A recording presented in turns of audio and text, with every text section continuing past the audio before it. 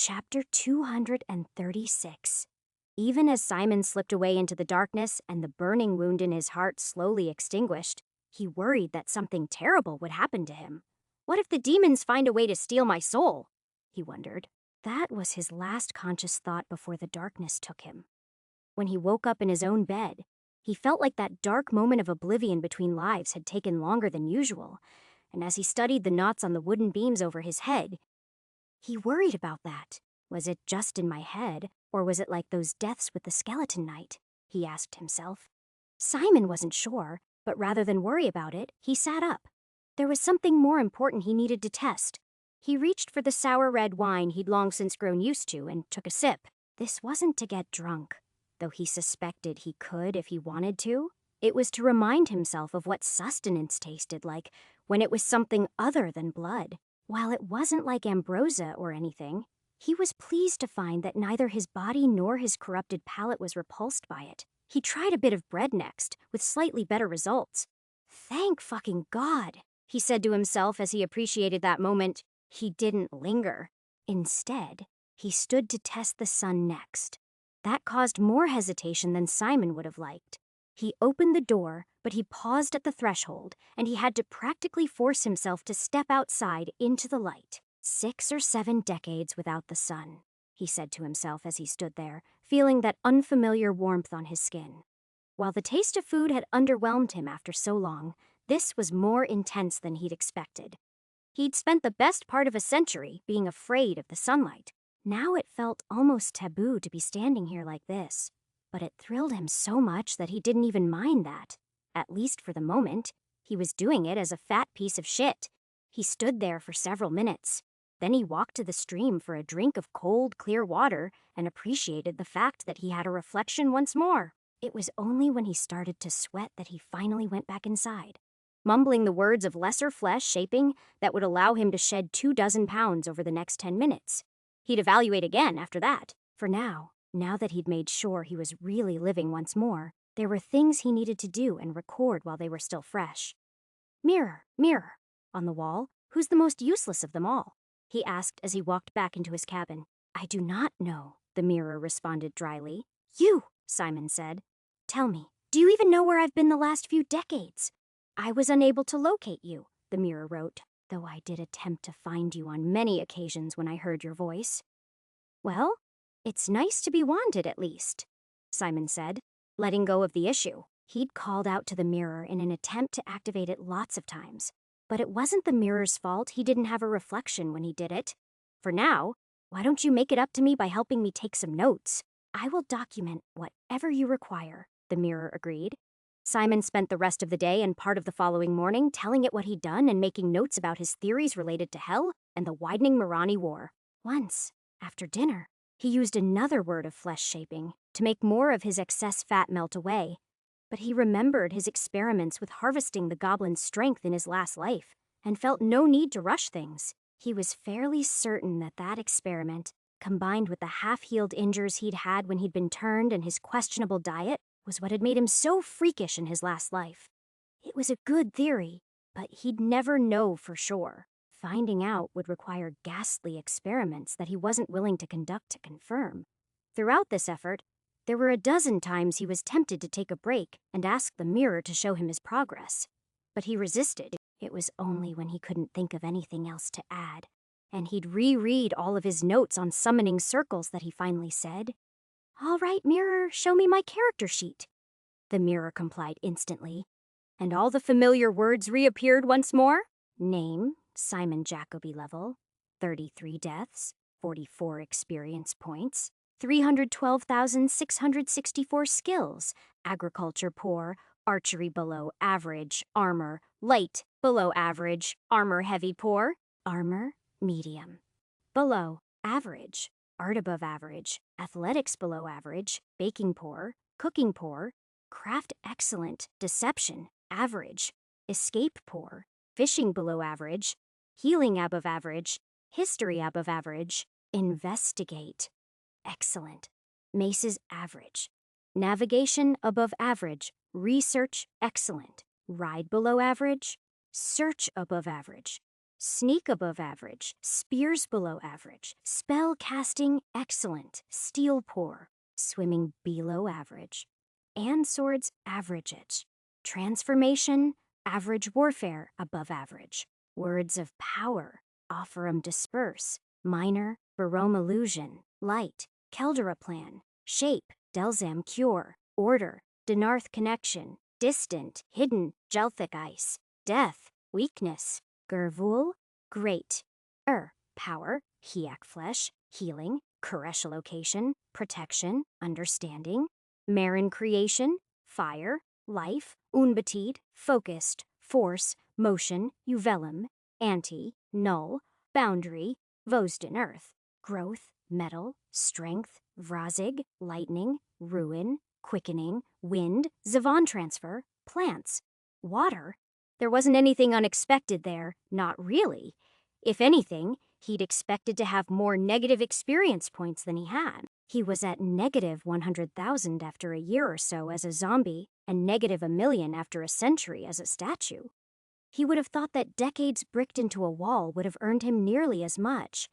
But that didn't seem to be the case. Maybe I'm just getting better at coping, he said dismissively as he reviewed the details. Or maybe I enjoyed all of the killing more than I want to admit. His brain whispered darkly to him. His skills had adjusted quite a bit, and he could see that he was getting pretty bad at baking and cooking, which was about right considering how little contact we'd had with food in the last century or so of experience. All right then, he said after another minute or two of looking. Show me the levels that are currently accessible. The mirror complied even before he was finished speaking, bringing up a very short list. Level 4, skeletons in a crypt level 34. That's it, Simon asked. The mirror didn't respond to that, even though he'd never found the way out of level 33, and he'd somehow brought a vampires into it. It counted as solved now. That meant that there was only one level between here and unexplored territory. That felt pretty good. He should have been gearing up to explore it right now. Still, he hesitated. There was one other question that he wanted to ask. Helades, it's been a while, and I know I haven't gotten to level 40 or anything yet, but would it be possible to have a moment of your time? He asked, addressing the mirror. There was a short delay, as he presumed the thing had to call her up somehow. Then the light drained from the glass, and the glass fell away to find her in the same dark throne room he'd encountered her in so long ago. Back then, he'd been kind of a jerk, and she'd given him help appropriate to being a jerk. This time, he wasn't entirely sure what he was looking for. But after reviewing his decades-long journey as a monster, he felt a little lost, and he needed to recenter himself. Like it or not, she really is the center of the universe. He reminded himself as he respectfully approached the throne. She was a capricious entity. She seemed so warm when he'd first killed himself so many deaths ago, and she could be quite understanding when she met him on every 10th floor as she'd promised to do. But both other times he'd tried to contact her like this, she seemed much less approachable. Mr. Jacoby, it's been an age, the goddess said almost warmly. What is it I can do for you? Helades, he said with a slight bow. Thank you for agreeing to see me. I know you can't answer any questions for me. I cannot, she agreed. But I can ask you one. What is it you think you're accomplishing here? You've come so far, but for what purpose? What do you mean? He asked. I'm solving levels and saving people as I descend further into the pit. And for a time, you were doing it marvelously, she agreed with a tight smile. I mean it.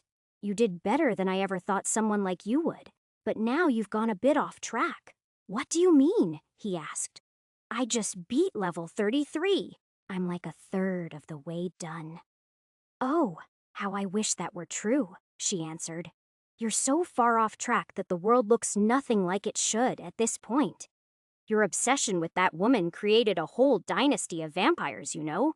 I doubt anyone could save that particular version of events now. I'm doing the best I can, Simon replied, feeling the anger beginning to build inside of him.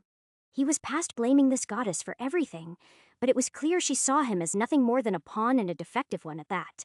As for Freya, all I did was try to keep her from becoming a zombie. No, you're changing the future, everywhere, and in all things.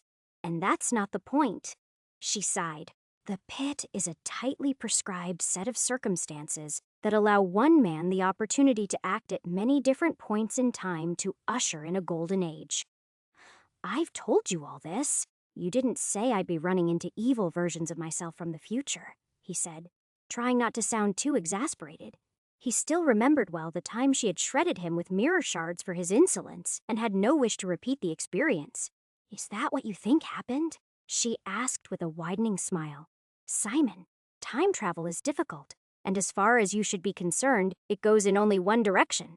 Recursive loops are far more than you can handle.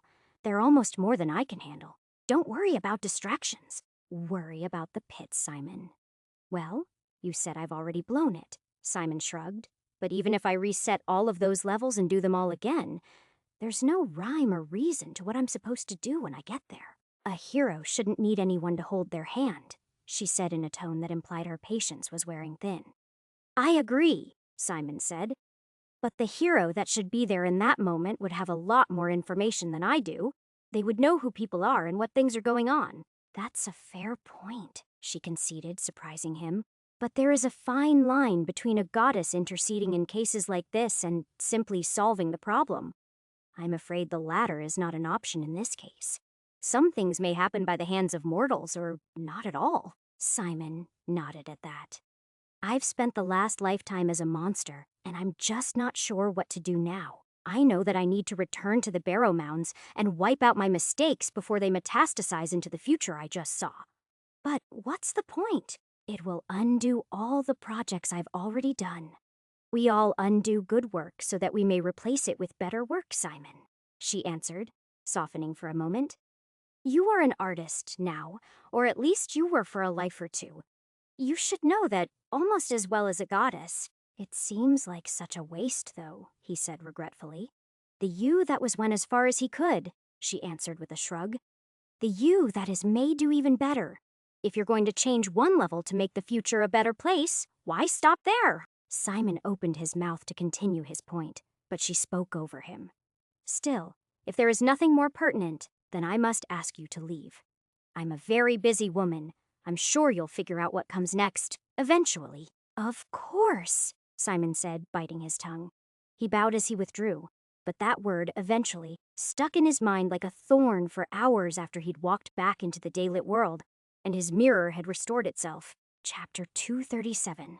Simon spent the rest of the day contemplating Hilade's words, but in the end, he decided that he couldn't wipe the slate clean, at least not intentionally. Asking him to make a decision that would erase so many things he'd already done was hard enough. Asking him to start over completely was too much. He knew exactly how he'd stop Freya from becoming a vampire, of course. He could probably even conscience going to the tomb and destroying the Black Heart when he was done. He should have done that a long time ago. If I had just learned how to make rune blades on my own, I wouldn't have been so stuck on the skeleton's knight's sword for so long, he reminded himself. And if I hadn't been sure I needed the blade to defeat whatever was causing the volcano to erupt, then I wouldn't have to erase decades of history in Ionar. He sighed at that, as much because he seemed to be the cause of Ionia's troubles as because of what his fixation would cost him. Some of his best years would almost certainly be undone when he was finished, but there was nothing he could do about it. I just have to keep improving the painting, he said, reminding himself of Hilade's words. The more he thought about it, the more he realized he'd been doing all of this wrong. Trying to move ever quicker into the future was like building a tower that grew ever more unstable with each level. He hadn't known better before, but he should have. Once, he'd had access to more gold than he could use, and now he had to use magic to melt down scraps just to scratch together some starting funds. It was just one more avoidable mistake, though, and he wouldn't obsess over it. He would learn from it. Next time, he'd find some place to keep such valuable objects, so he'd have resources to fall back on from life to life. He'd have to too if she wasn't willing to give him any more information on what he was supposed to do. While he felt confident he could solve most levels in a single try now, it was probably naive of him to think that any of them could be solved the way she wanted in half a dozen attempts. If she wanted me to be that specific, she should have left better instructions. He complained with a sigh. He could only intuit so much if she wasn't willing to give him more details, but the sheer nature of each level said a lot. Each one had an entrance, an exit, and a fairly obvious problem. Her position was that he was going too far past that problem to solve other things, and that those additional actions had undesirable consequences. Simon could see that, but he didn't really see another way to handle it. Was he just supposed to let all those other people die?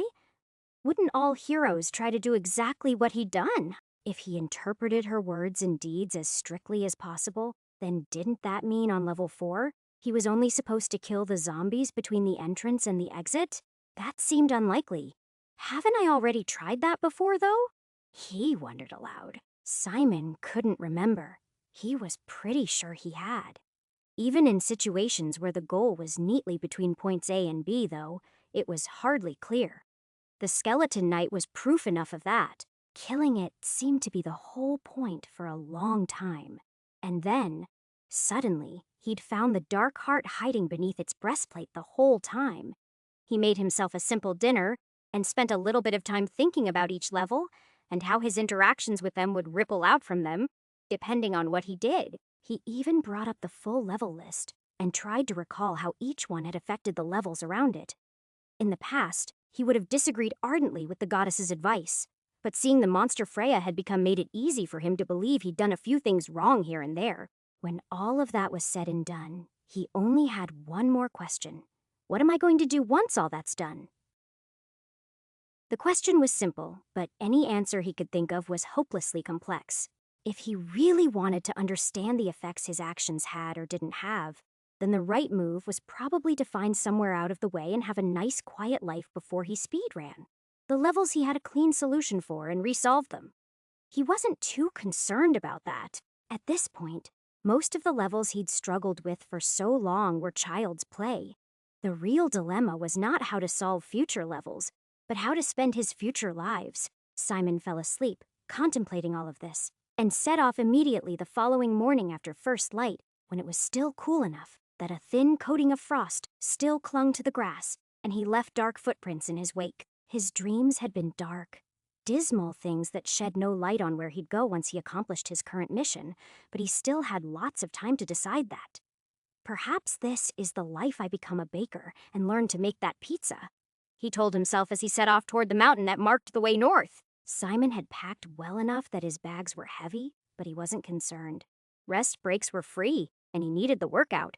The trip north to Schwarzenbruck took almost 3 weeks. Along the way, Simon enchanted his dagger with the runes of lesser transfer to deal with the rising carving for life essence that got a little stronger every day, and he added runes of force to his sword to give him a vorpal blade that would give him the edge he'd grown used to in any fight. Those weapons might attract the wrong sort of attention, but then his negative experience was likely to do just the same thing. He couldn't shed the fog of gray-black smoke that was his aura, but he'd read enough accounts and met enough people that could, that he was sure it was there. He hadn't even gotten the chance to enjoy his brief time in the positives before Freya ruined that for him. Simon didn't attract any crazies or religious zealots along his way north. The worst that he faced was a group of bandits who attacked him after he had no coins to give them. 2 nighttime goblin raids and 6 blisters. None of that troubled him too much. While it was not as pleasant to be a mortal once more as he remembered it, there was no way he was ever becoming a vampire again. Instead, he tried to take each hardship for what it was and stay positive. The nights his hunts didn't go so well, leaving him with little to eat. Well, that was just the world trying to help him with his weight loss plan. The bandits that wouldn't see reason and leave a poor man in peace, they refilled his own empty coin pouch, whether they wanted to or not. And the goblins, well, they were still little bastards, but when one of them bit him in the arm when he'd overextended himself, they were a clear sign that he'd lost his edge and had some work to do. Really, stranger than the food, or even the sunlight, was the use of weapons again. In his last life, he'd become almost an animal, and part of him missed tearing his enemies apart with raw, impossible strength. It disgusted him on some level, but then his weakness now disgusted him too, which meant that he was just going to have to get strong in other ways all over again. Though the way north was long and hard, most nights, Simon was just happy he didn't have to find a coffin or a cave to sleep in every night. Even a night beneath a tree in the rain was infinitely better than a day spent in a freshly cleared goblin den. so it was easy to count his blessings, however small. Some villages had bounties on goblins, so he saved the ears to pay for warm meals and soft beds as he hoarded his few coppers and silvers. Eventually, he found his way to Schwarzenbruck and its great black bridge. That wasn't his goal, of course, but it was his sign that he was almost there. Simon only realized as he entered the gates that he'd never been to the place before the zombie plague. He'd been here after it had never happened, but even so, it somehow looked different like this, and he lingered there for the first time in a long time. He even stayed at the inn that was so familiar to him for the night. Freya didn't work there, but then she was probably about 12 now and a little too young for such places. The barkeep was the same, though, and Brenna worked there. She was younger and prettier than he remembered her. She didn't even seem like the complete bitch she'd become in a few years. In fact, as she served Simon his stew, he was surprised to find that he didn't even hold a sliver of the grudge he once had toward the woman who had once turned him into a zombie. Is that because the world hasn't yet turned her into an awful bitch, so it's not this Brenna's fault?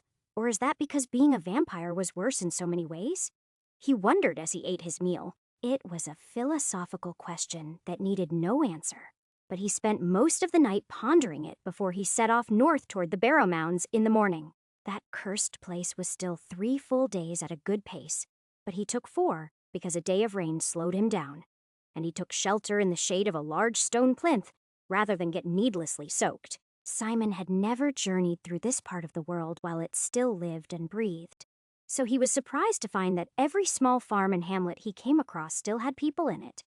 The smith he'd used to create his plate mail a few lives ago was even hard at work when Simon walked through his town. That was a moment of real vertigo for him, and for a second, all he could think about was the day he'd seen Freya come down that road with a bite on her arm and the survivors of Kell's Folly in tow. That will never happen now, though, he told himself, not after this. Any number of other disasters might befall these people, of course. Eventually, armies would march through this spot, and he didn't imagine that fate would be kind to them. But that was a problem that was decades away. All he could do right now was take zombies off the table. Chapter 238. The Barrow Mounds were just as dank and dreary as he remembered them, and even though he reached them at almost noon, huffing and puffing as he topped a final rise, a hint of mist still clung to the small artificial hills. He'd done some research on this place over the course of several lives, and depending on the part of the world, they were either called the Dark Hills or the Crypt of the Reaver King. Not much was known about them beyond that. They were a cursed place, and apparitions were sometimes spotted here at night. They were rumored to contain treasures, but it was said that the treasure hunters never returned. Simon was pretty sure he knew the reason why, given the fact that at least the one he'd been inside was crawling with undead. Looking around now, though, none of the places could be breached anywhere that he could see. He couldn't remember exactly which of the mounds was the one that he'd been in several times before, but he supposed it didn't matter. I should probably purge them all just to be sure, he said with a sigh as he counted them. 14 words of earth just to break inside each of them. A year of my life gone, just like that. It wouldn't take a year, of course. He doubted the entire expedition would take a week, but he'd still be using a lot of magic just to break each one of these open. Even so, it beat the hell out of going back to the closest village of any size, buying a mattock, and breaking in the old-fashioned way. Simon promised himself he'd do 3 a day and finish the thing off in a week. Only it wasn't quite as simple as that. While some of them still had visible entrances that had been blocked by stone, most of them didn't, which meant on those he was drilling holes into the things that might or might not intersect with an internal passage. That was annoying, and every time he wasted a spell by digging a hole that went nowhere. Further, even when he went inside the first 2, he found no zombies, which puzzled him. Simon had to use 6 words of earth to enter the first 2 Barrow Mounds. And even when he got in, he didn't find much. There were a few grave goods and plenty of bodies. He searched those dusty corridors for traps, but when he found none, he took some of the golden ornaments, and he bashed in the skulls of the dead he found, just to be sure. Still, it seemed pointless. He might be poor enough that grave robbing was useful, but it was hardly something he wanted to spend weeks doing. Fortunately, He found what he was looking for on the third try and decided that would probably be enough. The mound of the Reaver King wasn't the largest of the hills he was digging through, but it was the most central, and when he forced his way inside, he recognized the passage immediately. He'd been in here several times, but only ever with the eyes of an adventurer and not a scholar. This time, he took some time to look at some of the nautically themed carvings that had been engraved in the large stones holding up the earthen ceiling. He could read words here and there, but they were too filthy to make out the whole thing. Each inscription seemed to be bragging about different accomplishments. This city was sacked, and then that city was raided. Apparently, the man was a force to be reckoned with, and for a time, his boats ruled the coast from the north of Ionia to the southern part of Meran. That interested Simon, and he would have stayed there longer to learn more if he hadn't heard the shuffling, shifting noise of the undead up ahead. That made him pull out his mace and whisper a word of light as he prowled forward. Until now, he hadn't found any zombies, but that seemed about to change. In the corridor ahead, he found all the interred dead rising from their niches, but none of them seemed to be rising very quickly. Each was a dried-up arthritic thing, and despite their light armor, he had no trouble putting them down as he advanced methodically, one blow at a time. Even this was a letdown, and the only surprise came when he reached the central chamber and found himself standing over the central sarcophagus, just putting the Reaver King's crown on his own head. "You," Simon said, raising his shield in a guarded stance, even though his doppelganger wasn't holding a weapon. The other version of Simon looked just as he did the last time Simon had seen him at the foot of an erupting volcano. He was not much older than Simon was now, and he was in good shape. That told Simon plenty on some level. But there was nothing identifying that might offer him clues to the origin of this abomination. "Me," the other Simon agreed, with a growing smile. "I must say I didn't expect to see you here, but I supposed I should have. We always do reach this point eventually." "What do you mean?" Simon asked warily, as the word to counter any spell the other him might seek to cast looped in his mind on repeat. "I mean that we have done this dance before, and we will again," the doppelganger smiled. "More than that, I really can't say. Helades told me that time travel doesn't exist," Simon answered, torn between killing this pretender and dragging this conversation out as long as he could to get some answers. "She says a lot of things, whereas I must say as little as possible," the other Simon explained. "We both have our roles to play. That's all I'll say. If secrecy is so important, then why did you leave me those clues? The coins, the sketchbook?" Simon asked, almost as confused as he was annoyed. "Everything I do or don't is necessary," his twin answered. "Just like you have to do certain things, even if you never wanted to be Simon the Merciless. Simon the..." He balked for a moment before he remembered. The coin. "The coin," the doppelganger agreed. "You had all the evidence you needed of what was going to happen to you in that life, and it did you no good. How would answering any other questions help after that? But that can't be. I was never," he stammered as he tried to square that circle. "You were," the other Simon smiled. "As soon as you broke the back of the Eastern Horde, Era decided to pretend you never left. She minted coins in your name, spread stories of your vile deeds, and led everyone to believe you still haunted those mountains. It worked, too. The Mirani never tried a second time and instead moved on to easier targets."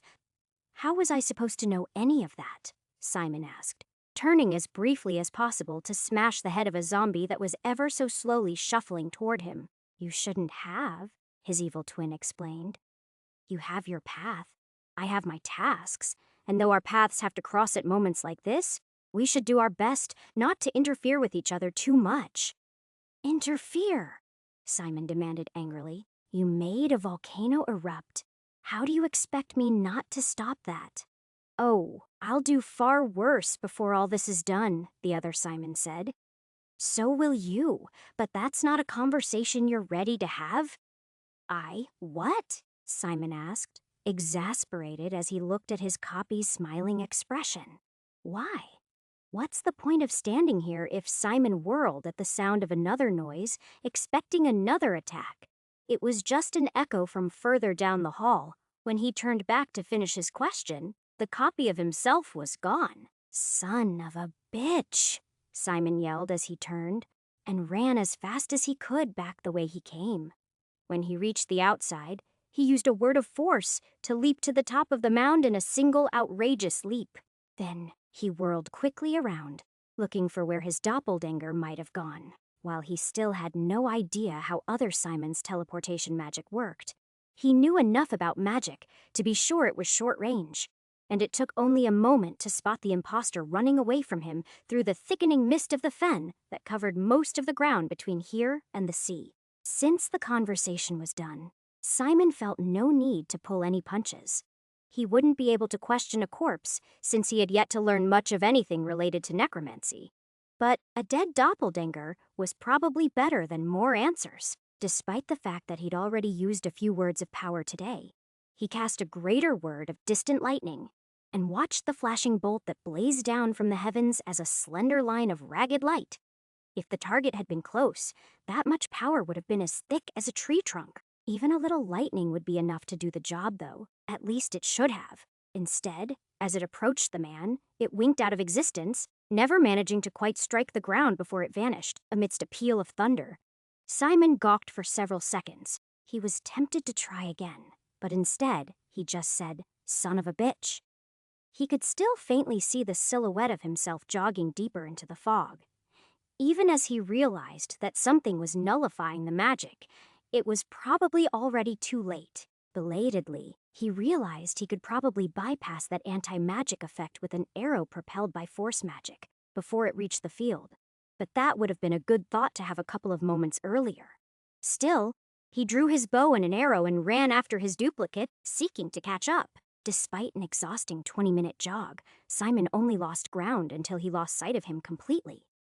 Simon returned to the barrow, frustrated, both with how little he gained from this encounter and how little of it made any sense. "Why do I want this crown so bad?" he asked as he approached the sarcophagus and saw the paper crown on the head of the pinned zombie. "Why do I always come back to this spot? Most importantly, isn't this all supposed to happen years from now?" Simon was here years before the zombies happened, which raised a number of important questions. The first was that he always assumed that this open barrow was the cause of the zombie outbreak. Was that not the case? Was it only indirect or completely unconnected? The second was perhaps more important. He'd come here almost as soon as Simon could make it here from his starting point. There was no way that was a coincidence. Is it really possible that my evil twin just left the door open, and then years later someone else stumbled in here and Simon started asking himself? But he quickly set that thought aside. He didn't open the door, though. I did. The realization clarified things quite a bit. This was the source of the zombies, he realized. But tomb robbers that would come in years and cause that outbreak were entirely unrelated to the theft of the crown. They had to be. It was the only thing that made any sort of sense, and he felt stupid that it took him that long to put it together. Evil Simon was clearly wandering around the world with his own agenda, but Simon supposed he couldn't blame everything on him just yet. Even if Helade's explanation of time travel had been bullshit, she just doesn't want me using it, he told himself. Clearly, that was stupid though, because he already had at some point in the future, and for some reason, he decided to use those powers for evil instead of good. Simon sighed heavily. Well, I guess that means I have to clear the rest of them out too, just to make sure. Chapter 239. Rather than finish the whole thing in 5 days like he'd planned, it took Simon almost 2 weeks. In the end, he found out a bit about the exploits of Ragnar the Pale, the Brosian brothers, and a number of other historical figures who belonged to a now extinct nation. However, no matter how many tombs he opened, none of them contained the unquiet dead. They were just empty tombs, and truthfully, he felt a little bad for breaking into them when all was said and done. Including his greater word of distant lightning, he'd wasted about 3 years of his life while he was here, but he'd get it back when he'd purged the rest of the barrows. He searched the Reaver Kings one more time before he headed back. There, at least, he discovered a couple of small details. There were no words he could find that caused the dead to rise up, which puzzled him, because the same trap that would make the roof crumble was the result of words of power was still there and recognizable. If magic isn't bringing the dead to life, Then, what is? Simon asked himself. He didn't have an answer, though he could imagine many. After all, when he was a vampire, there was no clear evidence that runes had done this to him. Ultimately, it was a question he was unable to answer, and even as he leveled the place by triggering the trap from a distance, it was something he thought about a lot as he journeyed south to destroy the Blackheart. Even when he stopped in Schwarzenbruck to resupply, the thoughts didn't entirely leave him, except for a single moment in the marketplace where he was haggling with a merchant about the price of his bacon and salt pork. That was the moment that he saw Freya dart out from between two stalls before hurrying on her way with a few other children her age. He had no idea what game they were playing. He couldn't even be sure that it was her, but somehow, he was anyway. She wore a gap-toothed smile and was as happy as Simon had ever seen her. And for a moment, that was enough. It wasn't enough to erase the horrible things she'd done to him as a vampire, but it was enough to give him hope for the future he was building. As long as he could help that smiling girl and all the others like her become happy, smiling women with little girls of their own in a world free from rampaging armies and endless zombies, he was doing the right thing. Simon kept that thought in mind, even as he journeyed south. Still, it was hard to know if he was doing a good job, and he doubted himself often since he didn't even know how much of his previous work that one move had reset. Fortunately, it was that stray thought that eventually led to its own answer. Mirror, show me the list of accessible levels, Simon commanded 2 days later as he sat by a still pond, taking a break. It hadn't occurred to him right away that he could use this ability to check how much he'd changed the timeline. But after obsessing about it for days, it occurred to him, eventually, as a bolt of inspiration. He was not disappointed. Level 4, an evil skeleton's crypt. Level 6, tavern infested with zombies. Level 9, ruins on a mountaintop and a wyvern. Level 10, a dark forest at night with an owl bear. Level 15, a village in the midst of an orc raid. Level 22, a costume party. Level 34? Well, that certainly undid a lot of work, he said, as he looked through the list. I wonder why it is these levels that I seem to have to repeat the most. It was a fair question, but it was one he didn't have a good answer for. He'd probably repeated the wyvern level the most often, though dealing with the zombies in level 6 was the next most common. For sure, there were other levels, like the plants that he never saw again once he'd completed it. It was like it didn't exist anymore. That's probably somewhere very far from here, though, he decided. It makes sense that nothing I do in this corner of the world would ripple out that far. Out of everything, though, the fact that level 6 was back again was the odd one out. That was the signal to him that he might not understand what was going on there as well as he thought he did. Simon considered spending more time up here to investigate that, but decided against it for now. It only says zombies because that is what I told the mirror to put there, he reminded himself. It could be back for anything. It could be a freaking bar fight. I can worry about it on my next run. It wasn't like anything he did reset everything else. The rats and the goblins were still dead, and no matter how hard he looked, he couldn't find the dungeon filled with gold that he'd sealed away so long ago. Fortunately, today, he wasn't looking for that. He was seeking out the graveyard just outside Cosborough, and when he stayed there for the night, passing himself off as a messenger heading to Abrez, no one gave him a second look. The people of this town were still as unwelcoming as they'd ever been. They had something to hide. But if you didn't seem like you were sticking around, then they didn't really care. He was pretty sure it was more than this tomb, but today, he didn't really care either. That was another mystery for another day. Today, he had one mission. Even though that mission would probably unlock several more levels, it was still something he had to do if he ever wanted to move forward. Still, that night, he had 3 beers too many and allowed himself a chance to grieve the loss of the wife that he never had and the son he'd spent far too little time with. It was only in the morning, after a word of lesser cure to eliminate his hangover and a breakfast of eggs and toast, that he went to the graveyard. That was an errand that he should have done last night instead of drinking. But he didn't really care. He wouldn't be sticking around here, and he cared very little what rumors his strange actions might cause. All that mattered was shattering this heart and moving on. The battle to the thing had been easy for him for a long time. Even without his Vorpal sword, which was useless against non-living targets, He had no trouble fighting his way through both floors of skeletons. Not even the night gave him any real trouble. Simon studied the Blackheart for a few minutes to find any details he might have missed in previous visits. But it was just as he'd left it. Despite knowing basically every rune on the thing, he still didn't understand precisely how it worked. That annoyed him on some level. But really, he had no interest in necromancy. Is it really even necromantic, though? He wondered. It seemed to have been created to extend life. Perhaps even unnaturally so, to the point where it extended it all the way past death. He wasn't totally convinced that was its original purpose. The fact that it was made out of obsidian struck him as interesting and even important, but that just made the thing easier to destroy.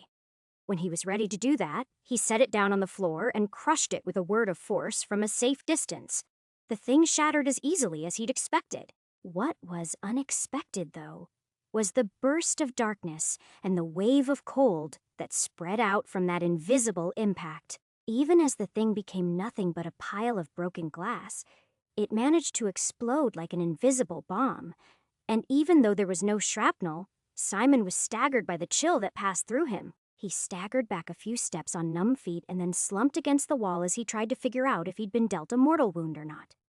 The breath he exhaled then fogged the air, and the skin of his fingertips looked frostbitten in places. With chattering teeth, he whispered the word of lesser healing, and that cleared up. But that couldn't be enough to undo whatever it was that had just happened to him. He searched himself for some terrible wound he just couldn't feel yet. But shockingly, he seemed fine, mostly. Even so, his mind was racing. What was that? And how bad did it hurt me, though, were secondary questions. The real question was how that was even possible. If that was death energy, or cold, or whatever, it doesn't matter, he told himself. The real question is how that thing stored any amount of anything. Simon had long sought out a battery, capacitor, or some other magical equivalent. The closest he'd come was the ice orb or the dark heart. One seemed to store up heat, and he was pretty sure the other gathered on life. But he couldn't say for sure. He could think of a dozen ways to use one in his spells. Then, somehow, he'd found it by destroying one of the artifacts he'd known about for the longest. He wasn't sure how he felt about it.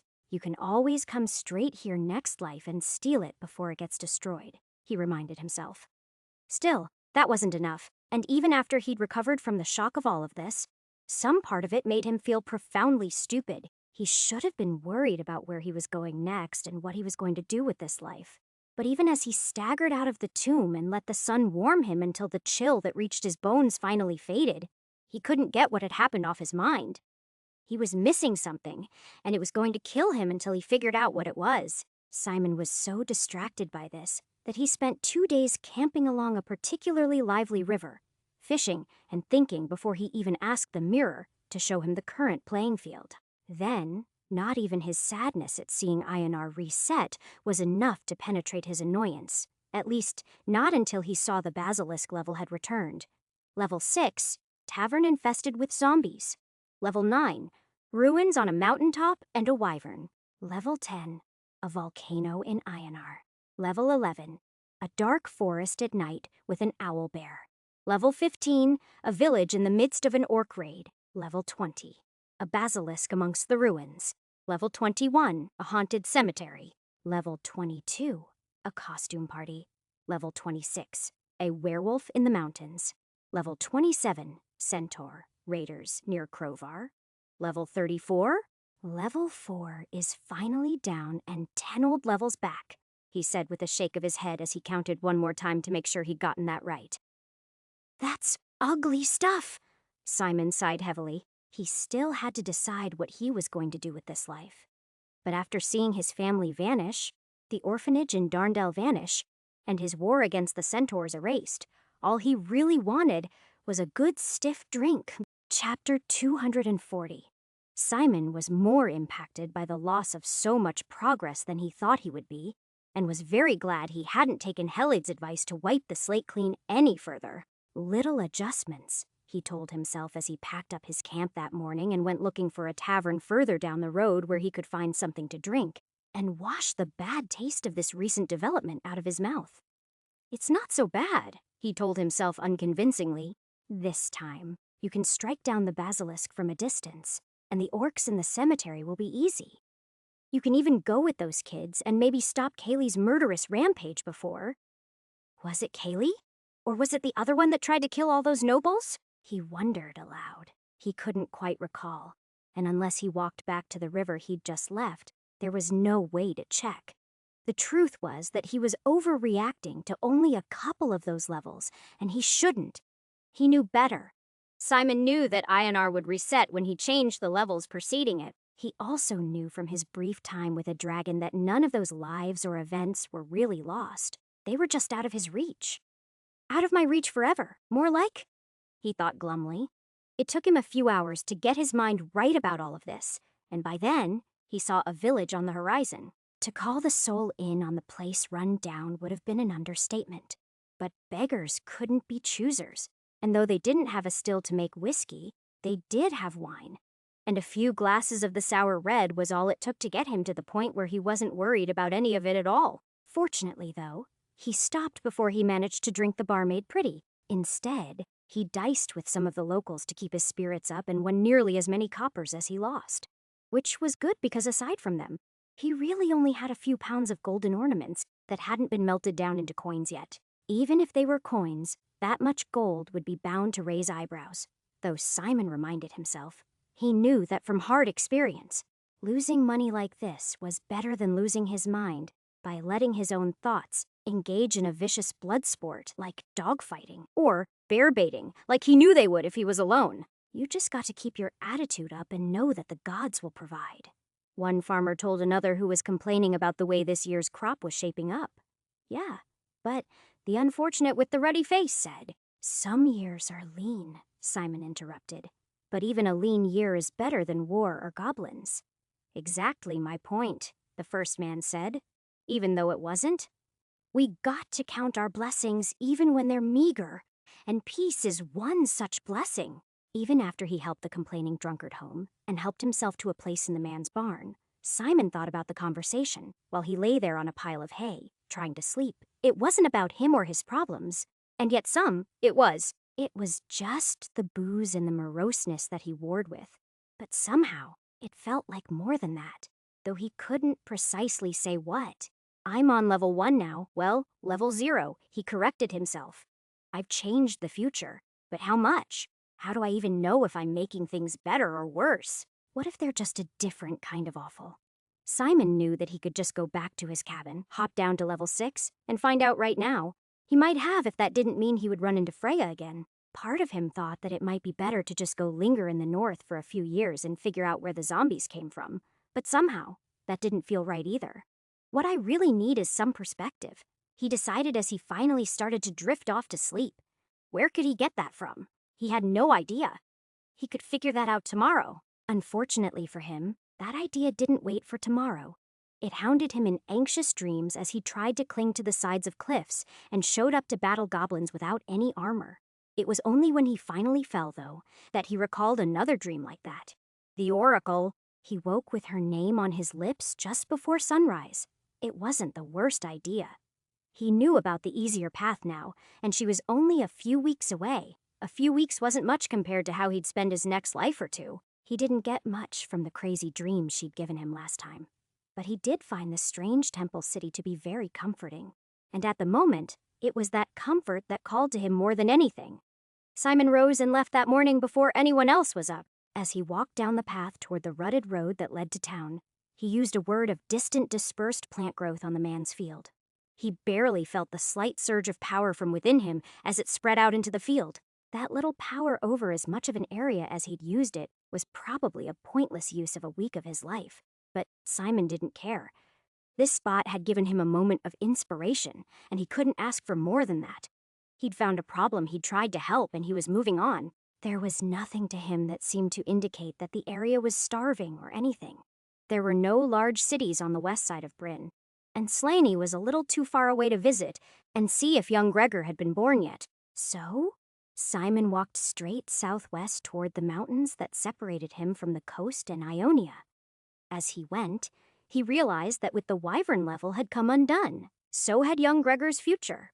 Without Simon's intervention, he was doomed to become a bitter, one-armed man. That annoyed him because that level had already come undone during his previous Ionia adventure in his life before last.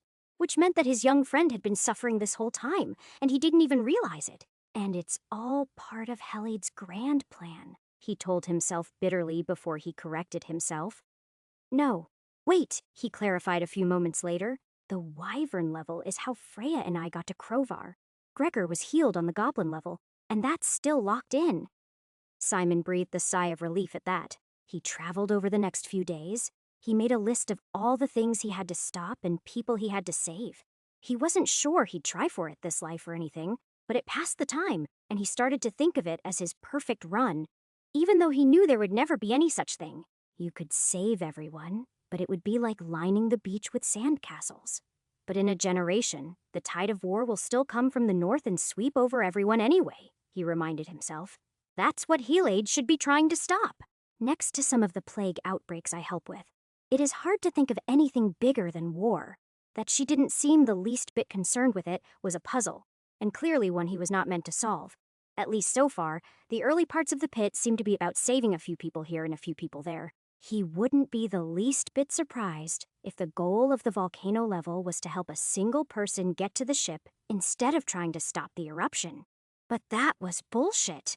I beat it before, and I can beat it again, he reminded himself one night around a campfire where he ate at a rabbit he'd shot a few hours earlier. Later that night, a few goblins decided they wanted a taste, but Simon merely used them to feed his vampiric dagger instead. He didn't need the energy, but he no longer felt bad about using such powers on vermin like this, as long as it was done in moderation. He didn't want to become an addict again. As the farmlands gave way to foothills and eventually mountain crags, his dinner options dwindled, but so did the likelihood that he was going to run into bandits.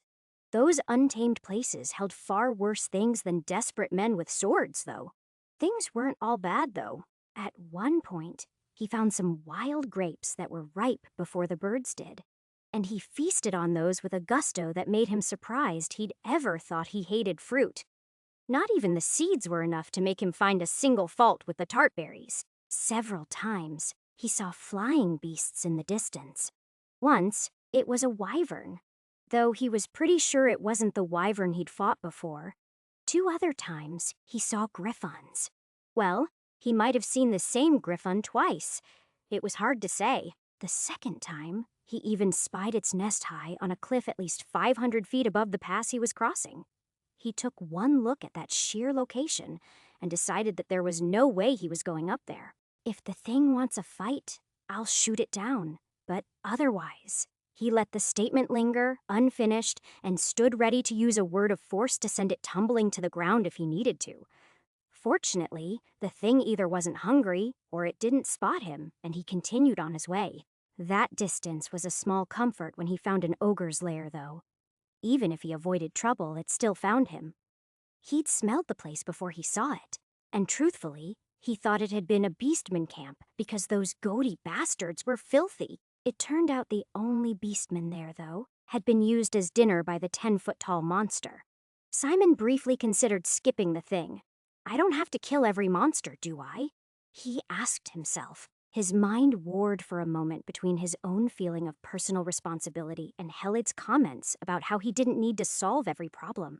He'd almost convinced himself that she might be right, but then, as he got closer, he saw that some of the bones in the nearest pile were human. No, they were human. They were children's bones, or that of a very small woman. He couldn't say for sure. Had they been merchants or pilgrims? Was there a village somewhere around here with grieving parents? Helades would say that the real question is the future better off for most people if these people died here? He said numbly. My response is fuck that. Simon set his gear down, and with his eyes watering at the stench, he peered into the cave. It was a shallow thing that didn't appear to be the secret entrance to some Shangri-La or long-forgotten dungeon. It was just a rotting garbage pit where a giant, primitive man-thing slept away the day on a pile of bearskin rugs. I don't have to fight it, he decided aloud, but I do have to make sure it never hurts anyone else ever again. Then, taking a moment to imagine the entire place caving in on itself, he shouted, Gervol Vrazig Vosden, and used a greater word of earth, ruining on the thing. It had just enough time to stir at the noise, but not enough time to rise, or even bellow in pain before the stone above its head cracked, and the mountain itself came down on it. Simon stood there for several seconds, tensely to see if the thing would yet burst out of its tomb like some comic book villain. But it didn't. The rocks never stirred. So, he walked over and planted a few of his grape seeds, and then used a lesser word of plant growth on them. He couldn't save the lives it had already devoured, but he could grant just a touch of new life to this barren escarpment before he continued on. Chapter 241. When Simon finally hiked through half of the Raiden Range and found Mount Elion, he did not go straight up it as he did on his previous ascent.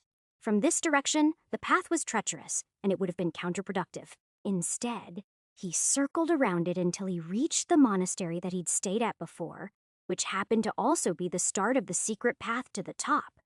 They showed him just as much hospitality as they had last time, and when they asked him what he was doing so far from Coromon or anywhere else that mattered, he told them the truth. "I come seeking perspective, and, perhaps, wisdom," he explained. When he said that, they were no less hospitable, though they were more interested. Mostly what they wanted to know was how a foreigner had come to learn about Oracle. "It is a closely guarded secret," the monk who sat with him explained, as he sat with him at one of the dirty tables in the cramped courtyard of the fortress-like place. And no true Ionian would speak of such a thing to an outsider. "They wouldn't," Simon agreed, doodling in the dust that clung to the varnished wood. "But I felt a compulsion to come here just the same." It took some time for what he was drawing to become apparent, but once the separated strokes slowly formed into the caldera of the Cloud City at the peak of the mountain, the man stopped asking questions. Instead, he told his brothers in a language that they probably didn't think he understood that he must have been called by the Oracle herself.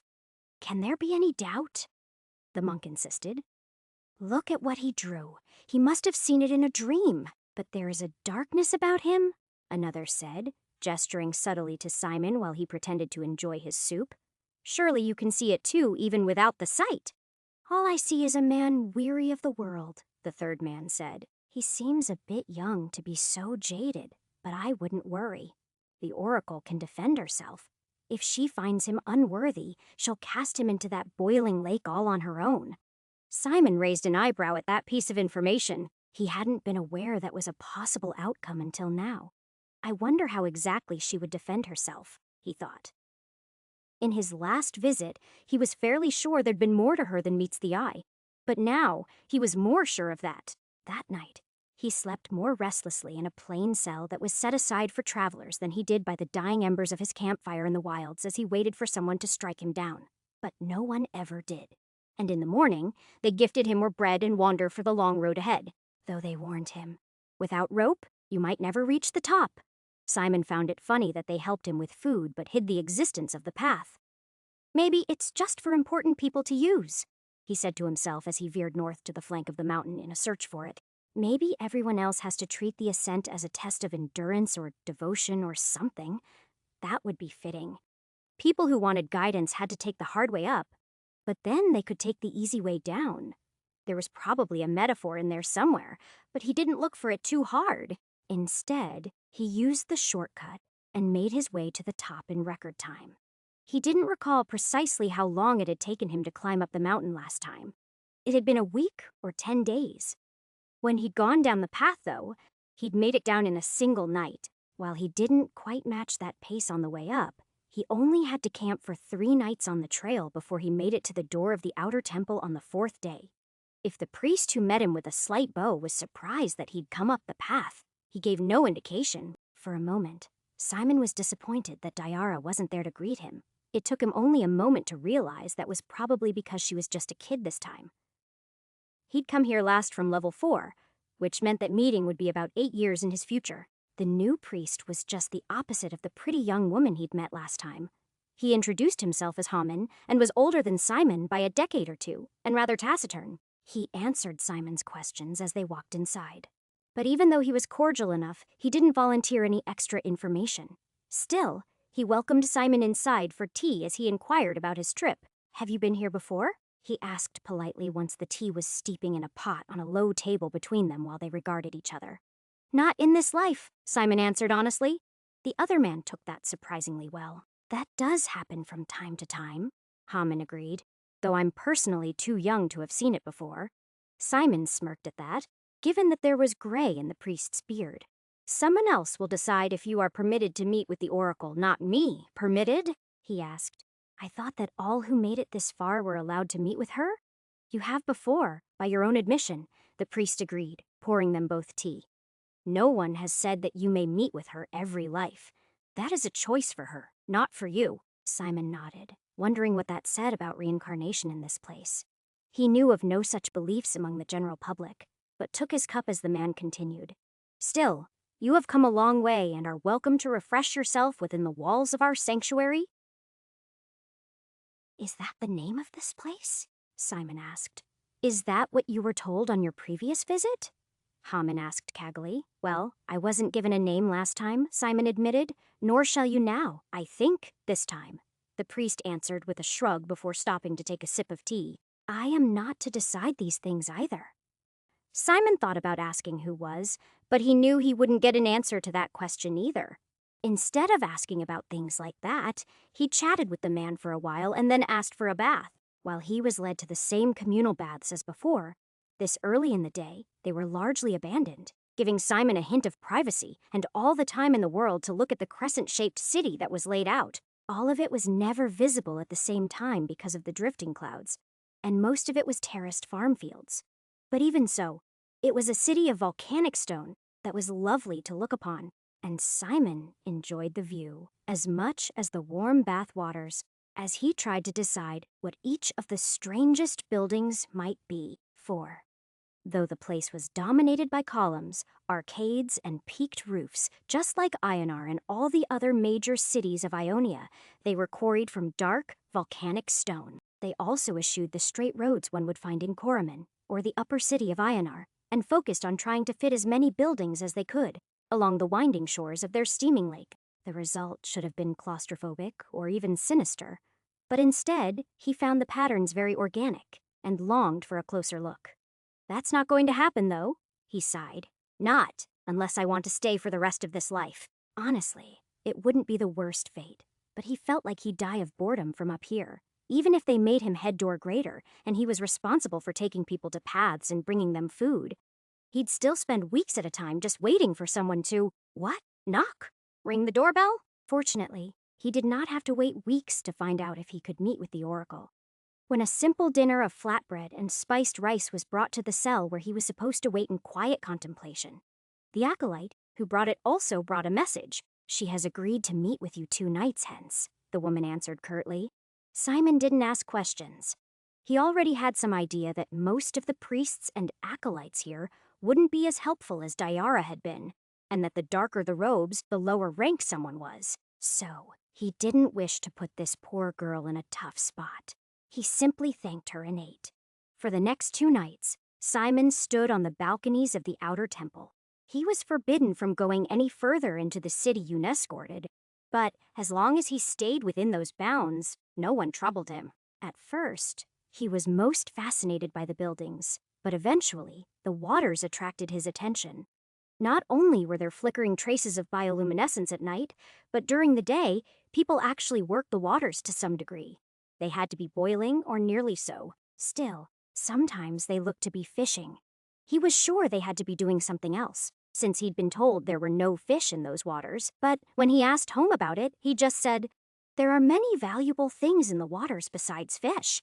Nonetheless, some workers would brave the steam clouds to harvest mussels, and other shellfish in the cooler shallows. And others would paddle slowly back and forth across the wide lake to pick up and deliver various commodities. What Simon wanted most was to see those mundane sights and draw them, but he was denied that. There weren't even any white walls he could go to town on with some charcoal. If he'd thought ahead, he could have brought some chalk and gotten this out of his system. Still, all he could do now was wait, and when they finally came for him, he was awake, sitting in the dark of his cell. This time, the masked priests that escorted him didn't take him down the same winding lava tube they had last time. though it looked the same. This one was slanted downwards, and there were no cracks that would let him look out onto the caldera. Instead, as they got lower, the stones grew slick, and the light reflected off them strangely. When they finally reached the bottom of the thing, they came out onto another cliffside temple. This one wasn't split in half by a rift that exuded sulfurous fumes.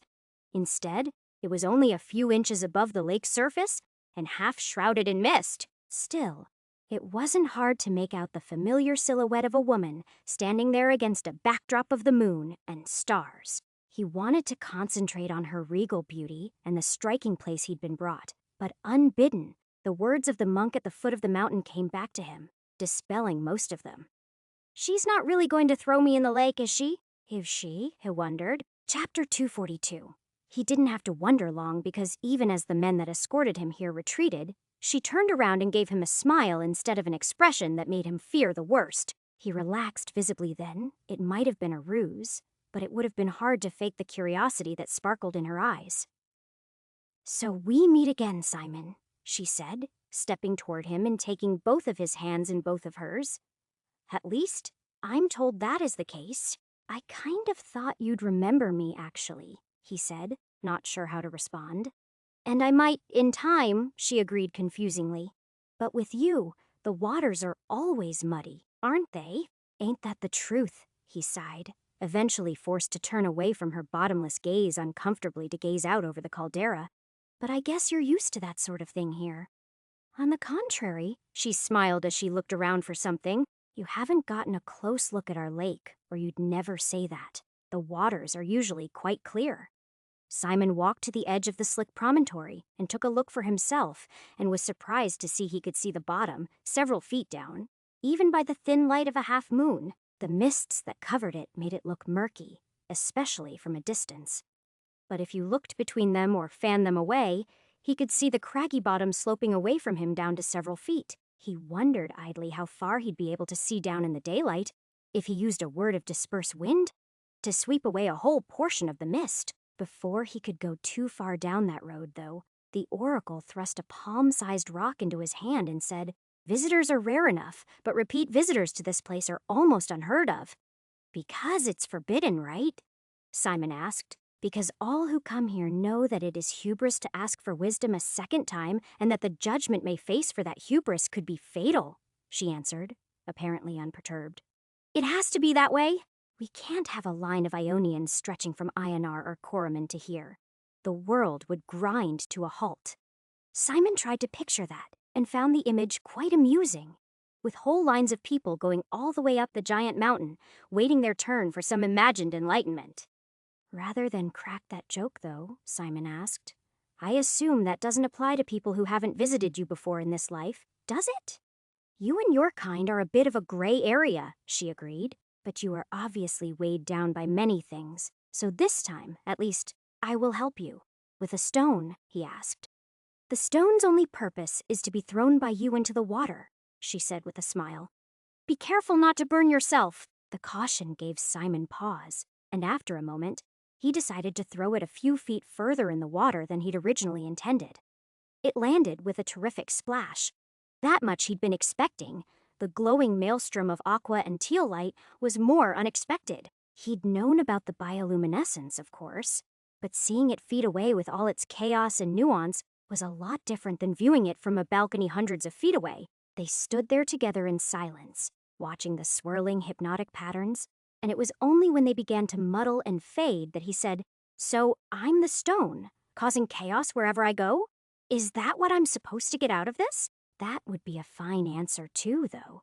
Despite the darkness that surrounds you, you don't seem to be sinking to me," the oracle smiled. "No, you are the water. You cause change and leave glowing trails through history in your wake. But even when they fade, you leave murky water behind and make it difficult to see exactly what it is you've accomplished." Huh, that was true metaphorically, of course. He was more surprised that it was true literally. The water was clouded with sediments now, and he could no longer see any details between the gaps in the mist. It was nothing but a muddy uniform midnight blue for a dozen feet in any direction. "I see," he nodded. "Things take time to settle. That is why you brought me down here, Simon was surprised that she'd cut so quickly to the core of the issue, but he supposed that he shouldn't have been. She'd done pretty well the last time, too. The oracle was more than she seemed, and even if she wasn't a goddess, she was something close to it. "Down here?" she asked. "Oh, did we meet on the terrace before? That would probably be the right thing to do for some version of you. I'm afraid I can't take you there right now. You have too much darkness in your soul. You'd have to come back more unburdened in another life if you wanted another glimpse of the things that may yet be." Well, truthfully, I didn't find whatever that was nearly as useful as the conversation I had with you, but he started.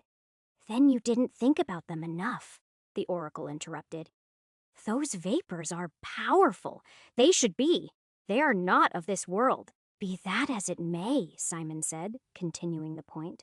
I could do anything. I could be doing anything right now, but I'm not sure what I should be doing, and I don't know. I came here looking for perspective. That is a dilemma that every man and woman faces for their whole life, she nodded sagely. But in time, most find something they have a talent for and use that to help others. "That's just it, though," Simon insisted. "I have many talents. I could fight a war or overthrow a kingdom. But how do I know that it would do more good than harm in the long run? Each time you muddy the waters, it is difficult to say what the results will be when they clear," she agreed.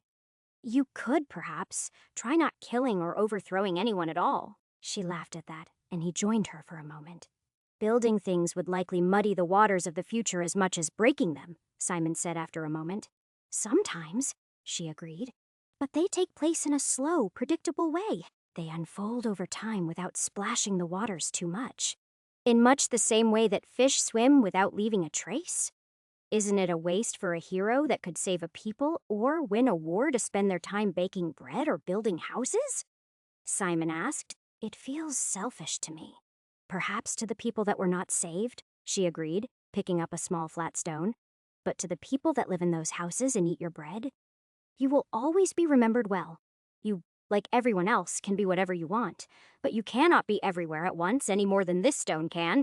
As she spoke, she took her stone and threw it in a sidearm grip, making it skip across the water.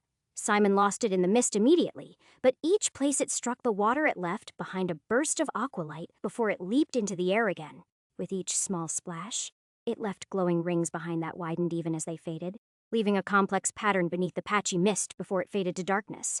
He had nothing to say to that, as he struggled to understand what meaning she was trying to give him. Finally, as if she'd sensed his confusion, she said, "Perhaps it is merely that you do not see things as you should. You wear quite a funeral shroud this visit, but I do not think that is what is blinding you." "Blinding me?" he asked, confused. "I can see just fine. What's unclear is, that's exactly what I'd expect a half-blind man to say," she said, before continuing to study him silently for almost a minute. "You have a fairly mature soul," she said finally. "Such things should not be beyond you. And yet, is this something shedded to you?" "Who Hela?" Simon asked before the oracle brought her finger to his lips. "I would appreciate it if you did not say her name here," she said. "Did she give you any gifts or boons?" "I mean," Simon hesitated. "She gave me a little help with the language, and, of course, the mirror, but—" "Ah, the mirror, that's right," the oracle said, as if remembering something. "I recall that. Could you call it, please?" The request made Simon feel weird, but not as weird as the idea of actually fulfilling it. He'd never summoned the mirror when anyone else could see or hear it. No one had told him he had to keep it a secret or anything, but some part of him felt like he did. Still, because she already seemed to know about it, he considered it. "Have you met other heroes in the pit, then?" he asked. "Do you think that you are the only one of her chosen ever to find this place?" she asked, amused. "In the same way that other me's have met other yous in other lives where you were someone else entirely? I have met and guided them too, though not as well as I would like to." "I see," Simon said, turning toward the water. "Other mes and other yous, huh? Well, Mirror, why don't you join the conversation too? Make it a real party." "Hello, Simon," The glowing blue writing appeared on the water in a cyan that was only a few shades brighter than the bioluminescence that swirled there earlier. In places where the fog covered it, the writing appeared blurred, but the words were still legible. "Hello, Mirror," the oracle chimed in. "It is nice to see you again." "Hello, Oracle," the mirror responded. "You are looking well. I am well," she agreed. "Could you please show Simon the current state of his aura?" "My aura?" he asked before she responded. His reflection changed. It was hard to make out all the details on the misty water, but as he watched, a darkness wrapped around him like a cloud of smoke. The oracle changed too, but she only continued to brighten as she stepped away so that her reflection would not distract him. Once her light was gone, though, he was left as only a man-shaped shadow. He couldn't even make out the robes he was wearing, and though he was sure that if he looked in a mirror in a room with better lighting, he'd see more, it was still disturbing. "Okay, mirror, you can stop now," he told it. The image began to fade, but he didn't watch that. Instead, he turned to the oracle in surprise. "How did you know to do that?" "Simon, I can see the world like that without your little toys and tricks. I just happen to know that's one of the ways it worked." "What do you use it for if not to see into yourself or others?" she asked. Mostly for stats and experience," he admitted, feeling a little weird about sharing that. "It is sort of my personal library, too. I record things in it so I can look them up later." "Well, that's clever," she said with genuine enthusiasm. "I've never met someone that does that before." "Could we get back to the part about you seeing auras?" he asked. "That's something I've wondered about for a long time. I've known and even been killed by other people who could see them, but I've never understood them. Are they connected to using magic?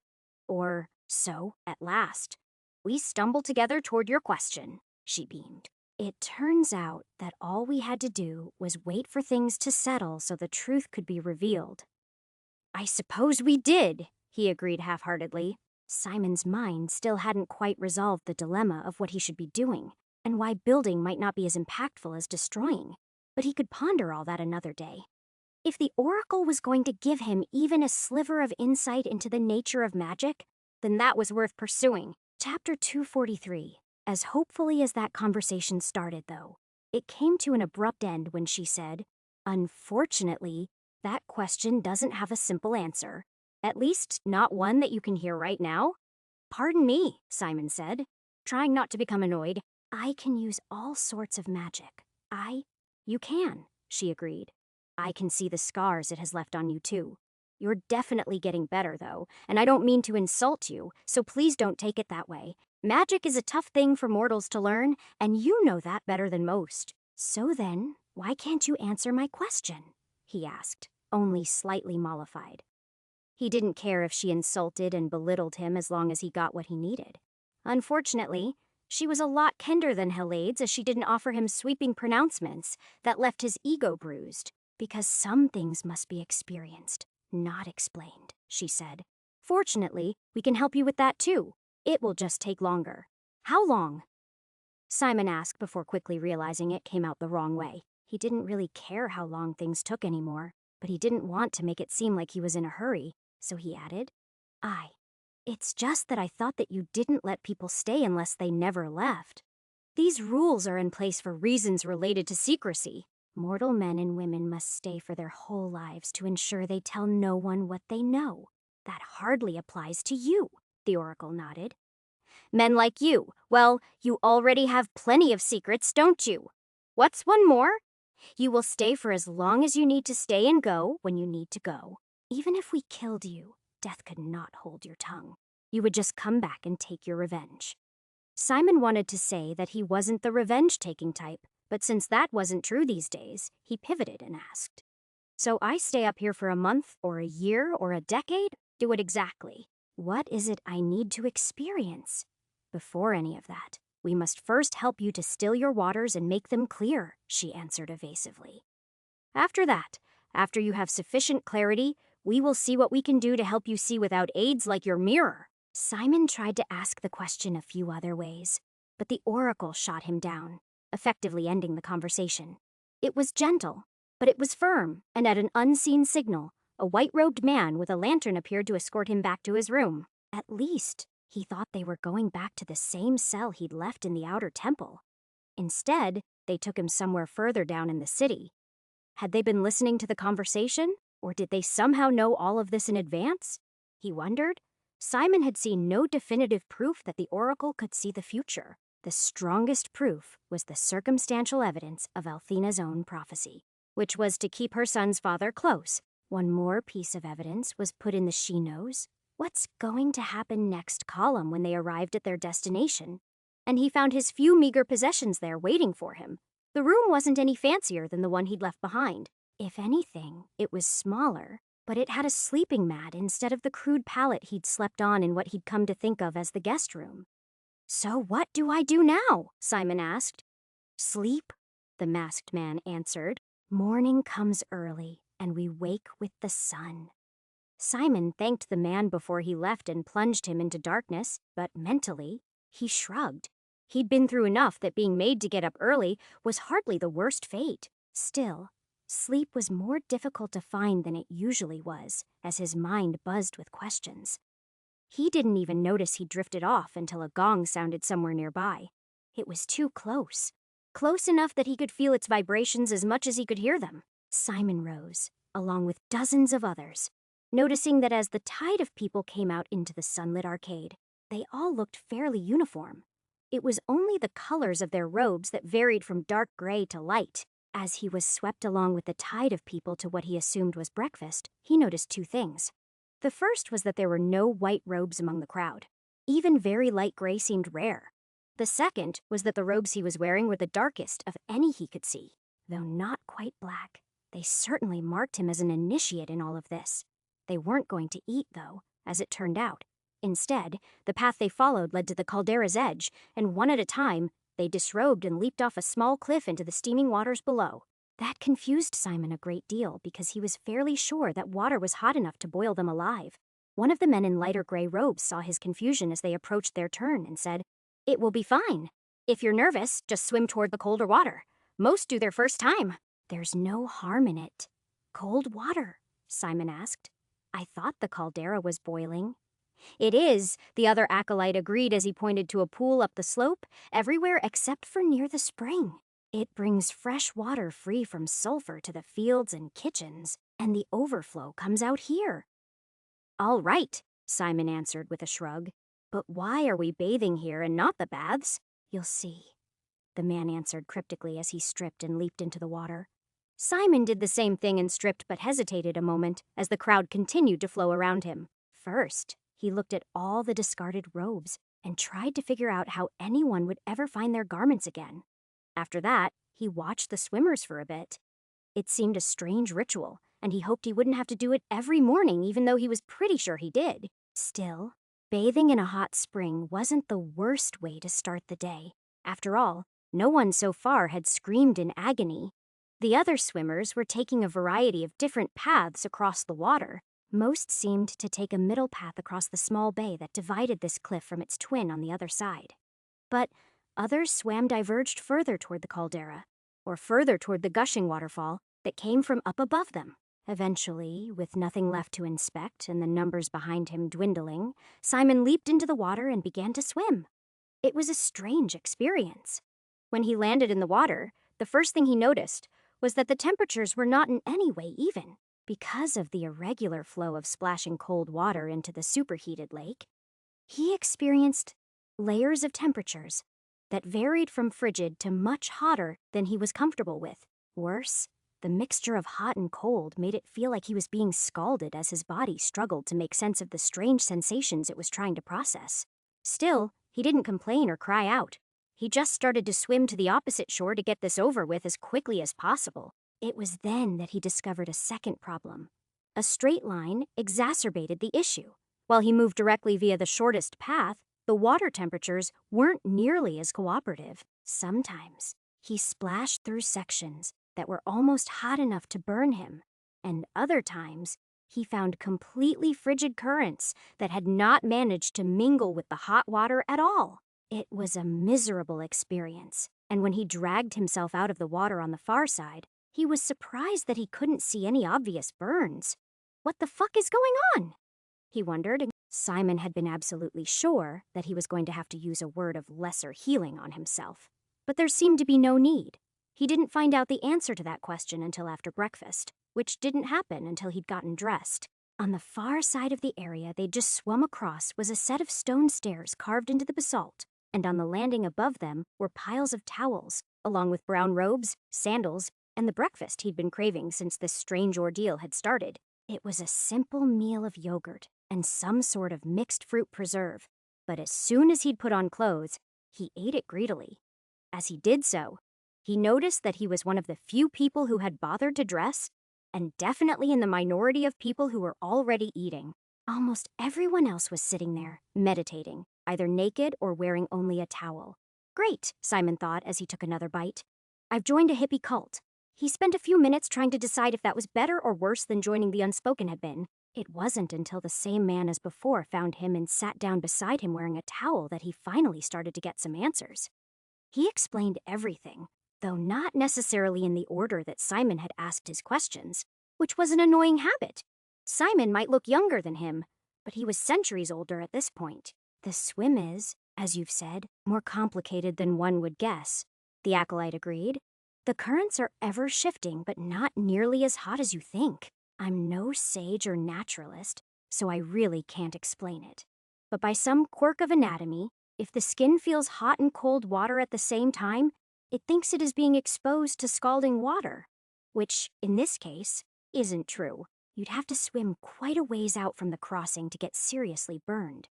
So the point is to make us endure suffering? Simon asked. He had no idea if what the man was telling him was true or not, but it sounded right, at first perhaps. But as you grow accustomed to it, the task is more about learning oneness, in a way as you seek clarity and understanding, the acolyte explained. He went off on that point for quite a while, but Simon started to tune him out for a while as he waited for his turn to speak. Yup, he decided, definitely a hippie cult. It was better than cutting out his tongue, but not by as much as he would have hoped. So then, what you sense the currents or foresee them or whatever, and have a less painful experience than I do? Simon asked. Some mornings, the acolyte agreed. You saw how everyone took a different path to the shore. They were all following their own intuition.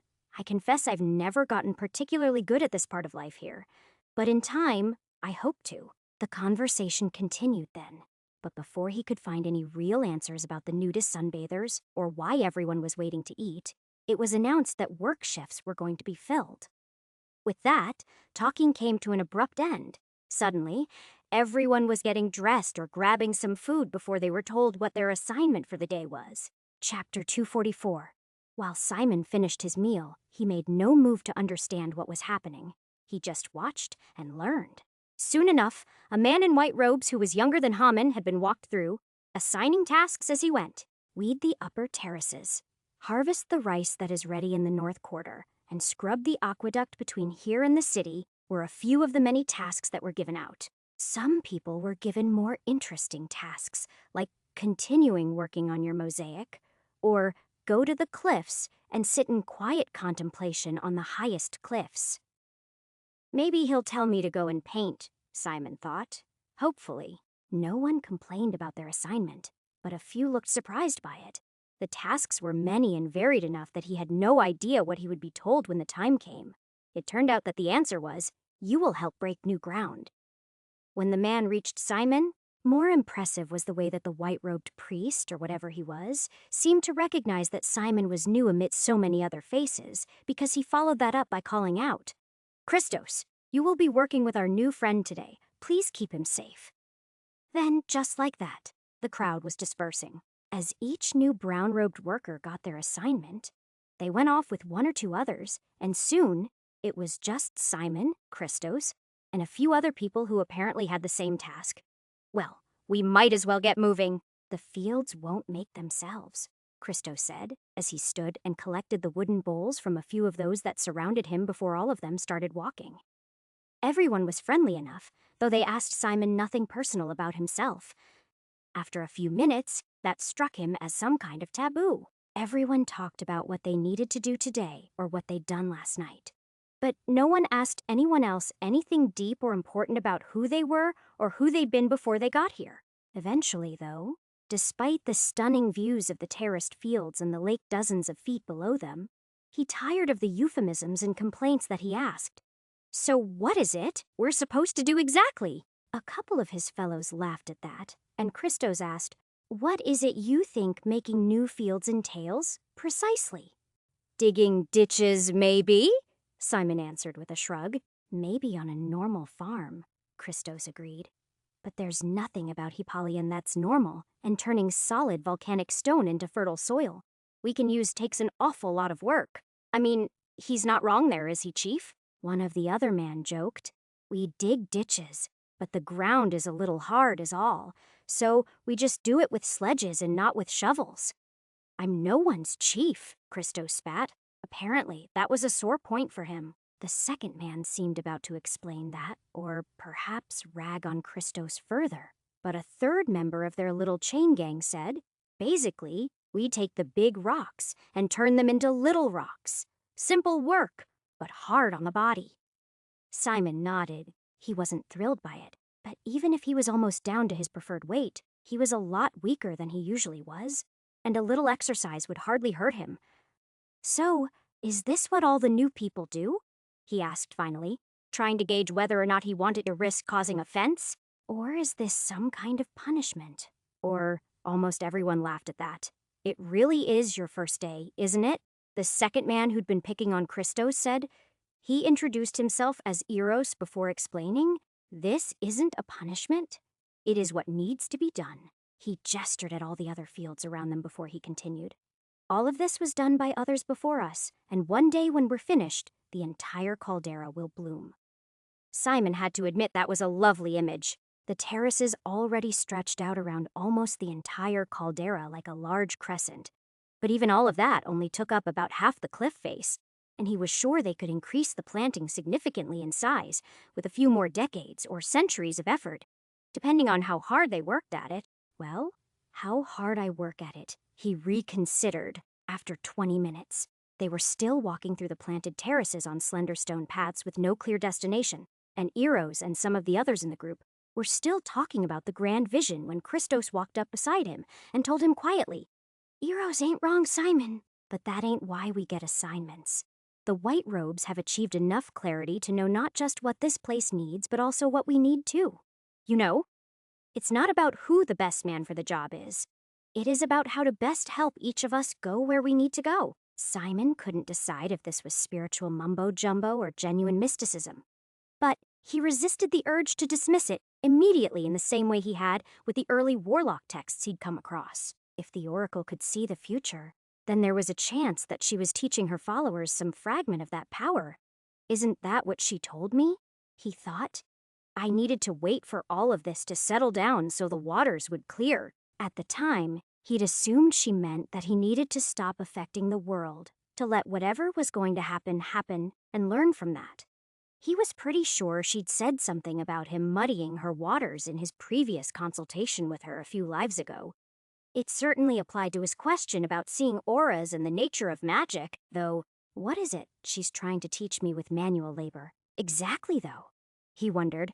Simon never got a good answer. Eventually, they reached the outcrop that they were turning into another field.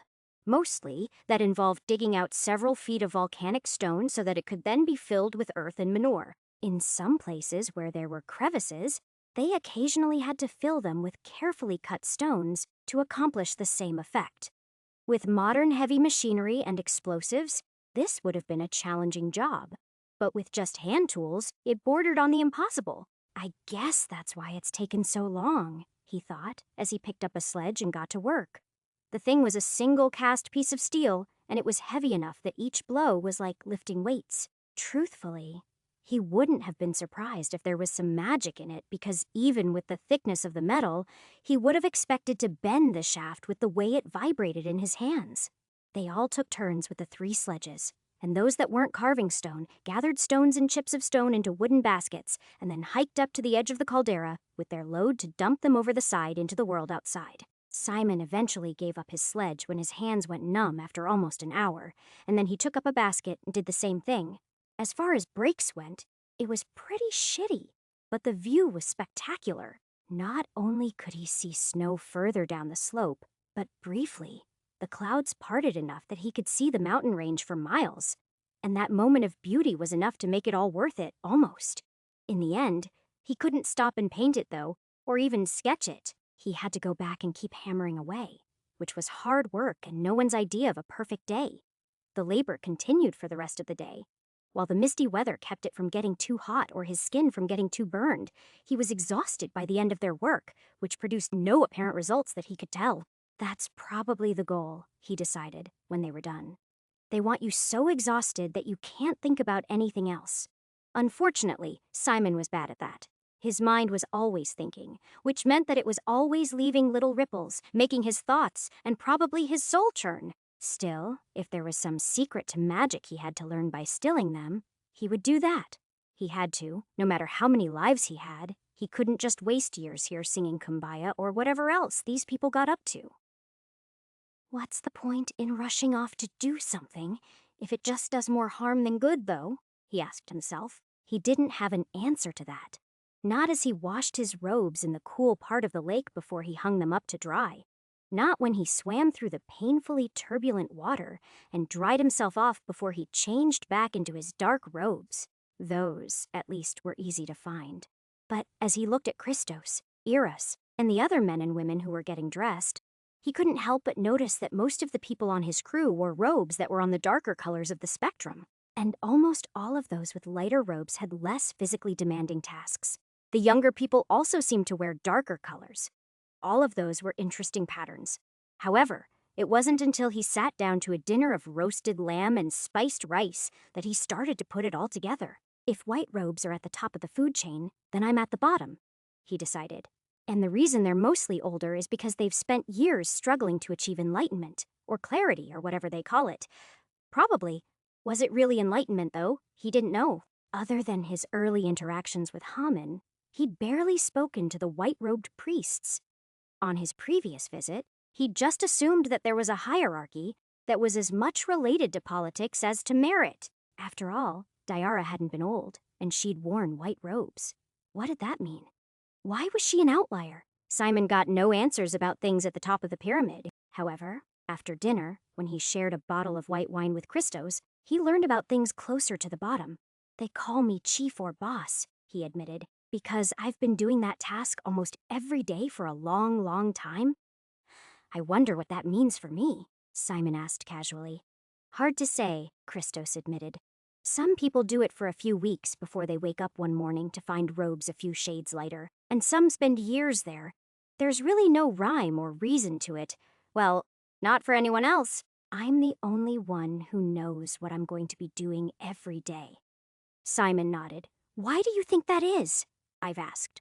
Christos responded.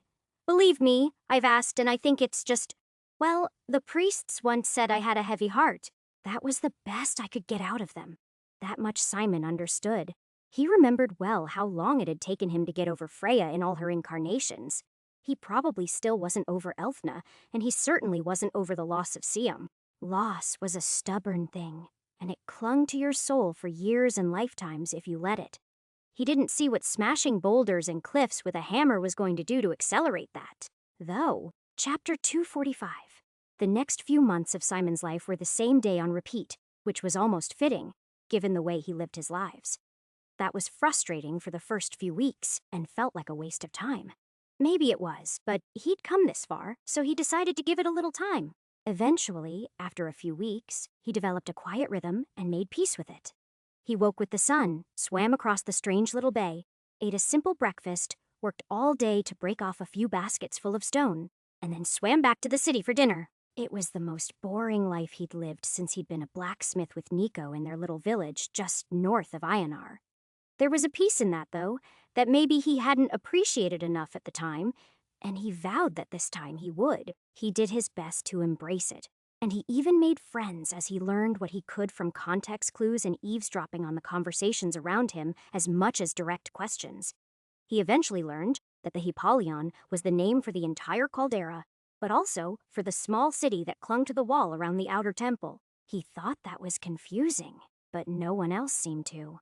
He also learned, or at least suspected, that while he and the other gray-robed priests spent all day doing chores for the sake of enlightenment, the white-robed priests did something that involved magic. He couldn't prove that, of course. There were only subtle signs. Like when he told his crew, I could just shatter this stone with a word of power, and we could spend the day cleaning up the pieces instead. It would go a lot faster, and they were very much against it. That much he'd kind of expected. He had yet to meet very many people who were pro-magic, but the conversation that day had led to magic, so he thought he'd test the waters. Don't even joke about that, Ira said. That's something we might learn on our journey one day if we rise high enough. But here and now, it would only be disruptive to the plan, Christos agreed, which was enough to make Simon drop it. But even so, it made him wonder about the plan. It was something his comrades often mentioned as if everything was proceeding just like it was supposed to. When you had an oracle as your head priestess, he supposed that was possible. But he was still skeptical. Simon had dealt with enough multi-timeline events to believe that anything was really controllable or predictable past a certain point. No matter what Helides told him, still, no matter how sore the simple rhythms of life made him, and no matter how many times he failed to find the right line to swim through those turbulent waters every morning and evening, he eventually fell into a sort of rhythm that brought him peace. It wasn't long after that he was taken off of his rock-smashing chain gang and given other simple, menial tasks. They didn't assign him to paint or anything. But truthfully, he hadn't even noticed that his robe had been replaced with a slightly lighter one until he was told that he'd be hauling soil from the lower slopes to fill some of the terraces that were now ready for use. Hiking down a few thousand feet and then hiking back up with 50 pounds of dirt wasn't exactly a good time, but it was easier on his arms, and it gave him more time to think, which was what he supposed he really needed. Hauling soil wasn't something that he did every day, though, because it wasn't something that needed to be done very often. After that, he got to haul manure from the animal pens to bring that soil to life. That job had less walking, but was far less pleasant. Eventually, it gave way to slaughtering sheep, tanning hides, milking goats, and any number of other mundane activities. There didn't seem to be any rhyme or reason to the assignments, and Simon was fairly sure it would have been far more efficient to leave him and everyone else in a single task for a lot longer than they did. But he wasn't the one who decided such things. The priests did not prize efficiency. They prized the mythological concept of clarity, which didn't help him a lot. Despite the fact that Simon had been hard at work for nearly half a year at this point, he didn't feel a lot different. He felt a little more grounded or present, perhaps. But if he called the mirror and asked it to show him his aura, he saw very little change. By night, it was still just his dark silhouette. If he did the same thing somewhere bright, when no one was around, he saw that it was really more of a steel gray shroud around him, which made sense from the descriptions others had given him. Negative 1/3 of a million was enough to darken the soul, but not to blacken it. Still, no matter how hard he worked, that pall over him didn't do much to brighten, and occasional checks on his experience totals showed he was only gaining a couple hundred experience points a week, which meant he was decades from reaching 0. Am I willing to devote decades to this task? He asked himself often, but he didn't have a good answer yet. While he wasn't sure what he was getting out of this simple life, he wasn't miserable. And, at least according to whoever was replacing his robes periodically with slightly lighter shades of gray, he was improving. So, he stuck with it for now. After a year, Simon found his way to the bakery, where he woke up early for several months and spent his time making flatbread and other staples. That was perhaps the most satisfying period of his time there to date. But whenever he thought about the oracle's words about being a hero to those who ate his bread or lived in the houses he built, he chuckled softly. Not the kind of hero I said I wanted to be, but here I am, he told himself more than once. Despite no longer working with him, Simon still spent time most evenings with Christos and his crew. They'd shifted slightly since he worked with them, but the faces rarely changed. They were fun and largely avoided by other people who were further along in their path, but Simon didn't care about any of that. He had nothing to prove here. He wasn't planning to stay forever. Simon had long since figured out that the main forms of entertainment here were social, and by social, he meant drinking and sex. One usually followed the other, and some nights devolved into actual orgies. But Simon never participated. He wasn't really into the free love thing, and he was here to detach from the bonds of the past, not form new ones with the future. There was a library, but he wasn't permitted to enter it, which was unfortunate. So, instead of getting drunk, he spent his evening either telling his friends stories about some of the sanitized parts of his adventures or meditating. The former made him popular, even if he claimed they were all stories from his homeland and not anything he'd seen or done personally. However, it was the latter that made him feel as if he was making progress. It was hard to focus on stilling your mind when you could hear the sounds of drinking and laughter from the dining hall or cries of pleasure from the baths, or worse, a neighboring room. Still, the longer he did it, the more everything fell away and the faster his robes brightened. He was certainly rising through the ranks faster than everyone else. Though there were hundreds of acolytes, and he couldn't remember even half of their names, he recognized enough of them to know that very few people moved up more than one shade a year. Most didn't move up at all, especially amidst the brighter colors. Simon, on the other hand, had risen up half a dozen shades over the course of his time here, which made him more than an outlier. No one said anything to him about this, but he could feel resentment in their eyes a couple of times. A few of the women even attempted to seduce him to learn his secret. When that didn't work, a particularly pretty man had tried, but Simon had no interest in any of that. Even if he did, though, he had no secret to give them. As he worked through small ideas, and his vision of what the world should be slowly fell into place, he just felt more centered, and no matter how many times he tried to explain to someone, there wasn't anything he could do to help them. Which is practically what the Oracle said to me not so long ago, he realized. He'd been in Hippolyon for nearly 3 years when his simple pattern was disrupted one night, and he was brought before the Oracle once more. This time, it wasn't as a guest, but as a student or perhaps a disciple. He was brought to her by priests wearing plain clay masks again. This time, she met with him in a well-lit temple on the water's edge near the center of the city. The white robes often congregated inside it during the day, so he'd long known that it was an important ceremonial place. Inside, though, it was less fancy than he expected, and more like a lecture hall or an auditorium than one of the gilded, statue-bedecked temples of Ionar's. It had a raised 4-tier amphitheater at one end, and a large sandy area in the middle that looked like a Zen garden in the way that the sand was carefully raked smooth. The Oracle wasn't near either of those strange sights. Instead, she stood by the pillars nearest the lake, wearing her veil and facing out into the night. When he approached her, she said, "I hear you are making excellent progress." "Here," he joked. "Could you not simply see?" "I could," she agreed, not turning to face him. "But there are a great many things for me to watch, so I generally rely on the words of my priests within this place, for my eyes are needed elsewhere." "What is it you see?" he asked. "I'm sure you can guess more or less," she answered with a shrug as she finally turned to him. He was going to ask about the zombies. That didn't seem likely since it hadn't even been 4 years, and they were likely a decade away from his starting point. However, before he could ask anything else, she asked him, "Can you see the currents yet? In the mornings, at least?" I still have difficulties with that little exercise," he admitted. "If I watch the people ahead of me, I can often get a pretty good idea of where I can swim." But the truth was that he largely steered right each morning, going in the part of that little inlet that was entirely cold. It was miserable to swim in ice water, of course, but it was better than the random jolts of pain that he got for drifting a little too close to the boiling lake. Understanding and extrapolating are fine talents, and they will serve you well, but they are not seeing, she admonished him. He nodded at that, but didn't try to interrupt her as she continued. "I, for one, can see that your soul has stilled quite a bit since we last spoke, but the fact that you can't means it will be hard for you to progress much further." "And how am I supposed to do that, exactly?" he asked. "With the mirror, I can."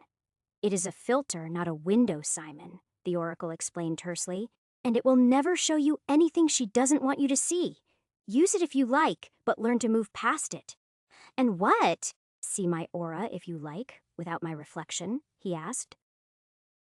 "If you like," she answered dispassionately as she scrutinized him.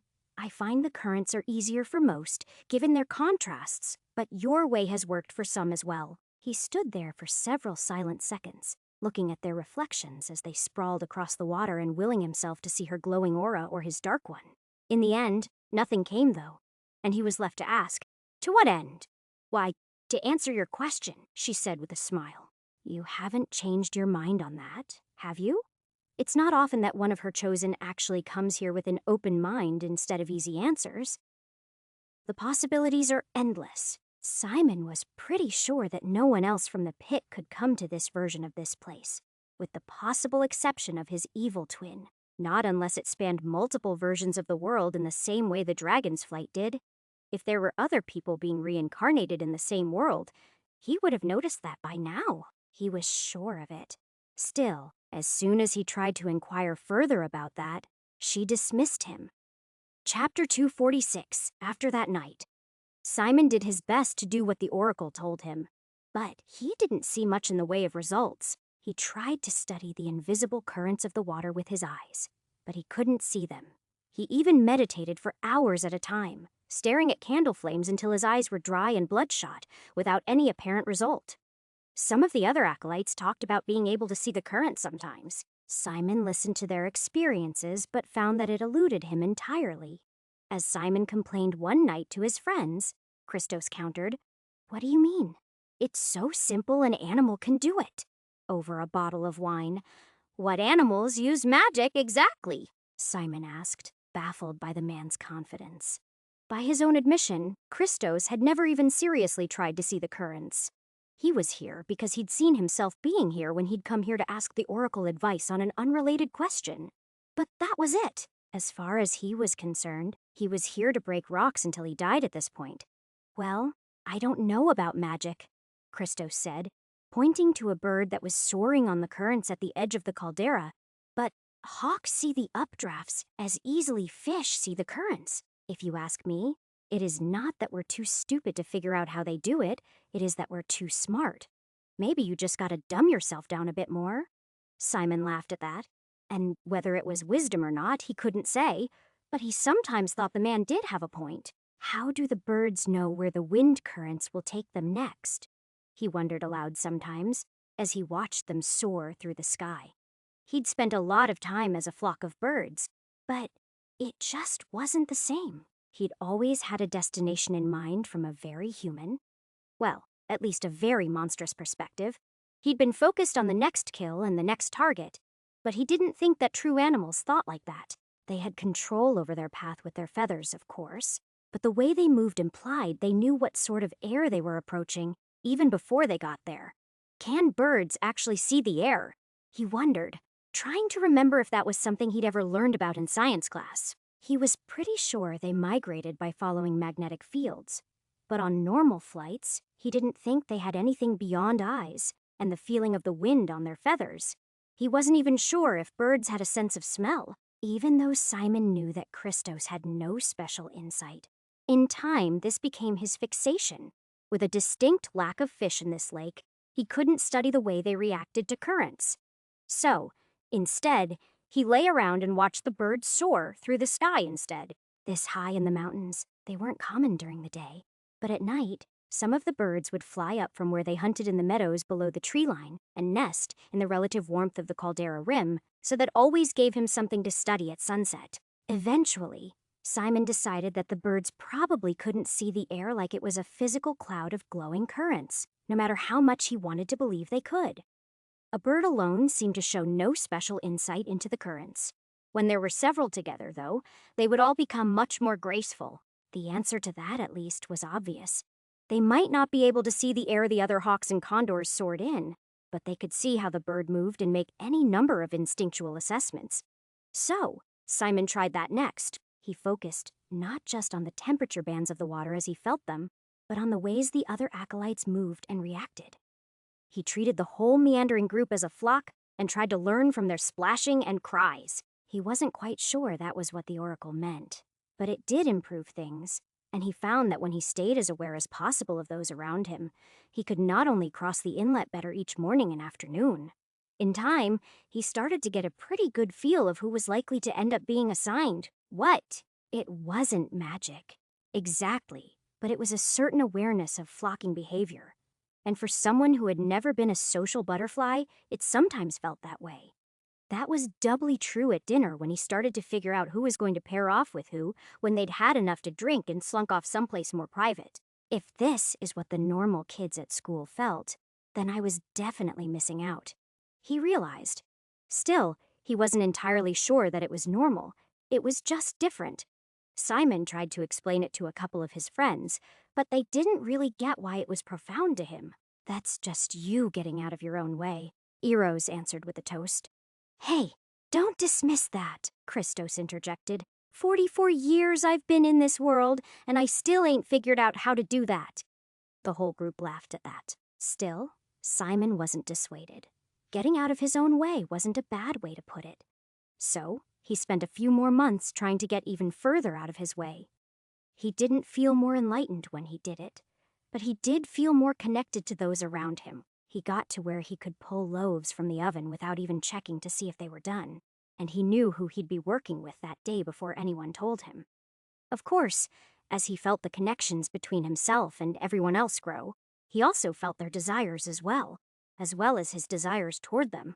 Occasionally, it was unavoidable. He swam naked with women every morning and heard the sounds of drunken debauchery most nights. Women had flirted with Simon during his time here. At first, it was sheer decadence, as drinking and song seemed to be the only form of entertainment here, and those two things often led to sex. Simon had eschewed that as a distraction. After that had come the attempts by some to understand his secrets that had happened on several occasions in his second year. And while scantily clad women fawning all over you and telling you how wise you were was certainly tempting, Simon had avoided any entanglements that would prove distractions for the true reason he was here in this strange place. It wasn't until his newfound holistic connection with those around him pointed out that Zoa was more than a little attracted to him that he finally gave in and decided that perhaps he shouldn't wall off his heart forever. He couldn't say what it was about her compared to any of the other women that he worked with that made her stand out. But she did, while he only worked with the 30-something woman occasionally. And there was no pattern to the tasks that they were assigned together. Simon steadily got to know her over weeks and months and felt drawn to her. Sometimes, he worked with her to make cheese and butter. Other times, they cooked a meal for everyone in the kitchen or sheared sheep. Eventually, those tasks led to more casual conversations, and eventually, he was talking to her almost as much as Christos during breakfast and dinner. She was kind and plain, if a bit bustier than average, with dark hair and bottomless eyes. Her robes were 3 shades darker than his and trended toward true gray. Although she'd never made a move on him before, the more aware he became of the world around him, the more it became clear that she wanted to. He didn't even really need to look past the way she smiled at him to see the truth. What was more of a surprise was that Simon wanted her too. She was just nice to be around and reminded him more of the baker he'd never gotten with than either of the women that he did. While he didn't work with her often, when he did, she always brought a smile to his face. That was why he'd kissed her one day after they'd finished milking the goats. It was hardly a romantic location, but it had just felt right. Things accelerated quickly after that. They didn't sleep together right away. Of course, neither of them was wired that way. Still, Simon's friends noticed how much time the two of them spent together almost immediately. Careful, Christos admonished him one day while they were watching the birds fly. A loner like you starts to show interest in women, and you're going to have a whole harem before you know it. They can smell blood in the water. No thanks, Simon answered, not even bothering to look at the man. 1 woman at a time is almost too much for me. I wouldn't know what to do with 2 or 3. Well, if you need pointers, I'm sure I could show you. Christos laughed, but Simon ignored him. For a few weeks there, he ignored almost everything as his delicate courtship with Zoa intensified. The two of them stole more and more time away to share a quiet moment together. And paradoxically, the white-robed men and women who would show up each morning to assign them tasks began to pair them up more and more as a result. Maybe they really can see the way that all things are connected when they reach a certain level of clarity, Simon told himself. He could feel their connection growing too, of course, but they were an awkward couple, somewhere between hopelessly inexperienced and a little too old for this. He eventually took her one night in her cell after a walk along the lake that night. The sex was so intense that it bordered on violent as each of them sought to devour the other. And after they were done, and they lay there chatting quietly, he could feel the affection radiating off her almost as clearly as he could feel his own demons coming out to play. Simon had expected to feel some guilt from sleeping with someone new after going years and decades without a lover. What he hadn't expected was to be hounded by guilt for all the things he'd done, as well as all of the things he hadn't done in his other lives. He felt Freya and Elfna weighing on him as if their ghosts were in the room with him. And despite how comfortable it felt to lay there with Zoa, he got almost no sleep that night as he tried to process the poison that was leaking from his heart. It wasn't exactly profound or anything, but by morning, he recognized the problem. With every life, my intellect and knowledge grows. But emotionally, I'm accumulating scars instead of learning lessons. Even if ignoring them is faster than coming to terms with them, it is far less healthy. That wasn't a new realization for him. It was, however, a call to action. Simon recalled what the Oracle had said about him being blinded by a funeral shroud. His experience totals were steadily improving. So if she'd been referring to a karmic issue, then he was on his way to fixing that. If, on the other hand, she'd been trying to tell him that he still mourned the death of decades-old relationships, well, there was a lot more he could do on that front. Chapter 247. The emotions that Simon's new relationship uncovered were a surprise only in their severity. They were like an abscess in his soul, and until he lanced it, he hadn't known how infected it really was. Until now, he'd seen those dark emotions as a sort of growing pains. However, they were hardly healthy if they made him feel like he might be betraying Freya. Even after she'd buried him alive for half a century, his feelings toward Althena made even less sense, considering that she was the one who had rejected him in 2 lives. These things didn't have to make sense to feel like they did. I'm going to have to do something about this too. He realized that morning he'd put in a hell of a lot more time studying the way that birds moved across scattered updrafts than the way his past heartbreaks had made him feel. While he made an effort to start working on these things himself, there was no one he could talk to about this. Certainly not Zoa. She was a sweet woman, but she was far too grounded in topics like cheese-making and art than she was in more metaphysical concepts, like the idea that Simon might remember his past lives. She was a village girl, not a priestess. Honestly, Simon wondered how she'd ever ended up in a place like this. A lot of the people here were seeking some higher calling, but his Zoa seemed happiest when she was making candles or watching a sunset, not contemplating the nature of the universe. I came here on behalf of my family's patron once when I was young. The Alexins, though you wouldn't have heard of them as a foreigner, she explained when he'd asked. From Corriman, Simon said with a smile. I know their estate well. It's the very definition of lavish. You must have lived quite a strange life to end up there, Simon. She smiled before she continued her story. Apparently, their oldest son had a question, but did not wish to waste their only question on something as simple as business dealing, so they paid to have men in their service bring her here to ask it instead. And when I got here and asked the Oracle that question, she told me it wasn't really my question. I don't know why my lord ever thought he could fool someone like her. How can you fool someone who's supposed to know everything? She continued, telling him about that encounter with the elusive woman. Anyway, after all of that, we talked for a while. I decided I didn't want to go back. It just felt right here. Simon nodded at that. She hadn't said his name, but he could very easily believe that the young man who would grow up into the Lord Alexin he'd known would try to cheat the system in just this way. The man seemed to think he could buy the whole world, and he was almost always right. Life takes us some strange places, he agreed. I never thought I'd end up here either. Right, she answered, snuggling even closer to him. I just think we should live while we can. Simon found that impossible to argue against, especially when she was naked and pressed against him. Still, some strain of that attitude was true for a lot of the acolytes, who seemed likely to be stuck wearing gray the rest of their lives. Those who just wanted to have a good life found it. But they didn't advance very high in the obscure ranking system they used for rank here in Hippalion. This place was as much a mystery to him as it ever had been. But over time, he slowly became less of a mystery to himself, and he supposed there was value in that. He'd been here for nearly 4 years now, and in about 4 more, the zombies would theoretically return. If he wanted to start dealing with the pit in an optimal way, he should probably get moving soon and head north. Still, Simon couldn't do that just yet. that wasn't just because he was anchored by his new relationship either. Despite how uncertain it was, Simon felt like he was definitely making progress on something important. Even if it felt strange that he hadn't unsheathed his sword or cast a spell in years, there were other benefits. His mind felt sharper than it had in any of his lives. Save for perhaps his decade-long stint as a teacher. Simon enjoyed his time with Zoa, with and without his clothes on. And though he didn't spend time with her just so that he could deal with lifetimes of accumulated baggage, he never wasted an opportunity to do just that. Whenever they would lay together, and some slender strain of guilt would rise up, he would remind himself that he was doing nothing wrong. I did everything I could for everyone I loved, he reminded himself as they lay there in the dark.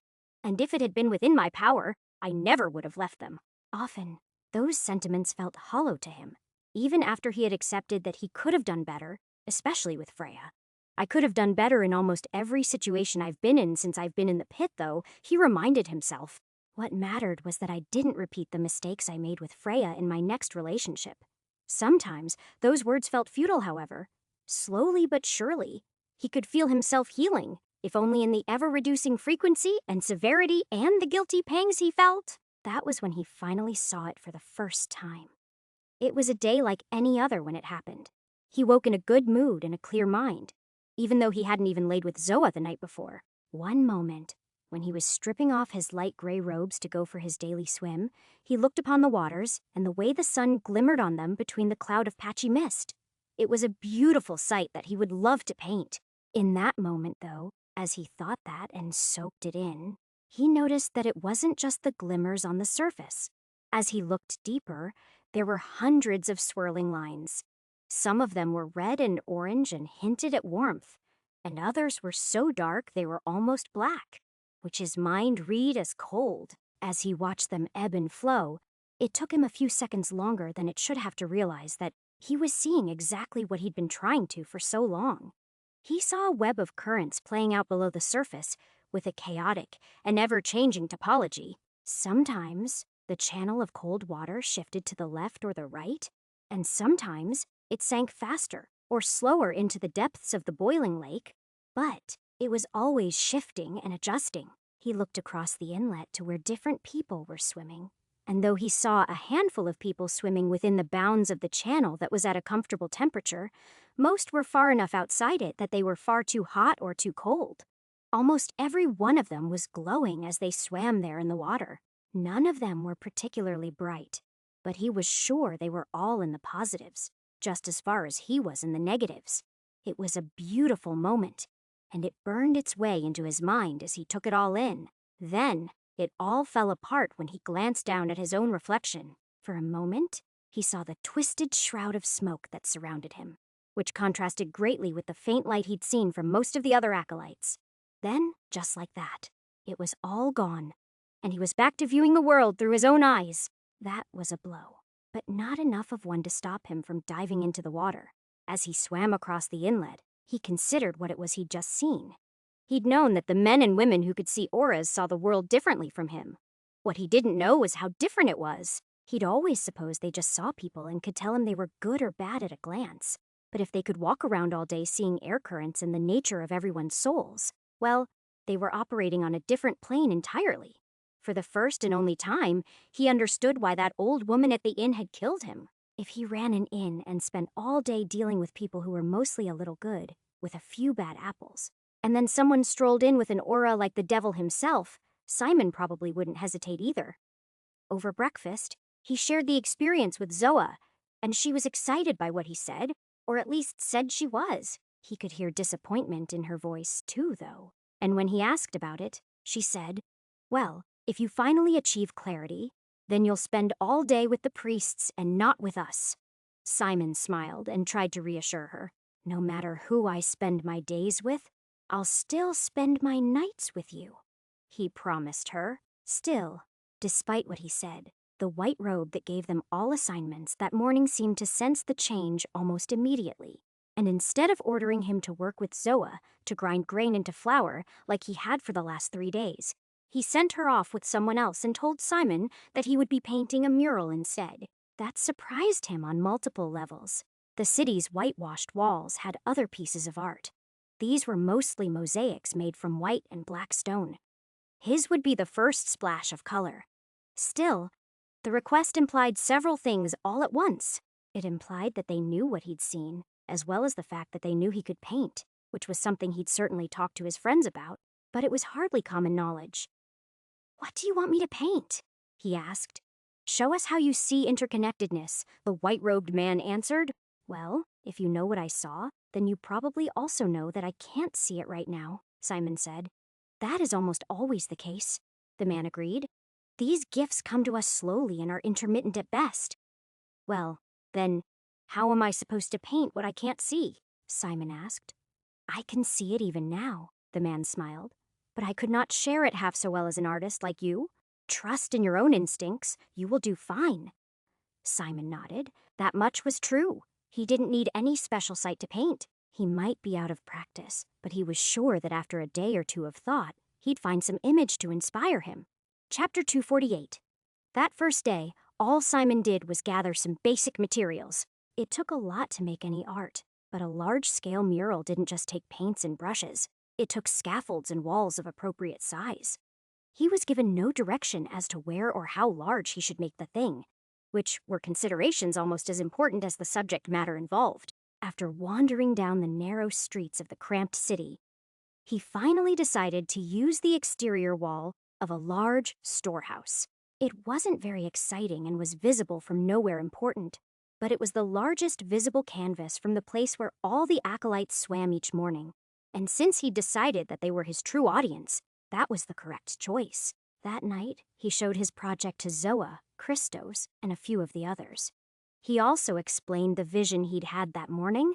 A few were visibly inspired by that. Eros just laughed.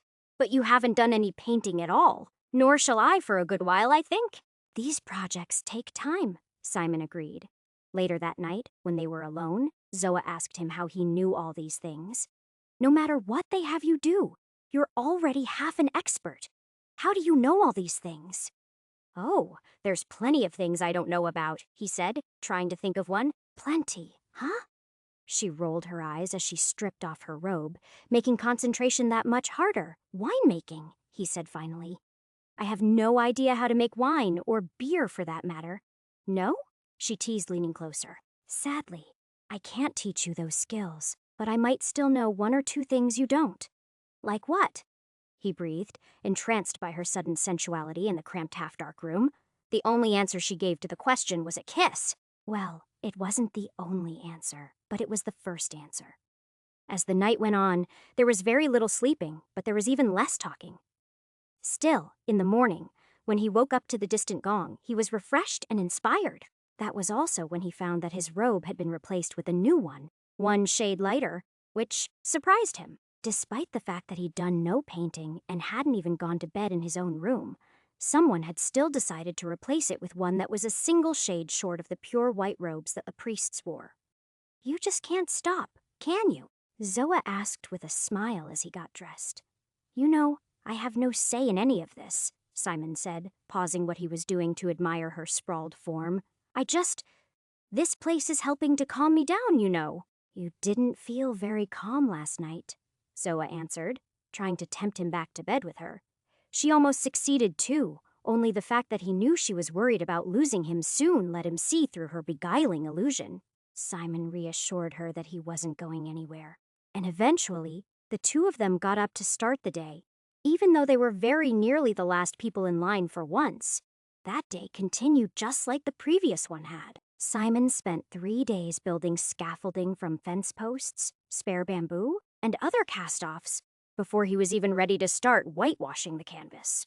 Each day, he made so little progress that at the morning roll call, he kept expecting someone to tell him to go and milk goats instead, since he clearly wasn't getting any painting done. After a week, he had a large white rectangle that was 10 feet tall and 25 feet wide, and after 2, he had a few sketchy lines to break his pristine canvas apart, and a few blocky areas shaded in the earth tones he planned to use there. Still, despite all the progress, it didn't look like much to everyone else.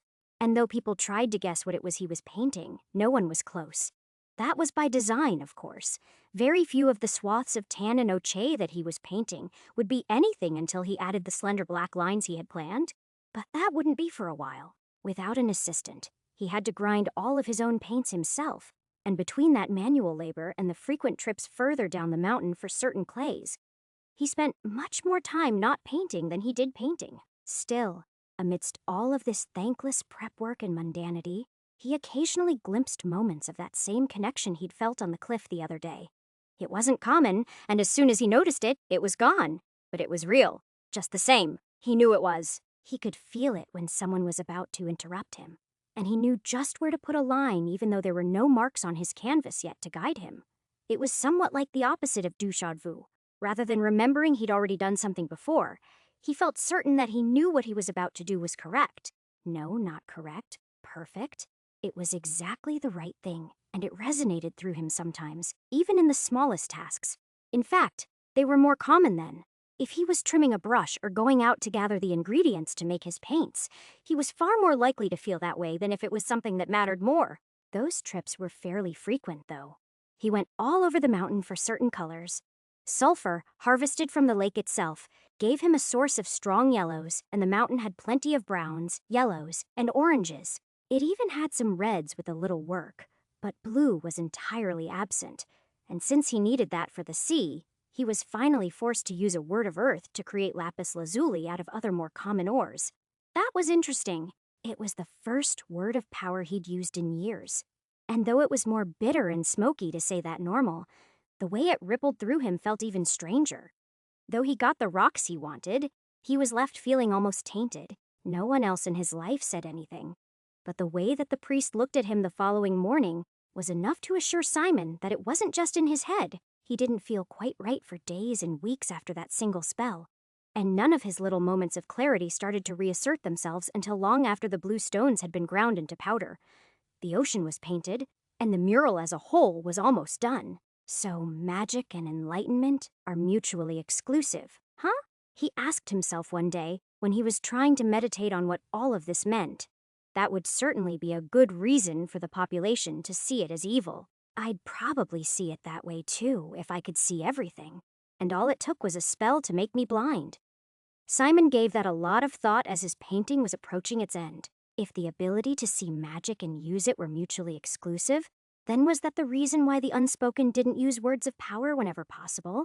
Magic items didn't seem to cause the same problems, which made Simon think that it was more of a pragmatic choice than a dogmatic one. Still, he didn't let that distract him from his art any more than stray thoughts about Sam or his doppelganger.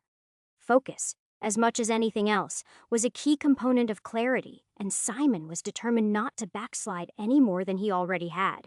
What he was painting started out as a map. Many of his largest murals often were. It was a repeating theme for him when he was trying to depict something too large to comprehend.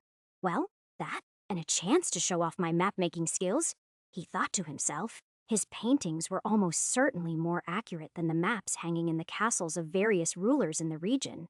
He didn't expect his audience to know that, though, and he never told them. Sometimes, priests would come up to him and ask him about his progress, but these were always subjective questions. How does the painting make you feel? Or, are you happy with your progress? Were the most common. Simon answered in many different ways before he settled on. It's coming into focus. Slowly.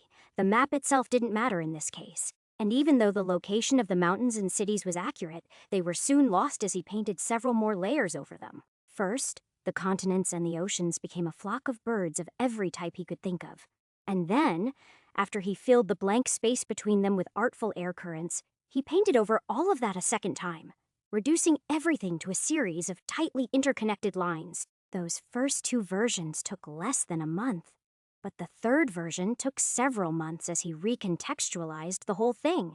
He wasn't trying to create a world map made from birds. He was trying to make an image that looked like that single glorious glimpse of the currents he'd had that morning, and that could only be accomplished with thousands of tiny little lines coming together to form an unexpected image of a deeper whole. When he was finally done and took down his scaffolding, it didn't look like much up close. His friends were fond of telling him that as they celebrated the completion. When he took Zoa to the cliffs they would normally dive off of afterward, though the image he'd been trying to make was clear. Well, at least it was as clear as any image like this one could be from a distance. It was very nearly holographic and had come out better than he'd hoped.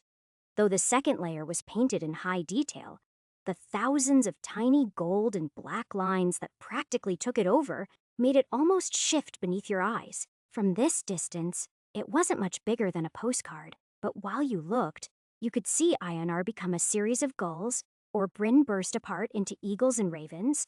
Honestly, it was probably the first piece of modern art in the world. But to him, it was more than that. It was not just the world he lived in. It was the world he was constantly changing. He'd only put a few thousand square miles on the painting. It was barely the size of Europe, and he knew that there had to be other lands out there. But for now, it was the world that was his canvas, not the other way around. "Oh, Simon, it's lovely," Zoa insisted. "How did you even imagine something like that?" "I didn't imagine it," he said. "I glimpsed it one morning, and hopefully that image will help other people to see what I saw, even a little."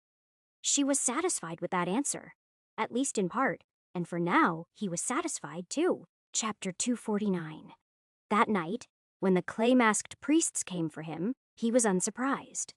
It was the reason he hadn't stayed in Zoa's cell with her. While he hadn't been sure the Oracle would talk to him about his painting, he'd been pretty sure. And as he walked through the misty streets by the light of a single lantern, the only surprise was that they led him to the cliffs in the same spot where he'd stood with Zoa half a day earlier. "This is lovely, Simon," she said as he approached, not taking her eyes off his mural.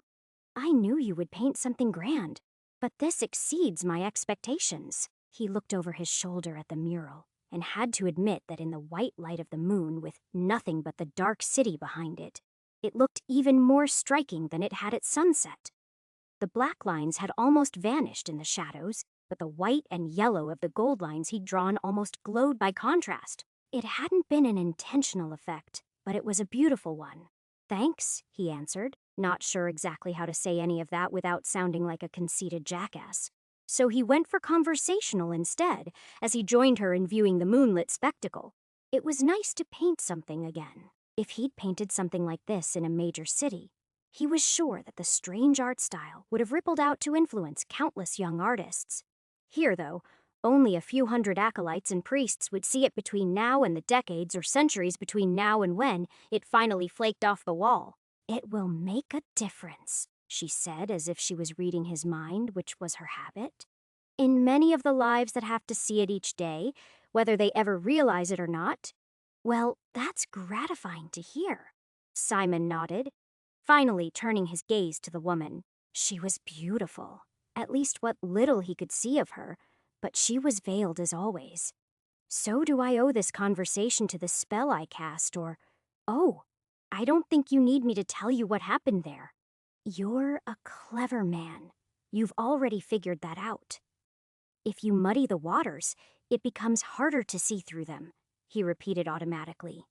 Simon waited a moment for her to acknowledge that, and when she didn't, he asked, "So then, are we here to talk about the white robes? Or, as long as you fall asleep thinking about Schwarzenbruck instead of Zoa or your aura? I don't think that true clarity is within your grasp." She volunteered with a forthrightness that surprised him. "How can I not worry about it?" Simon asked. "In a year or two, the entire place will be overrun with the living dead. Thousands will die and spread across the land. And I assume that you've solved this problem before," she asked. "How has that improved the world?" Her question struck him like a slap to the face. For a moment, all he could think of were all the horrible things that had happened there. His doppelganger, the collapsing barrow mound, Freya as a vampire, and of course, the year he spent as one of the walking dead. It was as violent an emotional spasm as his brain had given him in years. And when he opened his eyes, he found her hand on his chest. "Peace, Simon," she said soothingly. "It was not an attack. Much of you is bound up in that place. I merely asked because perhaps it might be better to let you go and see how it plays out." For a second, Simon thought he was back talking to Helids once more. Only, the truth was that Helids would never have suggested that he do nothing and see how things play out where one of her levels was concerned. She would have told him to do what he was supposed to, move on to the next level, and stop trying to save everyone. Still, for one terrible moment, those two voices resonated uncomfortably inside of him. I can't just let bad things happen to good people, he said finally. That's not who I am. Perhaps I could show you then, she mused. Show me? Simon asked. Well, this sort of vision would damage most people's journey toward clarity, she sighed. It might even damage their mind, but you aren't most people. Are you Simon? He had no idea what she was getting at, so he said, I've seen lots of terrible things. She nodded at that, and then after a moment's consideration, she said, Come here, kneel by the water's edge. There is something I wish to show you. Simon did as she instructed, only a little worried she'd push him into the water. Still, the strange tightness in her voice made him sure this was no prank. He wasn't sure what was going to happen next, but he was fairly sure it would not be pleasant. What you must understand, she said, moving so that her feet were on either side of his legs as she stood directly behind him, is that there are many ways to use mirrors, visions, and even futures. As much as you think you know about magic, you are starting to understand that you really know nothing. That is true about many things, and you would be wise to remember that. As she spoke, he heard the sound of rustling fabric, which he could only assume was her removing her veil. That was tempting, but he wasn't about to risk whatever was happening now just for a glimpse at who she really was. Instead, he nodded and said, I understand. You don't? She answered automatically. But perhaps you will in time. These are all complex things, and I must caution you in the strictest sense possible that you should not try to repeat what I'm about to show you. This is dangerous, even with me holding your hand, and it would certainly be fatal in my absence. Simon thought about asking questions about that, but as she spoke, she drew close to him, and he could see her hands dancing in strange rhythms that he knew to be another way of casting spells. He'd seen both the Mirani warlocks and the devils from hell use them. That raised some questions about the oracle. But before he could formulate them, let alone ask them, her hands began to glow darkly, and then she covered his eyes with them. When I uncover your eyes, look into the water and think only about Schwarzenbruck, she cautioned him. Then you will see the world as I often do, and most importantly, you will see what happens if you do not interfere. Simon tingled in anticipation, even as he tried to still his mind with the meditation techniques he learned. But that was hard when his heart was beating faster with excitement. He had no idea what was going to happen next, and after so many lives, that was very rarely the case. Simon felt her soft, cool hands leave his face, and a moment later, he opened his mind, thinking only of Schwarzenbruck. He was entirely unprepared for the images he was bombarded with. The lake was alive. A moment before, it had been a dark, mist-covered lake that was as still as the night air. Now, it was boiling over with images everywhere, and all of them were of Schwarzenbruck. At first, they were 1,000 snapshots of what life looked like in the sleepy crossroads town. A miller having dinner with his family, a shop cobbler repairing someone's boots, and friends getting drinks together in a tavern were all images that caught his eye at first. Though it was dazzling, he didn't really understand what her cautions were about, not until the violence started. After that, the lake very quickly became a cauldron of blood, and the sight was made all the more horrific in the way it was presented. There were no vast tableaus of people dying en masse. Each bubble that came to the surface of that vast, frothy lake was an individual death, and in almost all cases, the people it showed died at the teeth of someone they loved and trusted. It was an ocean of gore. And despite how inured he was to violence after so many lives, it affected even him. Still, his first instinct was to try to find a patient zero and trace it back. As he sifted through the froth, he found a group of adventurers that he was sure was mentioned to him in one of his first lives. Even as Simon tried to trace them back, to figure out where it was they'd been to get infected, though, the oracle chided him. This is not to help you try to make sure this never happens. This is so you can see what happens if it does. Focus, Simon. It took an act of will to listen to her and let those answers drift away.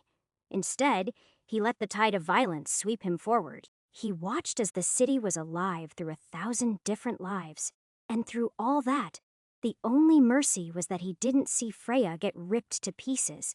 Instead, he watched the town melt down, one life at a time. At first, it spread only along the north bank, spreading quickly between scattered communities and more slowly along the winding trade route. Those were consequences Simon had only barely dealt with. It was the surge south he was more familiar with, and when he glimpsed Kel as he opened the gates that had been nailed shut by the survivor, the tide of dead spread south and east, devastating every town and city they reached. Simon didn't need the gory images to remind him of this part. He'd lived it. Still, he couldn't look away. Days and weeks were passing in seconds, and unless he learned how this sort of magic worked, he was unlikely to ever experience this again. So he stayed focused, allowing the bottomless well of suffering that was the lake's surface to wash over him, over and over again, though the mountains contained the surge to the south. Eventually, the tide of dead reached all the way to the very capital of Bryn before it was put down. By this point, some of the images were getting fuzzy, and some of the events were playing out through different people's eyes quite differently. Uncertainty, his mind whispered. The further events ripple out, the more subject they are to change, and the more likely they are to vary. The oracle said nothing. She just rested her hands on his shoulders as he gazed into the frothing images of the abyss. Even without the zombies, they continued. Now they focused on the recovery and all of the shattered lives. Before the zombies arrived, the kingdom had been at war with itself in a sequence of betrayals that Simon remembered very well. The tide of the dead ended that.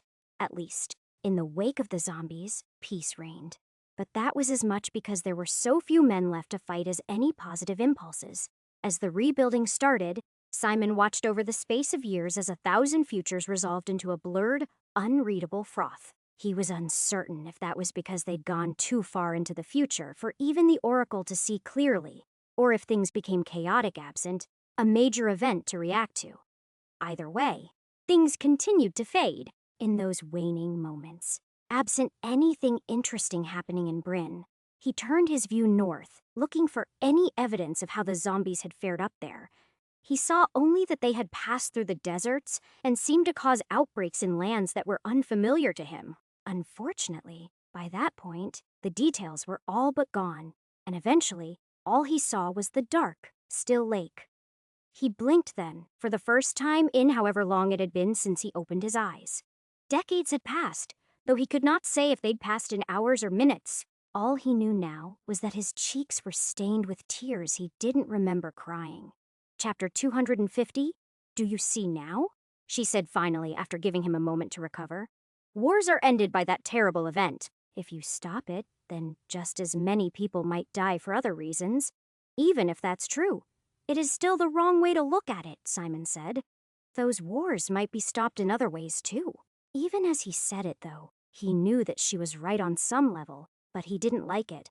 And he knelt there gasping at the now calm shoreline. He tried to understand why he didn't like it. Can't we find a way to save everyone? Isn't that the point of the pit? He wondered. He didn't say that, though. It felt too juvenile. Instead, he stood and said, Thank you for giving me a glimpse of the world you see. Do you think there's any way I could learn to do that myself? I used magic to share the vision with you, which blurred my sight slightly, she admitted, though such a skill is beyond any one mortal lifetime. I'm sure that with enough clarity and understanding, you could see almost as well as me one day. That answer surprised Simon. Isn't that like divine powers or something? He asked. Close, she nodded. But I am no goddess. I am only as far above you as you are above some of your friends in the grand scheme of things. Everything is relative. Christos answered immediately. Sure, that was who she meant. Indeed, she said. Tell me, do you know why his robes never lighten? Why he alone is always charcoal gray while those around him move on to lighter shades and other tasks? Simon had thought about this on more than one occasion. He had a few theories, but he'd never talked to the man directly about it. It had seemed rude. To the oracle, though, he said, Well, I'm sure you know the answer, and I have no idea how you decide who gets what color. "That's not true," she interrupted. "You might not know, but you certainly have ideas. I think there's something in his past that he can't let go of or get past," Simon said, well, aware of how much he was calling himself out in that moment. That, or he doesn't belong here in the first place. The oracle didn't confirm either answer. She just nodded and said, "Well, then that might give you some insight into how you've come so far in such a short time." Half a decade wasn't really that short a time, but Simon ignored that, and the element of predestination she implied. Instead, he countered, "Unfortunately, I'll never reach it. I'll be leaving soon, I think. And when I do, well, I can't imagine I'll be allowed back to complete my journey." "I won't stop you from leaving or from returning either," she answered. "How could I?" "We still haven't answered your question. We shall call this fruitless obsession of yours a detour on the road of your progress."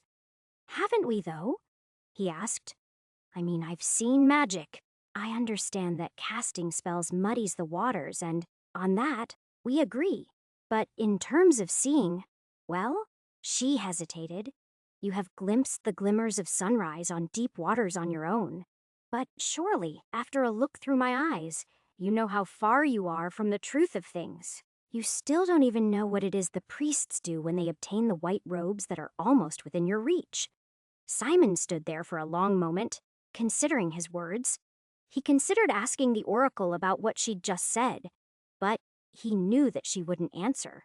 Instead, he finally answered, "Then I suppose I will be back when this mystery is solved, so I can continue my studies."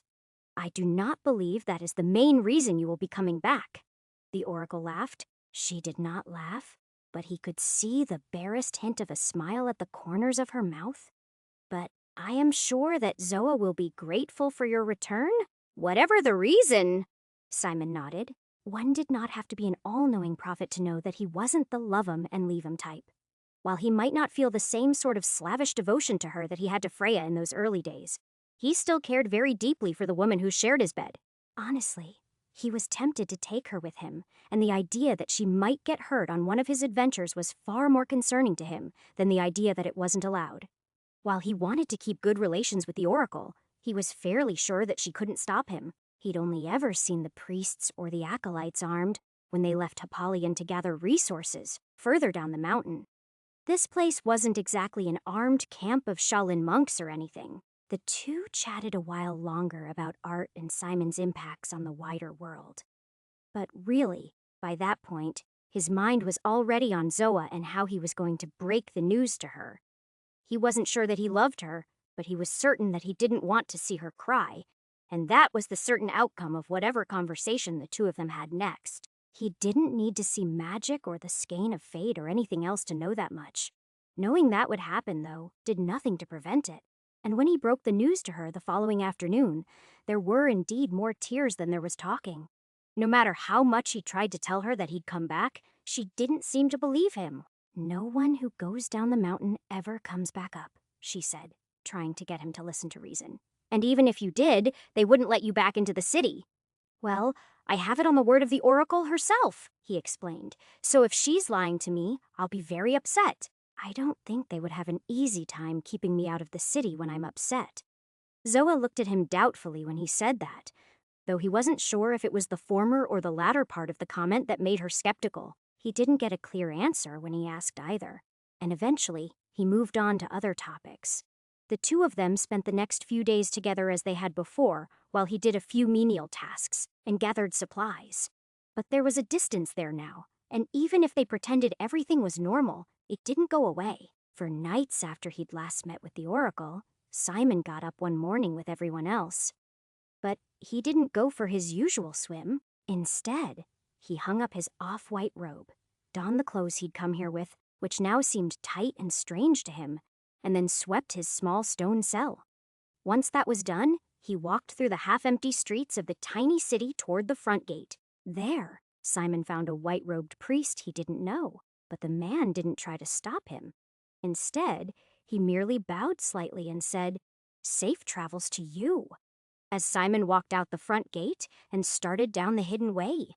It felt strange to be alone on the mountain again. This wasn't the first time in the last few years he'd been outside. but it was the first time he didn't plan on being back by evening. And as he started to walk down, that realization settled on him. I'm not coming back, he reminded himself. I'm going north to find some necromancer, and I'm putting level 6 behind me for good. That would be one more step toward Helade's perfect world. He was increasingly unsure that was what he wanted, but in this case, it didn't matter. No matter what she wanted, he would definitely save the world from a zombie outbreak. There was no other choice there, and finding the person responsible and killing him was preferable to cleaning it up after it happened. Still, it was hundreds of miles away, and it took weeks to arrive. Sometimes, especially when he turned a corner on a winding trail or crested a path, he experienced those moments of connectedness he sometimes felt in Hippalion. He couldn't quite see those lines he'd glimpsed before, or see the currents in the lakes that he passed, but he could feel himself being tugged toward a distant destination, and he trusted that feeling as much as the map he would sometimes call upon the reflected surfaces of rivers and lakes as he made steady progress. Along the way, he encountered beastmen and goblins only once each, but neither of the groups posed any real challenge to him. Even as rusty as he was, he encountered bandits twice along the way as well. The first time, he saw a glimpse of them ahead, where they'd taken part of the forest road and simply went around them. His time with Ennis and the other farmers who had been labeled bandits had given him a bit of a soft spot for men who were down on their luck, so it was more that he decided he didn't want to get involved this time than that he'd glimpsed any of their auras or experienced some profound feeling of connectedness that made him do it. He just saw men lingering where they shouldn't be and decided it wasn't worth the trouble. The second group was a little more involved. Simon would have skipped them too, since he was trying not to resort to murder as a solution so often these days. He didn't feel noticeably bad about it, but it was bad for his inner peace. It might even be worse than using magic. He wasn't sure. So, when he saw the group, he skipped them too, at least until he saw the bodies. Partway through his alternate route, he smelled death, so he went looking for it. What he found was uglier than normal. He'd expected the sight of a massacre or something. Instead, he found the remains of several small merchant caravans and the beginnings of a mass grave. Well, I guess this is a valid detour, he said to himself as he looked over the remains of several wagons and the carcasses of the draft animals that had once pulled them. What was happening here was pretty clear to him, even without special insight. They were stealing everything of value, hiding the bodies, roasting the animals, and breaking the wagons and carts down for firewood. It was like they'd learned to use every part of the victim. Simon thought that was interesting, at least. Most bandits would only try to shake you down for a copper or a silver, but these were just making their victims disappear. He wondered what their sales pitch was. He was almost tempted to walk into their trap just to see if they'd try to hit him up for a few coins before they slit his throat. But he had no interest in dying in this life, and every intention of returning to Zoa, whether she believed it or not. Chapter 251. Simon retreated before he was spotted and spent the rest of that afternoon scouting around the outskirts of the bandits' chosen ambush site. He never found their actual camp, so he assumed that it was in the woods on the far side of the road, which made sense in a cruel, animalistic way. Don't shit where you eat, he thought to himself as he studied the men from a distance. You'd want to sleep somewhere far enough away from the bodies to keep the smell down, after all. The dozen or so men behind this awful little surprise that any traveler might run into were wicked, but they weren't stupid. They wore mismatched and ill-fitting armor that seemed to come from a mixture of soldiers, caravan guards, and woodsmen. They weren't professionals, but the fact that they'd lived when so many others had died showed they were dangerous. Dangerous while they're awake, he reminded himself. None of them are going to sleep in that armor. Mostly, though, he didn't get close enough to see them. He stayed just far enough away to learn about them while he waited for the sun to set. That meant that he mostly learned about them by what they said to each other as much as the evidence of the terrible things they'd done. Simon might not feel enlightened or anything on a regular basis, but in moments like this, as he watched and waited for the sun to set, he certainly felt muddied by the dark, murderous urges that shot through him when the men he watched joked about murdering kids. Ain't no money in killing kids, one of the bandits that seemed to be in charge. We want more merchants, not more families. Money? I'd kill 'em for free, another one shouted, making everyone laugh. After that, The group went on to discuss exactly what had happened to some of the women unlucky enough to have been taken alive by this group, and Simon almost uttered a word of lightning to kill all of them on the spot. It was only his desire to avoid magic that stayed his hand. If you're not going to be using the portals to hop between levels, then you've got to make this life last a long time, he reminded himself. The owlbear on level 11 was only about 15 years in his future, and the costume party was something closer to 35 years. While he could definitely make it to the former, he would be hard-pressed to be in fighting condition by the time he made it to the latter unless he was disciplined. And someone definitely had to help those kids, because what was the point of saving their lives if he was just going to let the nobility of the region destroy them later? All of those were later thoughts, of course. But as he listened to vile men discuss black deeds while they waited for new victims, Simon had to distract himself somehow. It was that or start his killing spree right now. So he spent most of the evening dwelling on the good he hoped to do and the levels he hoped to do it in. He might not know exactly what he hoped to do with this life, but he had several goals he wanted to accomplish while he was doing it, and one of them was making sure that the kids he rescued from that night road had decent lives. Moments like this were just unexpected little bonuses. Despite everything he'd done and every life he'd done it in, he'd never killed these pricks before. But he'd mark the spot on his map and make sure he did in every life he ever lived from now on if he had to. Simon didn't act until just before moonrise. And when he did, the last thing he checked was his current experience total in a nearby stream so he could compare the number when all this was over. It read negative 244,993, which sounded about right to him. Progress in the right direction, but still a long way to go. When there were only 2 people on watch, he finally struck. Watching was the one thing they weren't doing as they sat together on the low branch of a live oak, chatting and drinking while they waited for their turn to go to bed. Neither of them heard Simon coming. One minute, the 2 of them were talking about whether they needed more bacon or booze more when someone made a trip back to town to buy more supplies. And the next, Simon took off both of their heads with a single stroke of his rune blade. Their headless bodies toppled to the ground with much less sound than their chattering had made. And when Simon stood there in the aftermath, waiting for someone to wake or sound the alarm, he was greeted only with the sound of the wind rushing through the branches above him. He smiled then and moved toward the camp proper, where everyone was asleep, and proceeded to methodically murder the men, one at a time. Do I feel bad about this? He wondered as impaled the throat of a man he found sleeping alone with his vampiric dagger and letting the rush of that life force flow into his body. Should I?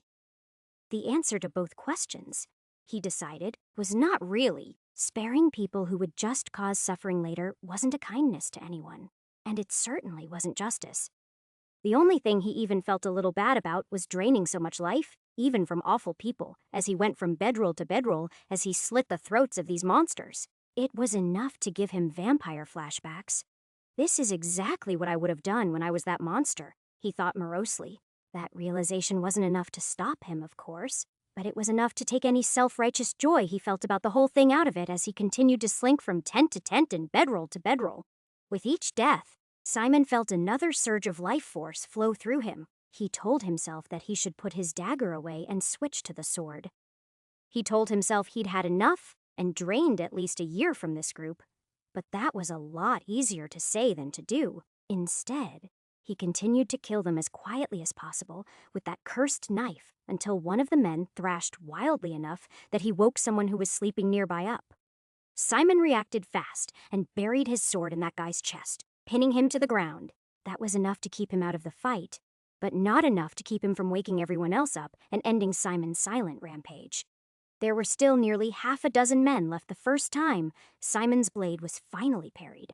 But they were confused and tired and fell quickly enough. Not only did these men have no idea what was happening, but they had no interest in fighting against a common foe, and in the near darkness, which was lit only by starlight and embers of a half-dead fire, they barely even had a chance. Still, as his pulse began to pick up and clashing metal became more common than screams, he saw something else too, or at least he thought he did.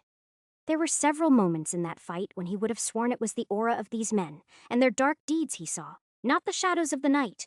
It was impossible to say, of course, but that insight helped him pick out the leader and Simon made sure to kill him last. Though outnumbered, Simon continued to kill the monsters he was fighting methodically. Some begged for mercy, and others demanded to know who he was. He ignored them both and answered only with steel. During all of that, the only thing he regretted was that he'd skipped the first bandits in an effort to avoid this outcome. There was no telling if they were men down on their luck or monsters like this, and he silently vowed to himself that he wouldn't let that happen again. It was only when the leader of the now-dead crew stood alone that Simon asked, "How many people do you suppose your little group has killed?" in a calm, quiet voice. "As if you care!" the bandit leader yelled, charging him again and letting loose a quick barrage of strokes. Simon did care, but he let the man tire himself out. And then, when he had the chance, he took the other man's hand at the wrist, disarming him completely.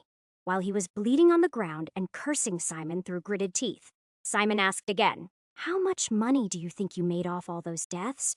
"You can go to hell," the bandit leader shot back. Simon nodded. He could go to hell, but he probably wouldn't, not today, at least. Instead, he punched the prick hard enough in the face to stun him, and then used the fire to cauterize the wound while the bandit screamed in pain. "Would you like to answer now?" Simon asked. "Or shall we take off the left one next?" "Why do you care?" the man demanded, clutching the now burned stump of his right hand as he cowered at Simon's feet. "You're just going to kill me anyway." "I am," Simon admitted, "but if you tell me what I want to know, I won't have to torture you first." He wasn't sure if he was bluffing or not. He certainly had it in him to torture people now, but still, he found the idea distasteful, and he'd probably already done enough damage to his karma tonight. The bandit leader didn't know any of that, though. Instead, he sat there silently for a moment before he said, 25, 30 maybe. Only a few of them were kids, though. As far as money, I don't know. Not really, but you could take our stash, he said, pointing with his blackened stump. That's about half the total take. We spent the rest already. Fearing a trap, Simon approached the strongbox by the tree and towed it open.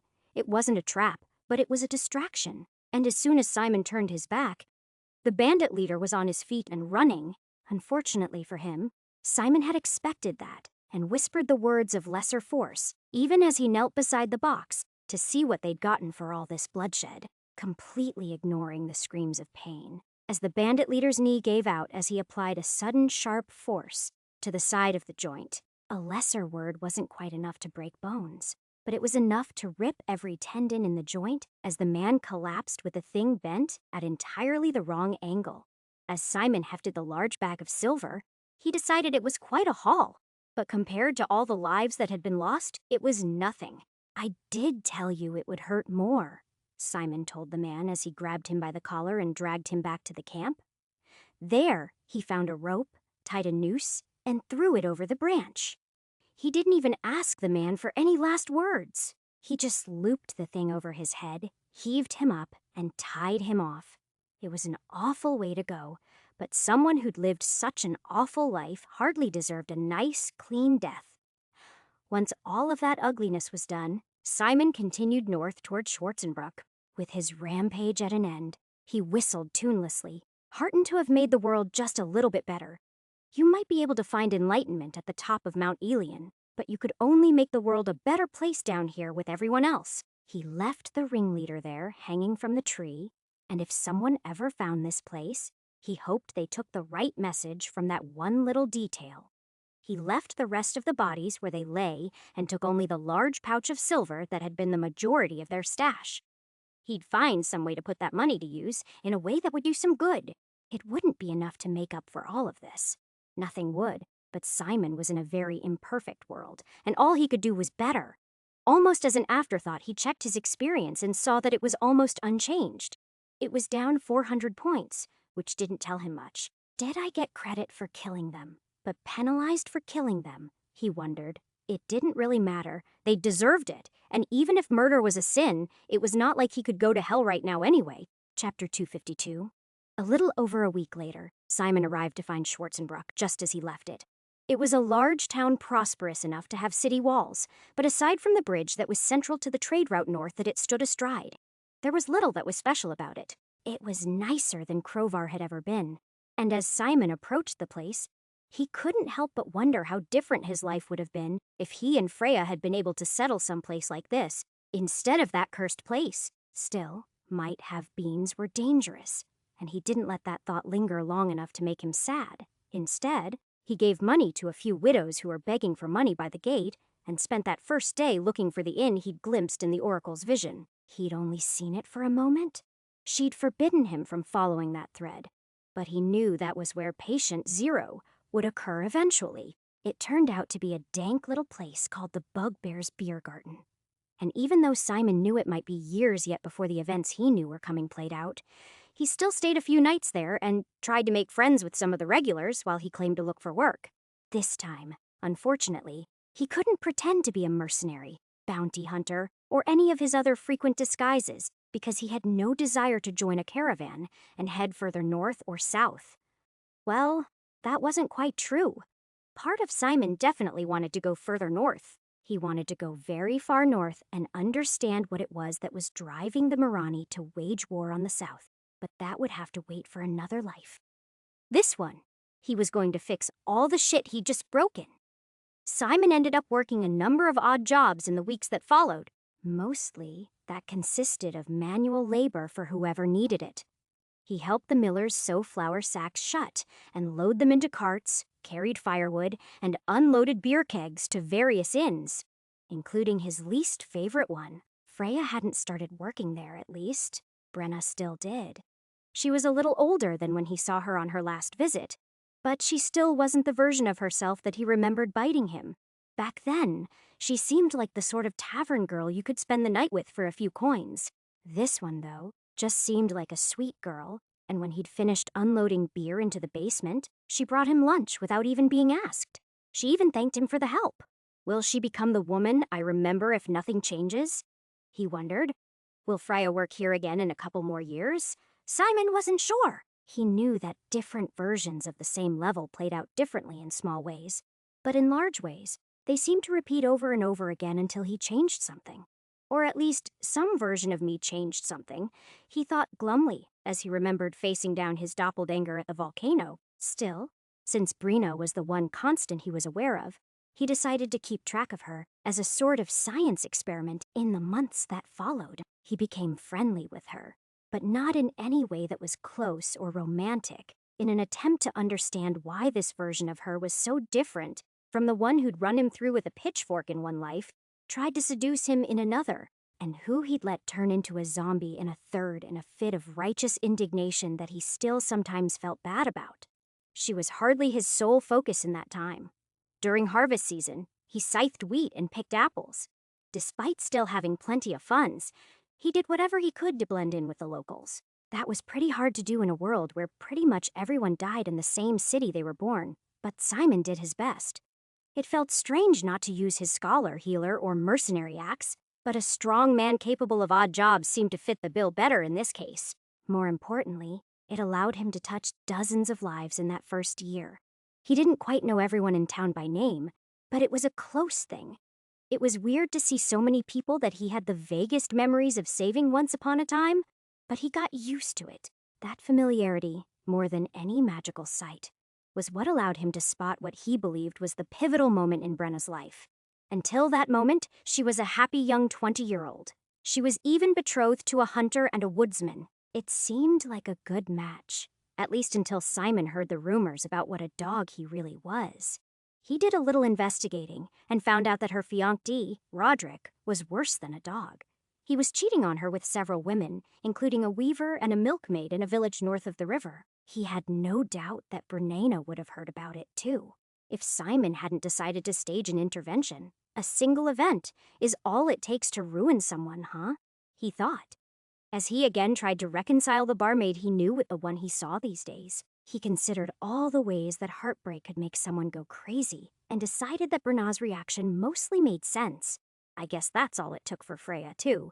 If she ends up with me, she is a sweet, devoted woman, and if she ends up with Kel, then she's kind of a bitch. Simon waited until the man had drunk more than he should in the bar one night, and then wrapped tightly in his cloak.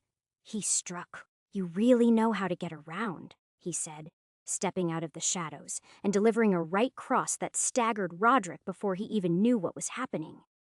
Pity, you never learned how to keep it in your pants? Schwarzenbruck wasn't a very big place, but it still had dozens of streets and alleys. And once the sun set and the shutters closed, all of them were pretty dark. Simon could have struck anywhere, but he chose a place near the center of town so that someone would find and help the man when all was said and done. Roderick grunted in pain before he took on a more defensive stance. Then he spat. What's it to you, pal? Who I fuck is between me and the beauties in my bed, not a prick like you. It's not enough that you're gonna marry one of the prettiest girls in the whole damn city, but you have the nerve to bang my wife too. Simon roared, feigning righteous anger, as he threw a fake right toward the man's face before he delivered a left to Roderick's stomach that doubled him over a second time. Both of the women the man was reputed to be having affairs with were married, and it was entirely possible there were other women besides them. So, that useful red herring became the focus of the beatdown. He swung at Simon a couple of times with his big, meaty fists. But after drowning himself in beer, the hunter's reaction time was for shit, and Simon sidestepped both before landing a couple of jabs to put him back on the defensive. Roderick was a handsome man who was powerfully built from the time he spent logging and hunting. All those muscles were meaningless when he had no practice hurting people, though, and Simon took him apart one punch at a time. Listen, if you want me to stop fucking, he gasped, holding up a hand defensively as he tried to step back. Simon didn't let him. He might not be a trained boxer, but his opponent was hammered, and at that point, he had a killer's instincts no matter what weapon he used. At this point, it was harder for him to pull his punches and settle for breaking the prick's nose than it was to do something more permanently disfiguring or deadly. He didn't want to kill the asshole. He just wanted to put the fear of God into him. I'm not here to take a deal from a reprobate like you, Simon growled, grabbing the woodsman's shoulders so that he could slam his knee into the man's chest before letting him slump to the cobblestone street. Go on, Simon yelled, hoping to draw some attention to the fight now that it was all but over. Get up! I'm not finished messing up that pretty face of yours yet. Roderick waved with his hands in an attempt to ward off any further blows.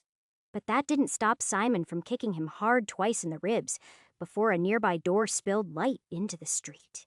Then he retreated quickly before anyone could identify him and let someone else help the prick get back on his feet. The rumor about the fight spread quickly. It would have been hard to hide given how bad Simon had hurt him. Brina was upset about that for weeks, but she never found out the truth. And to the best of Simon's knowledge, he never fucked around on her again, which made the effort worthwhile. Simon used a word of lesser healing on his knuckles to hide any evidence he'd been involved. But other than that, he stuck to his quiet, unexciting life. That winter, he learned to butcher pigs and make sausage, which were not skills he'd ever thought to learn before. But they were interesting trades. Really, the butchery, more than anything, reminded him that he had a ways to go on learning human anatomy. Art had gotten him almost to where he needed to be to try to use more flesh-bending magic. But if he wanted to know even more than he already did, he was going to need to dissect some cadavers and do some studying. That would be an easy way to get branded as a necromancer yourself. He told himself as he quickly decided this was not the right life to do that in. Still, he learned what he could from slaughtering animals, and if anything, he found he had a knack for it. That spring, shortly after Freya started working at the inn he always found her at, he actually attended Brenna and Roderick's wedding. It was a simple affair with wildflowers and a swearing of vows under an open sky. Simon gave the newlyweds a small purse of silver and well wishes for their future together. He saw Roderick flinch when he mentioned the word fidelity, and that was enough for Simon to feel like the man had learned his lesson for a while. At least, he'd managed to fix one future, no matter how minor and unimportant it was, and he felt good about that. He saw no sign that Brunel would ever become the awful woman that he'd known before. If he could keep the zombies from ever overwhelming Schwarzenbruck in this timeline, she'd probably even have a few kids and a nice life. It wasn't quite enough to make him feel completely absolved in the way he once let her become a zombie. But it was a nice start. Despite that normalcy and the fact that he might yet have years to wait, Simon felt accomplished. So, he was surprised when, only a few weeks after that, he finally saw the adventurers he was waiting for stroll into town for the first time. Chapter 253. Simon was interested in the men as soon as he saw them riding through the city like an impromptu parade. But it was only when he recognized the faces of one of the men from the vision that he knew this was the group he'd been waiting for. If not for that, he would have let them pass right by. The men he recalled were much fewer in number and far more desperate looking. These men were peacocks by comparison. And yet, somehow, Simon knew that his next path started here. Still, for now, it would have been strange to approach them, so he steered clear while they booked lodgings and then waited the rest of the day for the rumor mill to catch up with what they were doing here in Schwarzenbruck. Simon didn't have any trouble finding out about them after that. No one did. Now that the wedding had passed, it was all anyone was talking about. 8 men wearing shining plate mail on warhorses with a couple dozen men-at-arms, squires, porters, and various henchmen was like a small army. Small caravans came through Schwarzenbruck all the time, but that was entirely different. According to the locals, an army hadn't been through the area in more than 3 decades. But in the minds of those same men at the bar, this was almost enough to reset that counter, even if Simon wasn't bowled over by it. They looked more like heroes that Simon had in most of his lives, and many of them looked tough, but they were far from a real army, and they had just enough pomp and penance around them to lower the group a few notches in his eyes. Real heroes spent less time preening and more time getting things done. All of that was normal enough, though. The strange part was that their expedition had nothing to do with the necromancer. Simon was sure he remembered that from one of his earliest lives. Adventurers had come to the town, they'd gone off to fight a necromancer, and when they came back, one of them had been bitten. The rest was history. Hell of a thing, isn't it? One of the farmers he was drinking with said when someone else asked what was going on. Apparently, some noble's wine shipment never arrived, and they've gone to clean up the bandits or some such. Simon laughed at that, but only to cover his dark thoughts. It wasn't quite as simple as that. Truthfully, it was pretty similar to the mission the Butcher's Bill got in a previous timeline. It seemed that the powers that be in Bryn only cared about this part of the world when trade to the north became difficult, and now that a couple of caravans had disappeared, they were sending some people to fix that. Did I do something to fuck this up already? Simon wondered. Did I wait years for a problem I already fixed? That would have been funny in a sardonic way, and after a day of self-doubt, he decided that couldn't be the case because of the events that the Oracle had shown him. Simon considered what other elements the new arrivals in the Butcher's Bill might have in common as the conversation flowed around him like a river. He didn't contribute much, but he kept his ears open. He left as soon as he heard they were searching for hunters and porters as much as supplies for continuing the mission north. Simon couldn't sign up with them fast enough after that. He dickered with their quartermaster over pay, but only so his interest wouldn't seem suspicious. Truthfully, he would have paid them to be a part of this expedition, but they didn't need to know that. The deal he finally negotiated was twice as much as he got cutting the heads off chickens, but only a little more than he made unloading beer barrels. Worse, it wouldn't even be paid out until they returned. But Simon wasn't too heartbroken by that. Instead, he got to work, and he quickly helped the group buy up every spare mule in the region that he knew about, and set up a proper mule train, and load it down with hard cheeses, salt pork, and all the other foodstuffs that would store well. Then when they were ready, he went north with everyone else. That was the good news. The bad news was that Roderick had gone and signed himself up for this too. That was an unwelcome surprise. It wasn't that he hated the man, though he didn't care for him. It was that he'd just unfucked Brenna's life. And if this asshole died on the trip, he was going to undo all that hard work. He wasn't the only familiar face of the group, but he was the only one that Simon cared about personally. When Simon asked Roderick about it, he just said, "They're paying top coin to men that can keep their expedition in meat, and I know the woods as well as anyone." "Yeah, that's the reason they need you," Simon agreed, trying not to stare at the man's now crooked nose. "What I want to know is why you want to go with them. Don't you have a new wife to take care of?" "Damn right he does," one of the other porters agreed. "Hot one, too. You sure you can leave her all alone for weeks or months?" Roderick shook his head. "Brina is as faithful as they come, and I'll miss her, but a little coin will come in handy." Simon didn't believe that explanation for a second, but he told himself that no matter what happened, That guy was coming home in one piece. As promises went, though, it wasn't hard to enforce because the further north they went, the less evidence they found that anything was wrong. Simon had long ago cleared out the barrow mounds, but unfortunately, they weren't the cause. That didn't leave much else, though. Even if they send a knight ahead dressed as a merchant with only a few pack mules for company, some days no one tried to ambush him. No. Even though Simon had taken all the trouble to pull his armor out of mothballs for this trip, there was no use for it. Every day was nothing but plodding forward as the mountains in the distance grew ever larger and the land grew ever drier. Maybe I'll finally sea-bombed pass after all, he thought as the days wore on. The person that Simon was pretending to be had to pretend to love these events. He was getting paid just to walk around and perform minor errands. The most exciting thing he did was gather firewood after he finished making camp. Really? He chafed at it, though. Who wouldn't? The only bright side to the boredom was that it gave him a chance to check out the men that he might one day have to fight beside. One of the men, Sir Bevan, was definitely a member of the Unspoken. Simon could tell by the pin that held his cloak, even if it wasn't white. Another knight that he often associated with might be another member of the cult as well. But the rest didn't seem to be. And despite how shiny their armor was, when Simon watched them spar, he judged them all to be competent warriors. About half of them might be better than him, and Simon would have loved to spar with them to find out. He was sorely in need of practice. Thrashing someone like Roderick was nothing compared to letting steel ring out against steel against a talented opponent. That was where you learned something.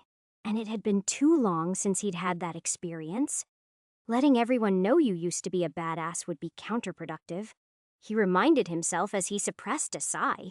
Instead of fighting, Simon behaved and contented himself with wondering what kind of bandit operation would make whole caravans disappear. He'd taken apart a pretty large encampment by himself in the not-so-distant past. But 12 men couldn't expect to ambush a group much bigger than half their size unless they wanted to let casualties pile up. To listen to some of the men who were more in the know on exactly what it was these knights were here for.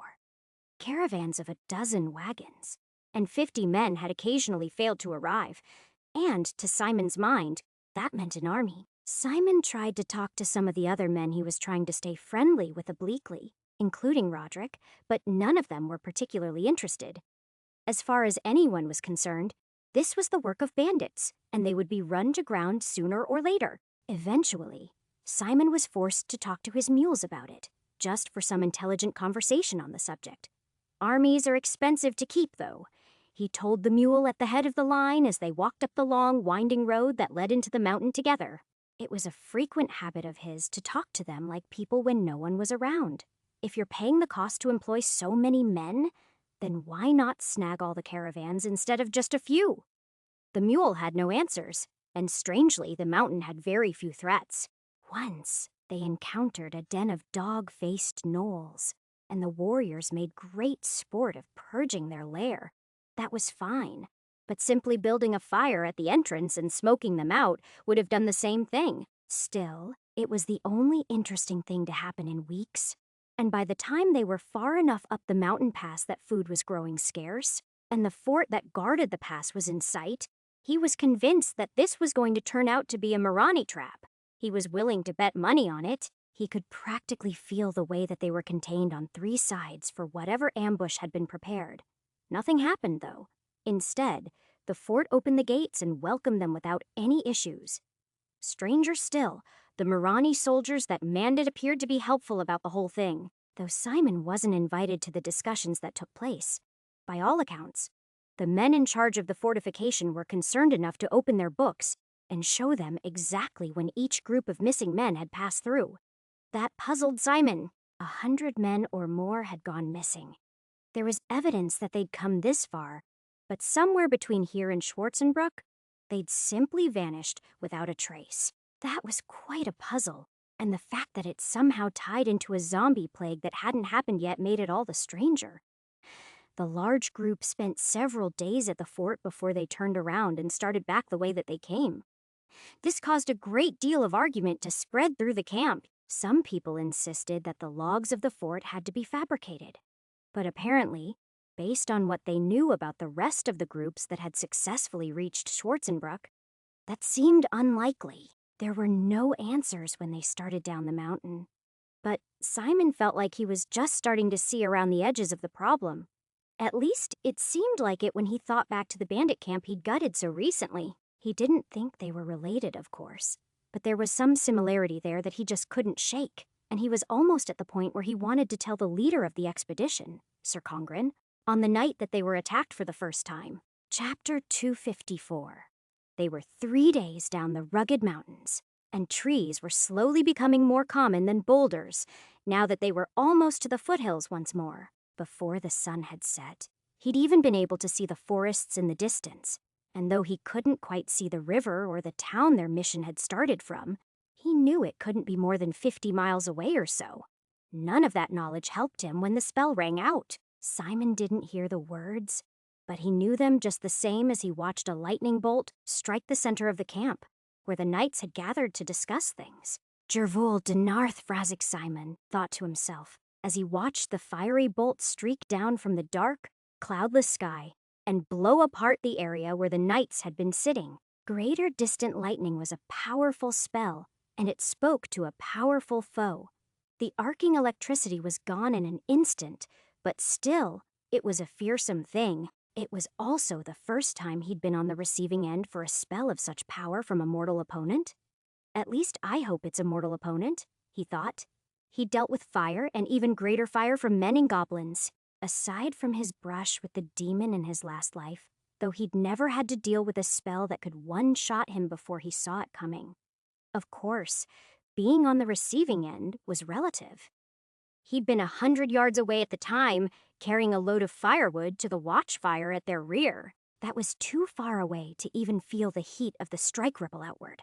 The roar still deafened him enough to mute the screams that followed in the wake of the lightning strike, but Simon was ignoring those. His instinct to run and heal who he could was a trap, and instead, he whispered the words of lesser light concentration as he looked out into the night to try to find the person who'd done it. It was a moonless night, but now that his eyes were drawing in enough extra light to make the fires painfully bright, he could see as well as he'd been able to in twilight a few hours ago. What he saw was not what he expected. He dropped his wood immediately and drew his sword. "To arms!" he yelled at the dazed group. "They're coming? The dead are coming?" He knew that he risked being targeted for shouting an alarm, but amidst the mob that was approaching, he couldn't see anyone who looked like a warlock. All he saw was a tide of the dead coming up the slope. There were hundreds of them, and though they seemed to move with a bit more discipline than he was used to, they still had the blank gazes and the clumsy movements of the zombies he'd fought so many times before. The small army he was a part of had more than 50 men and dozens of animals, so they had to choose their campsites well. Tonight, they'd chosen a wide spot in the main road with a tiny watering hole near the cliff that protected their rear, and they'd made fires on the road on both sides so they'd see anyone coming from either direction. Toward the southwest, there was a gentle slope that led down into an empty valley that was streaked with a dry gulch and several sandy washes. It barely had enough grass for grazing, and they tethered their animals in that area. Now, the horses and mules were breaking free of their tethers and running for their lives in all directions as the dead shambled past them in a wave toward the encampment. Simon was sure he would have been able to hear them if he hadn't been partially deafened by the blast. Simon certainly didn't blame the beasts for running. He would have done the same if he'd been smart. Instead, he charged through camp with his sword out as he ran toward danger, shouting more warnings and instructions. A few people moved to join him and drew their weapons automatically, but most of them were rushing toward where the bolt of lightning had struck down several people. That's just asking for another blast, take out everyone else, Simon told himself as he avoided the area. Even after he'd reached the slope and engaged the first zombie, though, a second lightning strike never landed. That made Simon curious, but he didn't have time to figure out why that was the case before he engaged the closest zombies. "Don't let them bite you," he roared as he noticed almost no one had armor on. Simon didn't either, but there wasn't much he could do about that now. He'd been lulled into a false sense of complacency by the events. In fact, He'd have convinced himself that these people really were a year or two too early, and they'd be back when the real necromancer showed up. Now he knew the truth. This wasn't bandits, and they were here at exactly the right time. But his foreknowledge didn't exactly do him a lot of good. Now, nothing did any good except for hacking away at the dead. Even his magical sword was useless because it was powered by the life force of his enemy. So, he threw that down after it failed to cleave through the neck of the first zombie, like he'd planned, and pulled out the hatchet he'd been using to gather wood instead. Then he used the hard butt end like a mace and took out each zombie that came toward him in a single blow. Still, the way they moved unnerved him, and it took him a minute to realize that was because they were attacking in ranks, which was something zombies should never do. They were unintelligent, hungry creatures. They were a mob, not an army. The rest of the men weren't faring as well. They were largely killing zombies too, but there had also been cries of pain. Somebody got bit, he told himself. I just hope it's not fucking Roderick. Several times, he saw men on his side disarmed because they'd stabbed a zombie through the heart or the gut, and it had just kept right on coming, depriving them of their blade. Simon yelled out instructions time and time again in those chaotic few minutes. Go for the head. Don't let them bite you. Don't get surrounded. It was simple stuff, but whether people couldn't hear him over the din or they couldn't make themselves do reasonable things over the panic that the situation caused, he couldn't say. Most of the men-at-arms, and the squires he fought beside, attacked as they always did and were quickly dragged under the wall of grasping arms and rotting flesh. Meanwhile, Simon swung until his arm ached, going for the temple or the spine of the one in front of him over and over, depending on which way they were facing. This wasn't really combat, not as he thought of it. It was exhausting and more like chopping wood. Fortunately, he'd been doing an awful lot of that in the last few years, and he continued even after his arms felt thick and heavy. After less than 10 minutes, Simon was with only other porters. They, at least, had listened to the scary stories he'd told them around the campfires some nights. They didn't need to hear him now. They'd already internalized the lessons he'd taught them about fighting zombies. Still, it was a losing fight, and only a couple minutes after that, Simon heard someone sound the horn. Though he'd hoped that they were reforming, the second blast sounded almost immediately, and then a third. It was a call to retreat. Simon did so, grudgingly. He only moved back when everyone else had, and even then he never got too far ahead of the dead so he could keep killing them with opportune strikes. That only continued for another 100 yards. Then, the zombies stopped following them. That puzzled Simon because they should have stayed with them until they'd killed and eaten everyone. But strangely, that wasn't the case. What in the fuck is going on? Simon wondered as he followed the tide of stumbling men as they ran down the trail away from the fight. No, second, lightning bolt. Even though we were sitting ducks and well-drilled zombies instead of a mob? This is crazy. It wasn't any less crazy once he met up with the few other survivors. A few of the men that had survived the lightning bolt were thrown over the back of mules and horses. But everyone else was on foot, and all of them were looking pretty ragged. Fear was more common than armor, or even clothing in some cases. Half of the men that survived had done so because they'd woken up from a sound sleep and hadn't even bothered to put on trousers before they'd run for their lives. They didn't stop, either. Not for a long time. They were more than a mile down the road before people finally gathered behind a large boulder and established a defensive cordon for an attack that never came. As he took stock of the situation, he quickly decided there were only a few silver linings. The first was that Roderick was still alive, even if he was bitten. And the second was that the man who was one of the unspoken was dead or missing. That made what he was going to do next only slightly less dangerous. All right, everyone, I know we're all panicking, but if we don't get those wounds treated, you're going to be in for a really bad night. He started. We need to. Who put you in charge? One of the men-at-arms asked as he wrapped a bloody strip of cloth around his arm. Sir Congren will. Your leader has third-degree burns and will be lucky to survive the night. Simon shot back. That makes him more fortunate than everyone else who was bitten by one of those things. What were they? Another man asked, causing the fragile silence Simon had only just started establishing to unravel. Suddenly, half a dozen different conversations were unleashed at once. Who was in charge? What was happening next? Were they about to be attacked again? Were they really attacked by the dead? Enough, Simon shouted, moving to the most seriously injured man who was standing close to him. Not only was the squire's arm broken, so that it flopped limply, but it also had 2 ragged bites taken out of it. It was an ugly wound, but as Simon grabbed the arm and pulled it straight, he whispered the words of greater healing, followed by a word of curing, and the wounds vanished almost immediately. He was well aware that he'd taken his life into his own hands in that moment, but there was little else he could do. He needed to get these people focused, and the disadvantage of having lived such an unremarkable life up until now in this group meant that no one gave a shit what he said. Witchcraft, someone breathed behind him even as the young man looked at his suddenly healed arm. I don't know witchcraft, Simon shouted. Just a couple healing techniques from my, Ionian goddess. That's all. I can't summon lightning or raise the dead or anything like that. It was a flimsy lie, but it was the best he could come up with on short notice. Truthfully, what he was doing was pretty much the opposite of what that Ionian goddess wanted, if that's what the oracle was. She didn't want him interfering in the flow of world events, and she certainly didn't want him using magic regularly.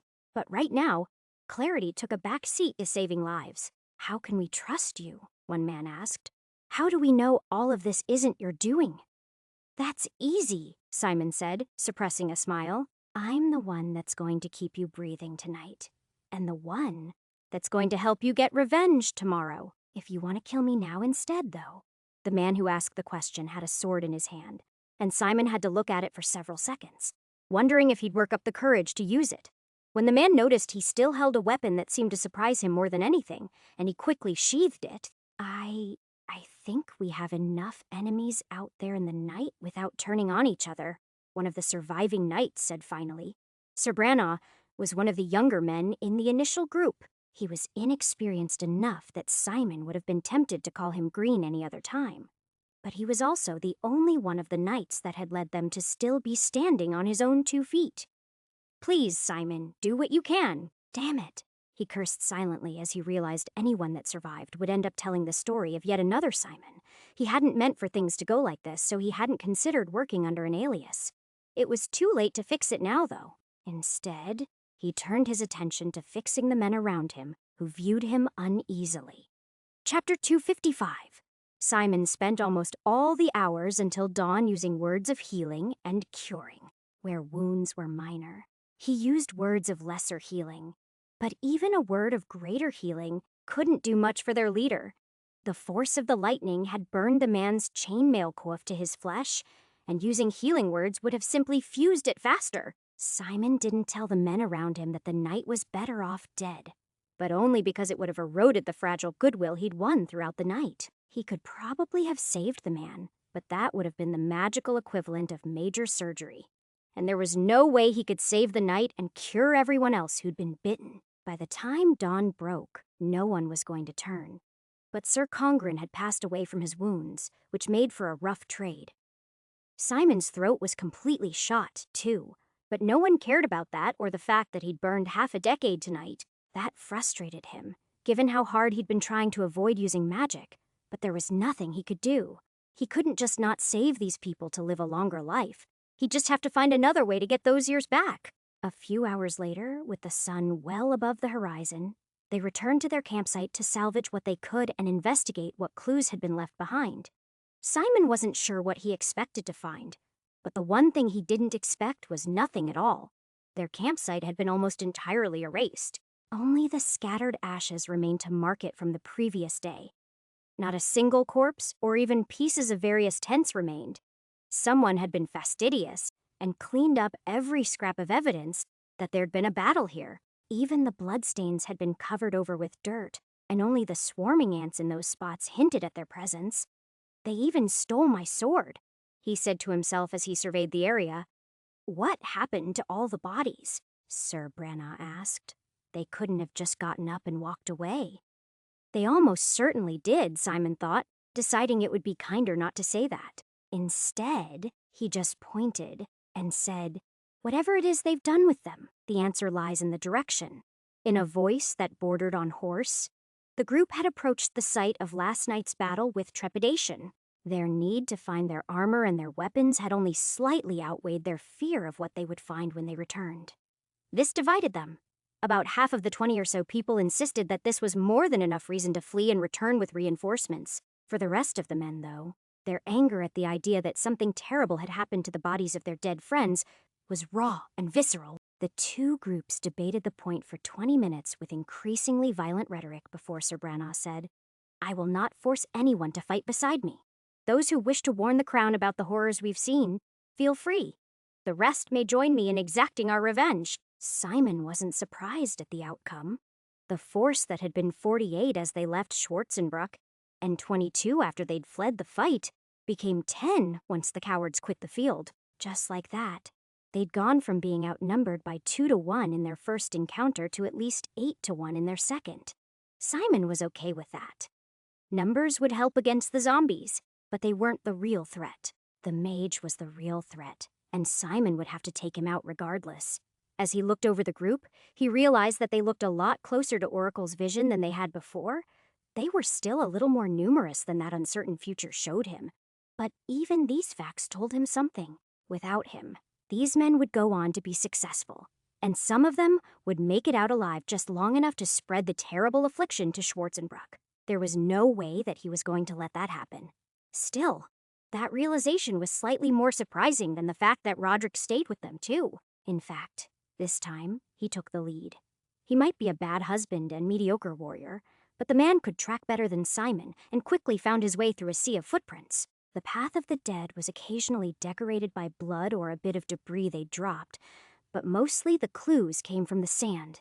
Here they were dragging something. There, they were starting to narrow together from a wide wall of people into something closer to single file. Based on their path, Simon could see which canyon they were heading toward even before their huntsman pointed it out. Why the zombies were returning to the canyon, he couldn't say. But there was no doubt about it. As the dark stone walls rose up around them, everyone was concerned that this was a trap of some kind. Everyone except for Simon, that was. The trap had already been sprung last night.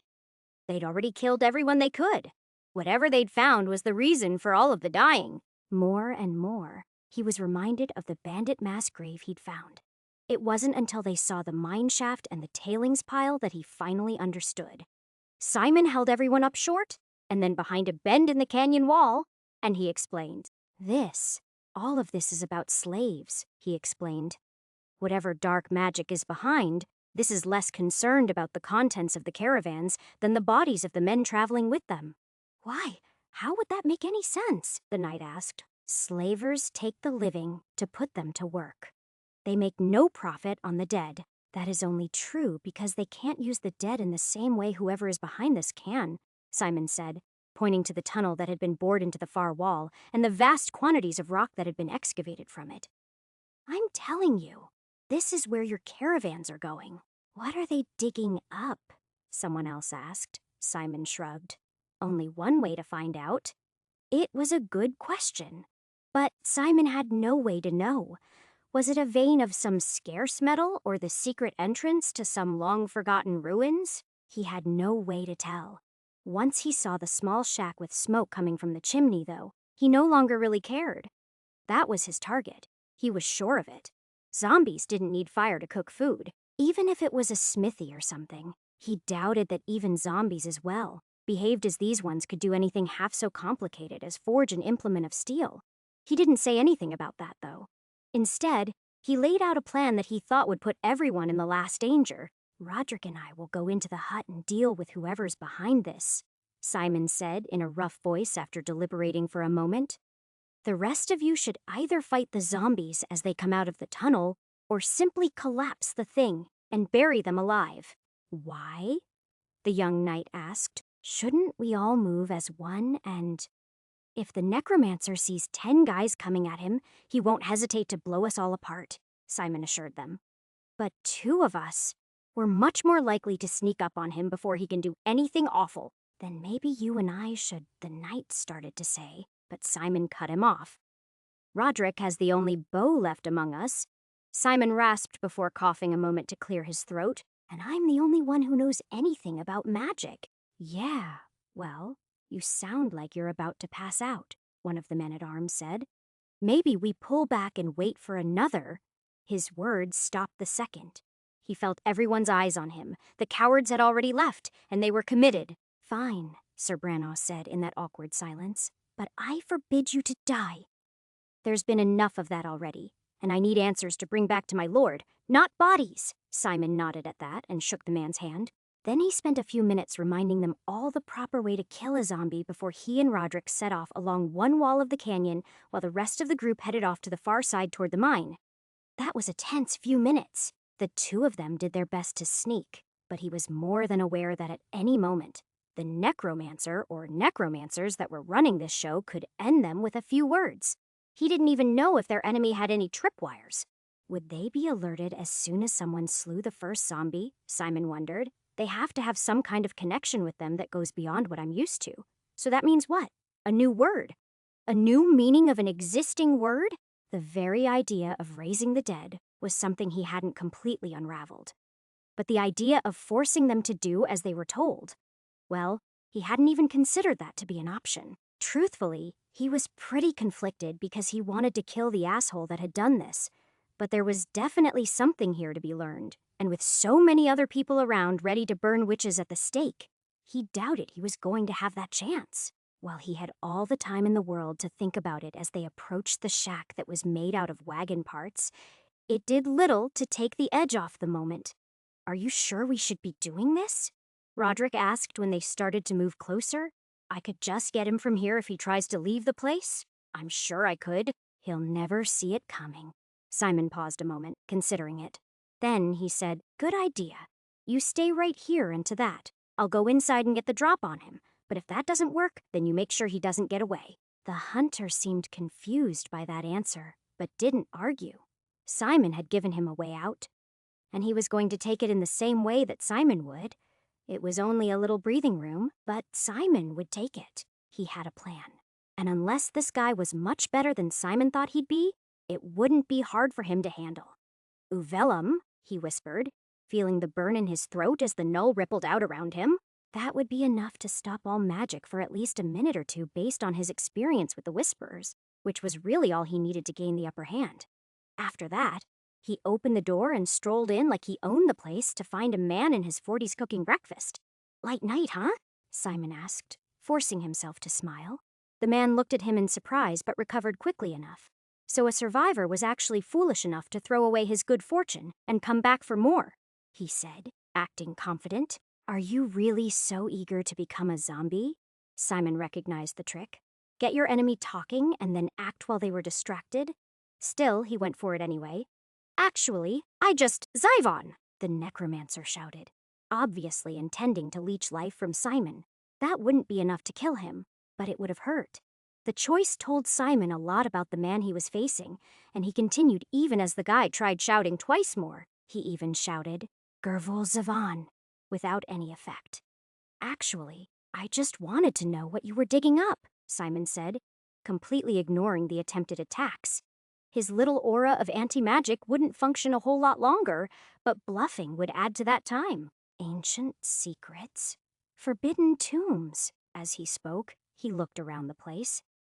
It was a hovel more than a home, and it was crowded with the weapons and belongings of dead men. Simon didn't see anything that looked like a grimoire, but he was hoping he'd find one somewhere. Bah! What makes you think I'd dut? The necromancer started to bluster. That was when Simon lifted his hatchet and threw it as hard as he could at the wall. It wasn't quite a close shave, but the whirling weapon did pass within 3 inches of the other man's face before embedding in the wall behind him. That was enough to make the enemy necromancer drop to the floor, cover his head, and cower gold. He said, They're digging up gold. Simon shook his head. All of this, all those lives, just so you can get rich. Do you know what will happen if one of your zombies gets loose and bites some traveler? That would never happen unless you killed me. The man stammered in fear. I control them. They must obey and using their bite to spread the curse. Well, that just means I don't have to cast so many spells. Surely you can understand that. You obviously know a thing or two if you can suppress my spells. Surely we have much to teach each other. Simon sighed, and then extended the man his hand. I just want to know how you control them. Chapter 256. Simon had planned to listen to the man. He wouldn't let him go no matter what he said, of course, but he would at least do his best to minimize his suffering. Unfortunately, even as he helped the necromancer to his feet, he saw the hint of a wicked smile cross the other man's face and knew that something terrible was about to happen. Will the word of nullification still protect me from his magic? Simon wondered even as he drew his dagger. Ultimately, he decided he wasn't going to wait to find out. And even as the necromancer opened his mouth to say something, Simon embedded 8 inches of steel into the other man's larynx. Whatever word he'd planned to say in another attempt to kill Simon died on his lips and was replaced with a look of surprise. He struggled for a few seconds, then twisting in Simon's grip while he tried to escape the death that was all but certain. Simon could have pushed the blade all the way through his spine to make the man's death more merciful. A vile necromancer like him didn't deserve mercy, of course, but he still would have done it if the necromancer hadn't pulled out a wicked kriss and tried to gut Simon with it. Then Simon stepped back, knife still in hand. The warm glow of the life force he'd been draining from his enemy faded even as blood fountained from the wound in his throat. Simon stepped back as the necromancer waved his curved blade back and forth, almost at random. Then, with one last look at one particular pile of books, like he wanted something from him, he turned and fled out the door. Simon didn't chase him. He knew that he had an archer out there at the ready. Even if he didn't, the man wouldn't have made it far as he drowned in his own blood. It turned out the necromancer didn't make it 20 feet from the door before he toppled to the ground. But by then, Simon was already rifling through his things. Anything that hadn't just died with the man would be written down. And whatever that might be, Simon had to find it before everyone else showed up and lit a bonfire. Fortunately, Roderick was justifiably nervous about entering the lion's den and gave Simon a couple of minutes to loot through the stack of books in search of the dead man's grimoire. That would have been bad if he'd been lying on the ground bleeding out. But as it was the perfect reaction. Simon quickly flipped through each book, noting that most of them were log books and merchants' ledgers that obviously belonged to the dead caravans. At least those will confirm who actually died in this awful place, he thought as he dug deeper into the stack. Near the bottom of the stack, he finally found what he was looking for in the form of a thin brown leather volume. Unlike most of the evil books he'd found before, this one was undecorated. There was no gilding or external signs that it contained evil. But he only needed to glance at a few pages before he saw words of power that he recognized. He kept searching after he slipped that book into a familiar-looking pack, but he found nothing else in his searches after that. Well, he found no other books containing dark magics after that, but he did find his sword. It had been set aside with a number of other items that might have been rune-marked in some way, judging from the fact that Sir Bevan's sword and protective talisman were sitting amongst the pile. Simon pocketed what he could for later inspection, and was standing there trying to figure out how he might be able to sneak the rest away without appearing too suspicious when Roderick finally entered the hut. "Ah, Simon, are you still breathing, man?" He said as he nervously crept into the door. "What?" Simon asked, turning toward the door, somehow worried he'd forgotten something incriminating. Roderick didn't say anything. He just pointed. Simon looked, and after a few seconds, he saw what had stunned him into silence. In the far corner was a knee-high stack of gold bars that he'd uncovered in his search of the room. Simon had ignored it because it had no value to him, magically speaking, but in retrospect, he could see how that wasn't the normal reaction. Such a pile represented lifetimes of wealth to the average man in the world. "I was going to let Sir Branagh handle that," he answered with a shrug. It seemed like too big of a decision for... "Simon, think, man," the hunter said. "If we give all of that to the knight, he's going to pocket some, then take the rest on to his lord, who will pocket some before handing whatever's left off to the king. The people of Schwarzenbruck will never see a thin silver coin from that pile." Simon smirked as he resisted the desire to point out that the pile contained no silver coins at all. Instead, he said, "So, what do you propose? We take a couple bricks and..." "We could take it all," he said. "You and me, right now. We could take it all and what? How do you propose to spend a dozen bars of solid gold?" Simon asked. Don't you think that's going to be a bit suspicious? Truthfully, Simon thought they still needed to be refined further. The metal looked like it had only been roughly smelted and wasn't quite fit to be coined yet. I didn't think of that, he sighed. Still, don't you think we deserve something after all we've been through? Simon couldn't help but nod to that. In that moment, he thought of all the things he could do with much gold. He could stash it somewhere and dig it up in a future life when he needed to. He could use it to increase the defenses of Schwarzenbrock so it would be more able to defend against Mirani attacks that awaited in its future. He could do lots of things. However, after a few seconds of contemplation, he decided that was the wrong priority. I think we'll make sure that our friends and neighbors get something out of the deal, Simon said. Before we do any of that, though, there are more zombies we need to kill But it will be too late by then, the hunter said. Then it will be too late, Simon answered, pulling his hatchet from his belt. It was hard to be too hard on Roderick in that moment. Simon couldn't lecture the man. He'd just done exactly the same thing with his treasure. And as he went off to see if anyone's lives needed to be saved, he felt a little guilty about that. Still, by the time he arrived, he found that everyone was fine. They'd made the smart move and collapsed the entrance to the mine shaft, sealing the zombies that were inside away forever, and the corpses of only a few were scattered around the entrance. Simon took a moment to feel sorry for those who were trapped in there and hoped that most of them had been crushed. That was like his two worst fates combined into one endless nightmare. Still, that private sorrow didn't stop him. After a brief update about the dead necromancer, he checked everyone for bites before tending to lesser cuts and scrapes with bandages instead of magic. I wonder what it was they were mining anyway, the young knight asked. Simon didn't answer. He just looked to Roderick and left that to the hunter. Well, you see, the other man started. It looks like, maybe, it was gold. We found some in the man's hut, and, to the knight's credit, he didn't talk about how rich they were all going to be. He talked about how they'd have enough to provide a proper recompense to the families of the dead men, which was exactly what Simon had hoped for. Not everyone echoed those sentiments, but Simon didn't really care. Even if we spread the funds widely, there's more than enough for everyone, Simon said. The real problem is that it is going to be hard to get all of that back with only a single mule? There's that much? Sir Branagh asked. Simon only nodded. That much and more, along with the logs and ledgers of all the caravans that were waylaid, and a good portion of their goods and supplies.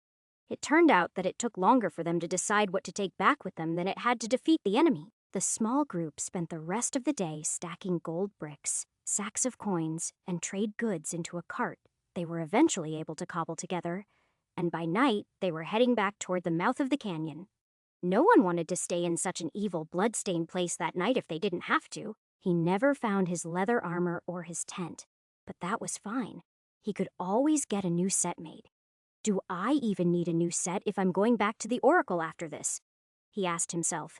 He wasn't sure that he did, but then he wasn't exactly sure that he didn't either. That question only became more complicated when he cracked open the dead man's grimoire that night and started reading. The book was more of a journal than a proper grimoire and contained sporadic entries over the course of a decade. But what surprised Simon the most was the source of most of the man's knowledge. Faustin, as he was apparently called, claimed to have raised the dead souls of several notable mages and forced them to share their secrets with him. Such a story was incredible and entirely beyond Simon's own magical experiences. Unfortunately, he couldn't dig too deeply into it because his comrades kept distracting him and asking questions, so he had to act like he was pursuing a ledger rather than reading a story about evil powers. Still, he did learn a new word in the midst of all that, which was a greater reward for him than any number of gold bars. Eslum was a word that seemed to quite literally mean soul. And at least according to Faustin's notes, it could be acted on by a number of other words of power, though he didn't seem to know as many as Simon did. In one example, he theorized that if there was a null modifier, then one could use it to dispel a soul, killing them instantly or at least zombifying them. The necromancer hadn't been sure which. Even more horrific, though, was his idea that if there was a drain modifier, then one could use it to siphon specific knowledge from the soul of another mage, rather than summoning their spirits and going through the tiresome process of asking them questions. Simon had both those words, of course, but he wasn't sure if he wanted to try either experiment. The former seemed like it would fuck up the whole cycle of life thing pretty bad. And the latter, well, it could go wrong in any number of ways. Your soul is the one thing you keep through each loop, he reminded himself. If you fuck that up, then who knows what you become? Playing with such evil magic could very well turn him into exactly the sort of monster that thought that detonating volcanoes was a good idea. He realized that was all he really needed to put that thought as far from his mind as possible. Chapter 257. In the week that followed, as they slowly made their way back to Schwarzenbruck, but in all that time, Simon's mind was never far from the things he read in the slender tome he'd stolen away. Whether he was helping to push their cart up a hill or helping to mediate the fair way to divide their loot, he couldn't stop thinking about zombies. In particular, he couldn't stop thinking about the way that Faustin's methodology had evolved so quickly over only a few years. According to his writings, the book didn't say how he discovered the words of soul command, Eslum Darth. That would forever remain a mystery unless Simon returned to the man's corpse when all this was done and raised his soul for a little sit-down. He was undecided on that front. He very well might do that once he'd resolved things with this journey. Still, that spell had been the key that unlocked all sorts of forbidden knowledge. After that, he visited places far and wide where evil men were reputed to be buried, and then robbed their graves of a bone or two. Apparently, that was all it took to form a magic link. After that, he could use a summoning circle that wasn't so different from a demonic circle, decorated with the words of soul connection and the name of his target, and he could draw them forth from the world after and spend a few minutes talking to them. Simon's first use of the spell wasn't even on a necromancer, but on a prospector who died under mysterious circumstances before he could exploit a claim he'd bragged about. It really had been money that had set everything else in motion, and that disgusted Simon as much as anything. The limitless pursuit of dark knowledge he could understand, even if he couldn't accept, but money. It was a waste. According to Faustin's records, the dead seemed to be in pain, though he didn't really care. He would use that pain as leverage to get them to tell him their secrets, and often they would comply. That was how he first learned to raise the dead with the words of death to life, Gelthic Marin. The first version was simple, and apparently he didn't even have full control over what he'd created. There was also no evidence that he understood what it had cost him at first, or that he had any idea that the lesser or greater modifiers existed. After a few experiments and a visit to another grave, he modified the spell to North Gelthic Marin, or commanded death to life. This had given him complete control over his zombies and allowed for early work on the mine. But he made little progress until additional experimentation led to Offerum, da North Gelthic Marin. That was essentially the same spell, but given contagious properties. By that point, Faustin had wasted decades of his life. Despite looking a little older than Simon, he'd apparently only been 20 when all this had started, and with no access to draining the lives of others directly, he'd switched to human sacrifice to power his spells. In the final version, the magic was carved into the flesh of a living victim, and then, when they bled out, it activated. That was gruesome enough. But the fact that it had been intentionally created to repeat itself on all future victims was what was truly evil. Simon thought about how the drive to efficiency is what often brought out the worst in men, even after they arrived at their destination, and he helped the local blacksmith set up a small gravity-powered mint. It was ironic, of course, since he was about to help the same sort as that the necromancer he just killed had. But then, his was going to involve fire, weight, and gravity. No one's soul was getting sucked out. He hadn't even forced everyone to go along with it. It had been the solution he proposed, and eventually everyone agreed. All of the survivors got a full share. The dead men's heirs got 2 shares, and the lords that had chartered the mission in the first place got 10. Simon wasn't pleased with that particular idea, but he didn't care too much and had accepted the compromise that the Thane of Schwarzenbruck get shares equal to the lords of Bryn since it was an independent city-state that had spread the wealth nicely. At this point, no matter what happened, they were going to cause some massive inflation somewhere. They had 300 pounds of gold, even if they split it 50 ways. That was more wealth than anyone needed. When the city's lord, Thane Hrovgard, heard the news, his first instinct had been to declare a large tax to confiscate the wealth. He apparently thought he deserved more than about a sixth of the massive haul, even after he'd had no hand in the expedition or their triumph. However, after a shouting match that almost came to bloodshed, he'd seen reason when Simon had offered to show him where the mine was so he could use the funds he'd received to hire the men needed to dig up even more. It was a neat solution that wrapped itself up so nicely in a bow that townspeople had held a celebration. But Simon hadn't attended. Instead, he helped the blacksmith convert an old cracked anvil into a 150-pound drop hammer and developed the gearing for it to be raised. Then, while the construction was taking place, he carved the dies. That was the only part of the whole thing he used magic on.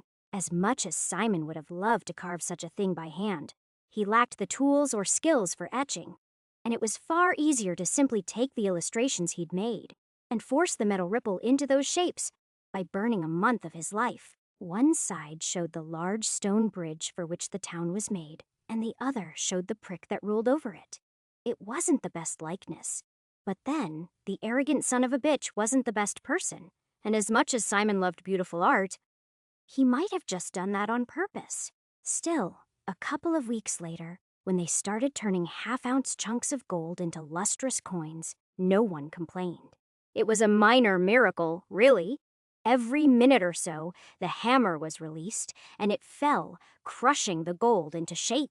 Then, a pair of men spent another minute winching the thing back to the top of the arms before repeating the process. Once they started, the hammer rose and fell in a constant rhythm that could be heard throughout the city. It worked day and night, and in only a few days, all the coins were completed. Refining the metal further had reduced the quantity of gold by a third, but Simon had warned everyone to expect that, and the complaints weren't too fierce. Really, Simon appreciated the feedback more than the treasure itself. Gold was ephemeral, and he'd lose it at the end of every life. Recognition for a job well done was much more precious to him, Sir Branagh said. Truly, this might be the finest coin in the region. Certainly finer than any of those I've seen from Bryn. The man offered to bring him back to the capital and make some introductions for him at the treasury. I don't know what you're doing in this backwater, but the king could use men like you. Simon shook his head, though, and declined the offer. Instead, he helped the Thanes set up an expedition with men and mules, and then spent another week of his life escorting them to the spot. It was the least he could do, considering he felt a little guilty about entombing those zombies forever, with no chance to free themselves from their cursed existence. He spent that first day helping them set up camp, and keeping a keen eye out for more of the Walking Dead. After that, in a stroll around the area where the necromancer's ragtag shack had been, he noticed the ruined remains of Faustin. They weren't right where he left them. They'd been dragged down a slope by scavengers, but there was no mistaking the rags of the robes he wore. Simon inspected the body, then helped himself to the man's skeletal hand in case he wanted to talk to him later. Simon didn't stay long enough to help them reopen the collapsed passage, but he did give everyone a long lecture on the best ways to kill a zombie before he left. He was also very clear about the fate of those who were bitten. If one bites you or claws you, you will die. Maybe not right then, but in a few hours or a day, you will be done for. Worse, you will rise back up and try to inflict the same fate on your friends and colleagues. So, if that happens to someone, you must strike them down without mercy. You know it's entirely possible this could happen all over again. His brain tried to tell him as he rode south for the third time in a month. It could happen, and all of this would have been for naught. Simon couldn't refute that, but he did find it incredibly unlikely. Still, as much as he dismissed it, it nagged at him all day. And even when he made a small campfire once he reached the main road, so near the site of the previous massacre, he couldn't escape it. He tried. He thought about how nice it would be to go back to Hippalion and see everyone again except for Zoa. He thought about checking in on Freya and Brenna to make sure they were going to turn out okay. He even thought about hunting down Kel and killing him just so he couldn't find a way to fuck all of this up. All of those thoughts vanished when a stranger came out of the darkness, though. He walked with slow, crunching steps that betrayed his presence long before the firelight revealed him, but that was intentional. Simon was sure of that when he saw the man come out of the dark with his hands raised.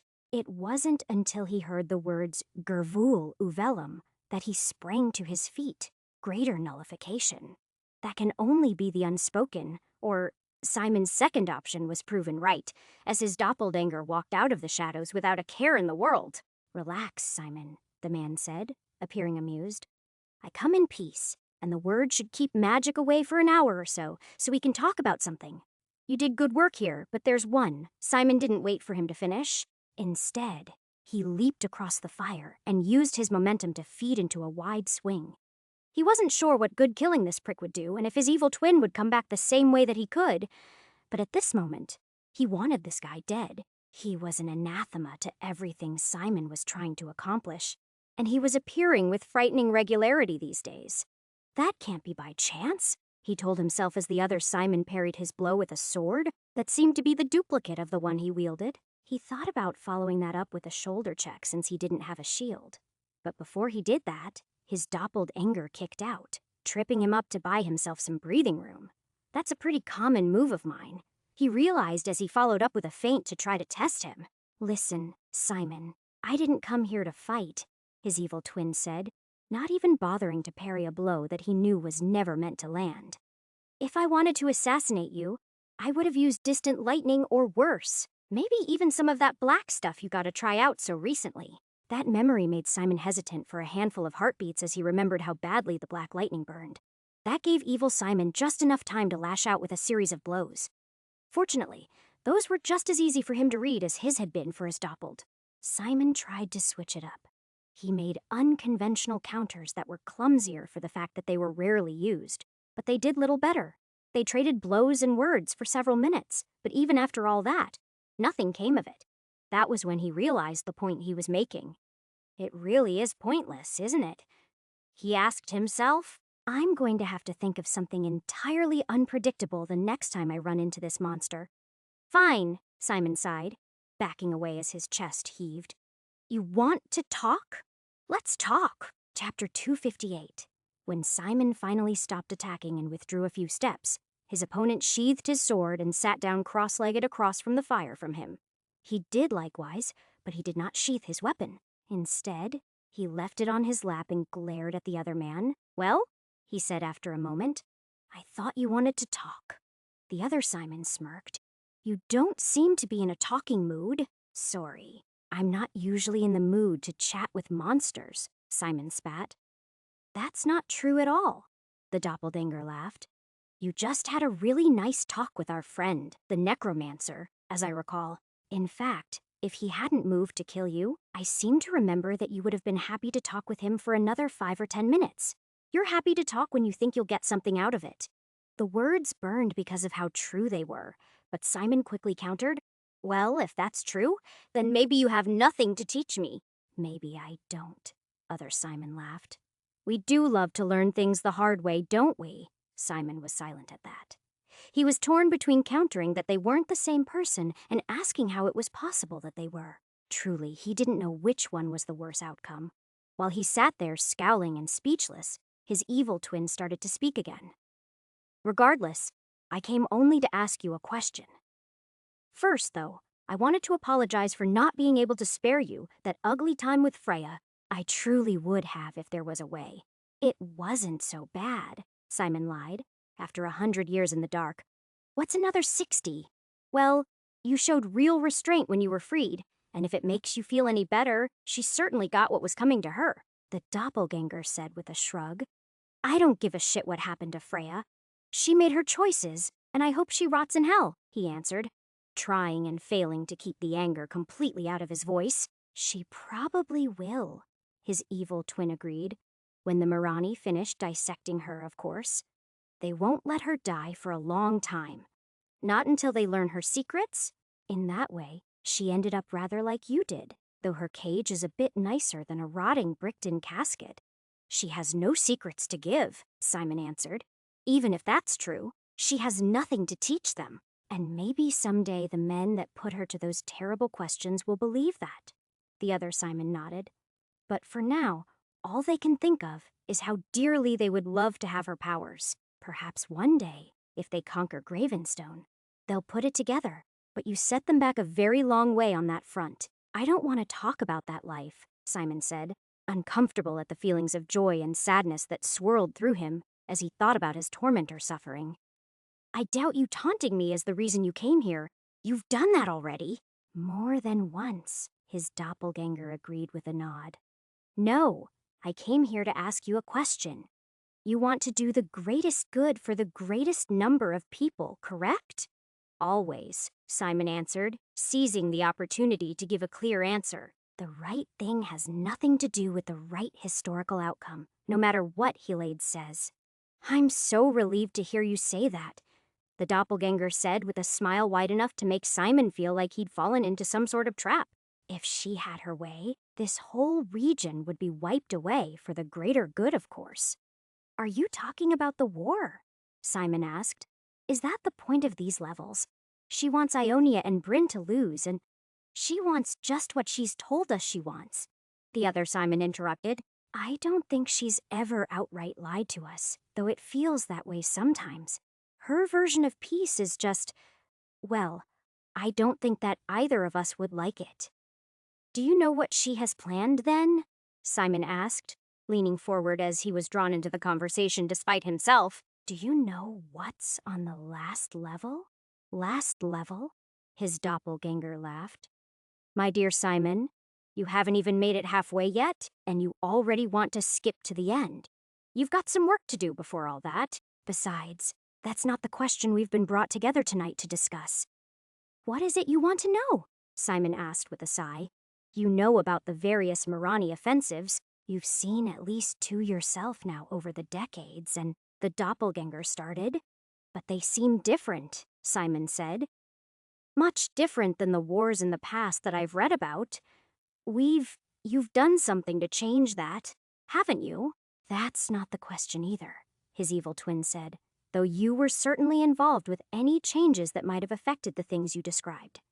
But that is, I've never had a level that dealt with them anywhere, Simon countered firmly.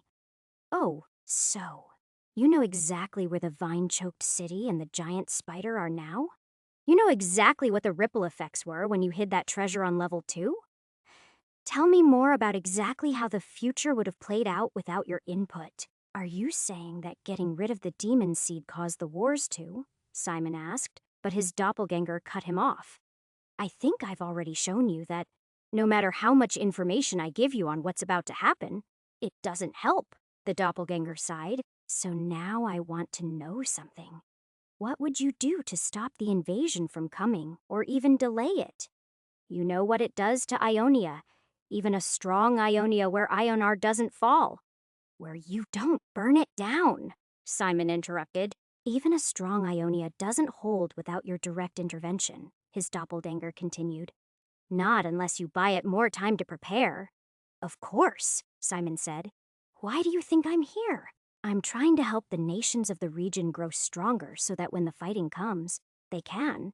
As he spoke, his doppelganger reached across the dying fire to hand Simon a slip of folded parchment.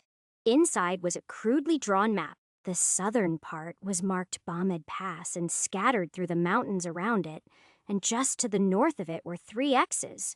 What's this? Simon asked. What do you think it is?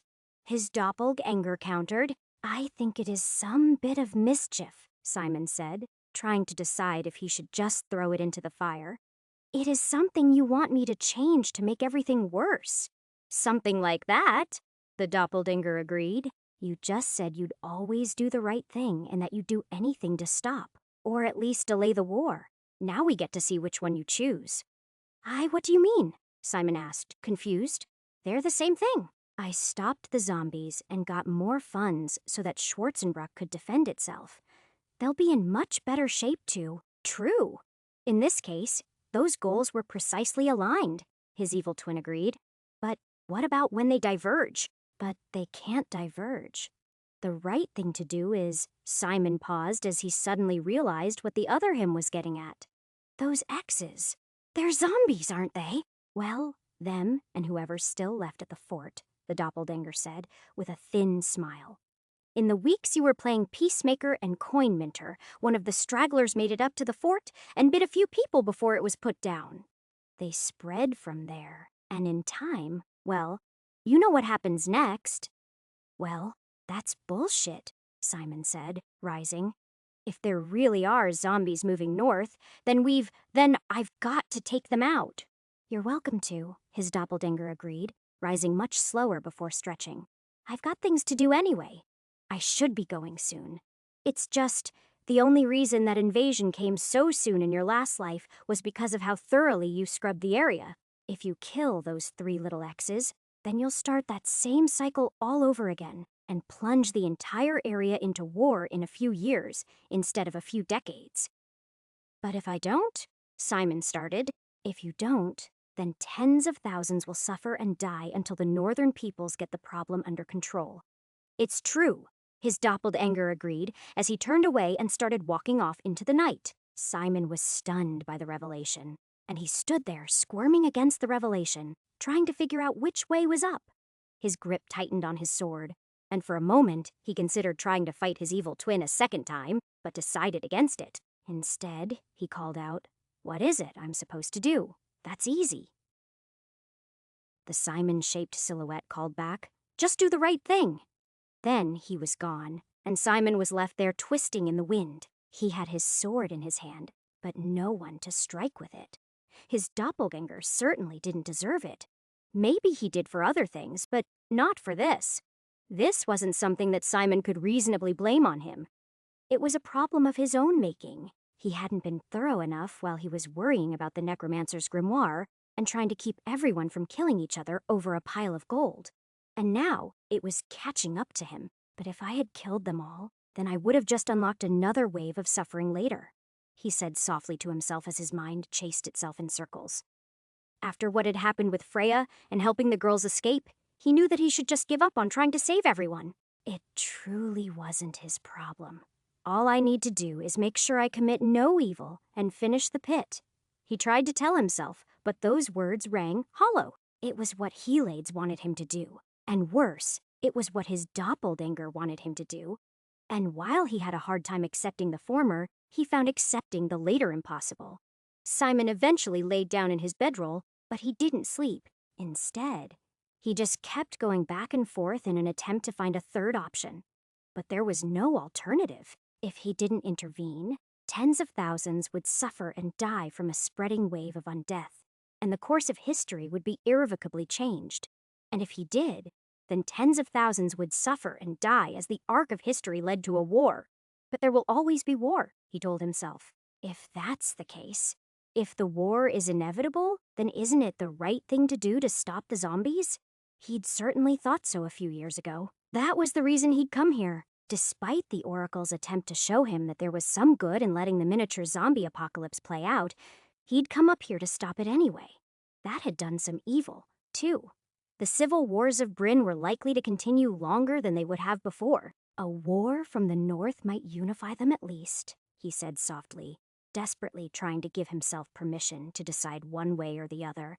Someone always decides who lives and who dies.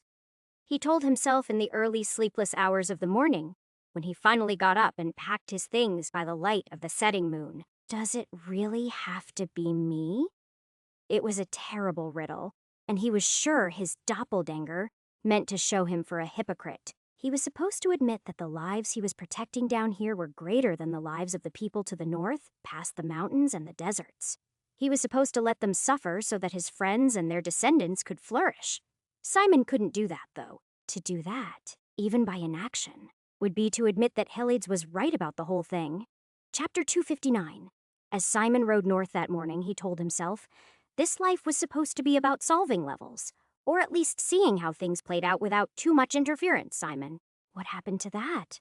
He couldn't give himself a satisfactory answer. He truly wanted to return to the Caldera city as he planned. Instead, he wondered how he would have felt about the whole thing if his doppelganger had never told him about this. If he'd lived long enough or gone far enough into the future, he would have figured it out, of course. Would he feel bad about it, though? In the same way he felt bad about not being there for Gregor some lives and letting him get crippled or worse. It's not like I can be everywhere at once, he thought with a sigh. As he rode north to check on the fort he'd visited the previous month, he tried to imagine what a life like that would look like. If he could figure out every terrible thing was happening above a certain threshold, could he ride around the world and end them all like some sort of superhero? He could layer the events on his map by giving them all a date as well as a location, and then zip from monster to injustice, changing it over time as the future changed because of his actions. Even the barest outlines of the idea were hopefully confusing, though, and truthfully, it sounded exhausting. I'd just be inventing a pit inside the pit, he sighed. I'd be adding 100 levels to each level, with no real insight into what those changes would cause. Ultimately, his morals told him that something like that was the solution, but his intellect told him it was impossible, or very nearly so. If he walked the world for so long that eventually he knew everything that would ever happen. And why? He really would be some god. He would have been tempted to say that was the oracle's true nature, at least in part, if he hadn't seen the world briefly through her eyes. There's more to her than that, though, Simon reminded himself. If I could learn how to see the way she does or move the way the dragon did, then those were fine aspirations, but they were unrealistic. The glimpse of his own aura and the way that things connected certainly hinted that there were powers he could master that went far beyond the words of power, but it seemed unlikely he'd ever equal either of those beings. With soul magic, it might be possible to steal that knowledge, his mind told him, but he shut that down immediately. That was the very last thing he was going to do. His tempestuous thoughts continued to roil and swirl on the topic for the entirety of his ride north. Deep down, he'd been hoping that his doppelganger was just lying to him about the whole thing. But when he saw the gate of the fort partway open and a lightly squirming body on the flagpole, he knew that he'd been telling the truth. The zombies had come this far, which almost certainly meant they'd gone even farther. Simon went through the fort, crushing skulls of the maimed bodies that still squirmed and looking for evidence. As he went, it wasn't hard to see the way all of this had played out in his mind. A few soldiers, not aware of the danger, had opened the door for a man scratching ineffectually at the wood. And the biting had started. A few minutes later, there wasn't one zombie, but several. And even after that first one had been put down where it still lay in the courtyard, violence climbed the slender battlements and ran through the buildings. From the amount of blood in the bedrooms, he could only assume this happened at night, and that no one had been prepared for the ferocity of it all. That surprised Simon. He'd come to think of the Mirani forces as being filled with mages, but maybe that was something that hadn't happened yet. At the end of the walk, Simon was satisfied with the fact that he understood what had happened, and that the threat was real. The question was what he was going to do about it. He considered that as he gathered the corpses into a pile in the stables. The animals had long since fled, but it was full of hay and feed, and would be the best location for a bonfire. He had no plans to break his back, digging so many graves, but he had no desire to leave so many corpses around either. Who knew what sort of evidence a mage would be able to get from them with a little effort? I do not want Mirani-wielding zombies in their next attack, he muttered to himself. Demons were bad enough. It was that thought that reminded him about the necromancer's hand in the saddlebags of his horse. I could always ask him, Simon thought aloud. Maybe there's an off switch for these abominations. That would be useful. Simon didn't think it was likely, but as a delaying tactic for him to decide what he was going to do about everything else, it was just about right. He had no intention of messing with his own soul, but using the necromancer that had caused so much harm in all of this, that was just about right. He closed and locked the gate first, then cooked himself dinner from the fort's provisions. While he ate, he reviewed the relevant passages in Faustin's journal, but there were no surprises. When he was done, he used a charred branch to draw the circle, along with the words of power, the name of the summoned, and all the requisite connecting symbols. Then, when all was in readiness, he sat there, unsure of how to proceed. Simon wasn't sure if he had to speak the words of power himself, but as he set the man's hand in the center of the ring, that proved to be unnecessary. Before he could say anything at all, the marks that he'd made began to glow now that they had something to anchor their magic to. Does that mean that spirit is both power source and summoned subject? Simon wondered as he watched the faintest shape of the man he'd met once before slowly fade into view. He looked much like he had in life, only he was more wretched and emaciated now. Before Simon could ask a question, the man let out a piteous wail. "No, oh, oh," he moaned. "Release me." That made Simon smile, but only a little. He wasn't one to take pleasure in someone else's torments, but for someone who'd not only done exactly this to others, but who had murdered over 100 people just to mine gold. Well, it seemed just about right. "Tell me your name, spirit," Simon said as a test. "You know my name," it wailed. "I am Faustin, and you murdered me." "I didn't," Simon clarified. "But I wish I had. I have 3 questions for you. Answer them, and you may return to whatever pit you crawled out of." "No, that is much too many. I will answer nothing for you." The ghost answered. It had stabilized a bit more now, and Simon could make out many of the man's features. It was prowling the circle now, like a nervous cat looking for some way to escape. Simon hadn't considered that escape was possible when he'd drawn the thing, but for now, it didn't seem to be a problem. The man could press against the boundaries, but he couldn't escape any more than demons could. "You suffer because your soul evaporates to power your own prison," Simon declared, reasonably sure it was true. "You will answer me, or I will leave you here until you are nothing but dust. Now, tell me where you learned this spell." The shade flinched from the force of Simon's words. He doubted there was any true compulsion effect, though, in retrospect, he probably could have added one. At least for now, he didn't seem to need one. It hurts, my master, Winthrop. He was an alchemist. When he told me about his hidden books, I turned him in to the authorities, but only after I stole his secrets for myself. "And did you find what you were looking for?" Simon asked. "I wanted the words to turn lead into gold." The spirit screamed, in agony as much as pain. "I didn't want to consort with the dead. It's his fault I ended up this way." "It's no one's fault but your own," Simon answered. "You were the one that learned to raise the dead. You were the one that... No, I only did what I had to do." Faustin's ghost yelled in its strange, echoey voice. "This isn't how it was supposed to end." "But it's how it did," Simon answered. "Now, tell me more about that terrible spell. Is there any way to stop it or cancel it?" "What has been done cannot be undone," the spirit shouted. "Perhaps if you had the original body, but it is long since destroyed. My curse of unlife will spread forever now, in all directions." "It's all but extinguished already," Simon said with a shake of his head. "I just need to..." "Impossible," the spirit shouted. "It will spread forever. No one can stop it." Simon ignored the spirit and continued. "The last thing I want to know is what happens after you die."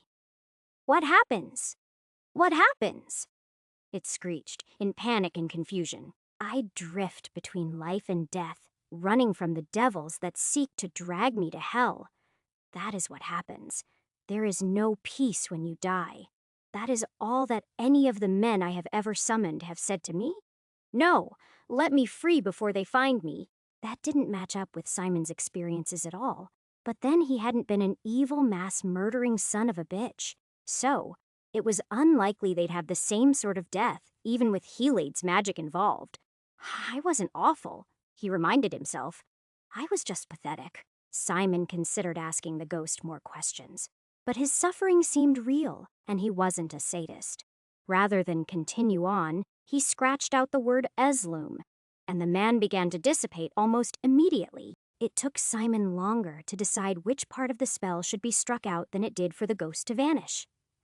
After Simon dismissed the spirit and that strange cyan glow had faded, he reflected on the moment. If I used magic to destroy my own soul, would I stay stuck in the pit, or would I finally be allowed to stay dead?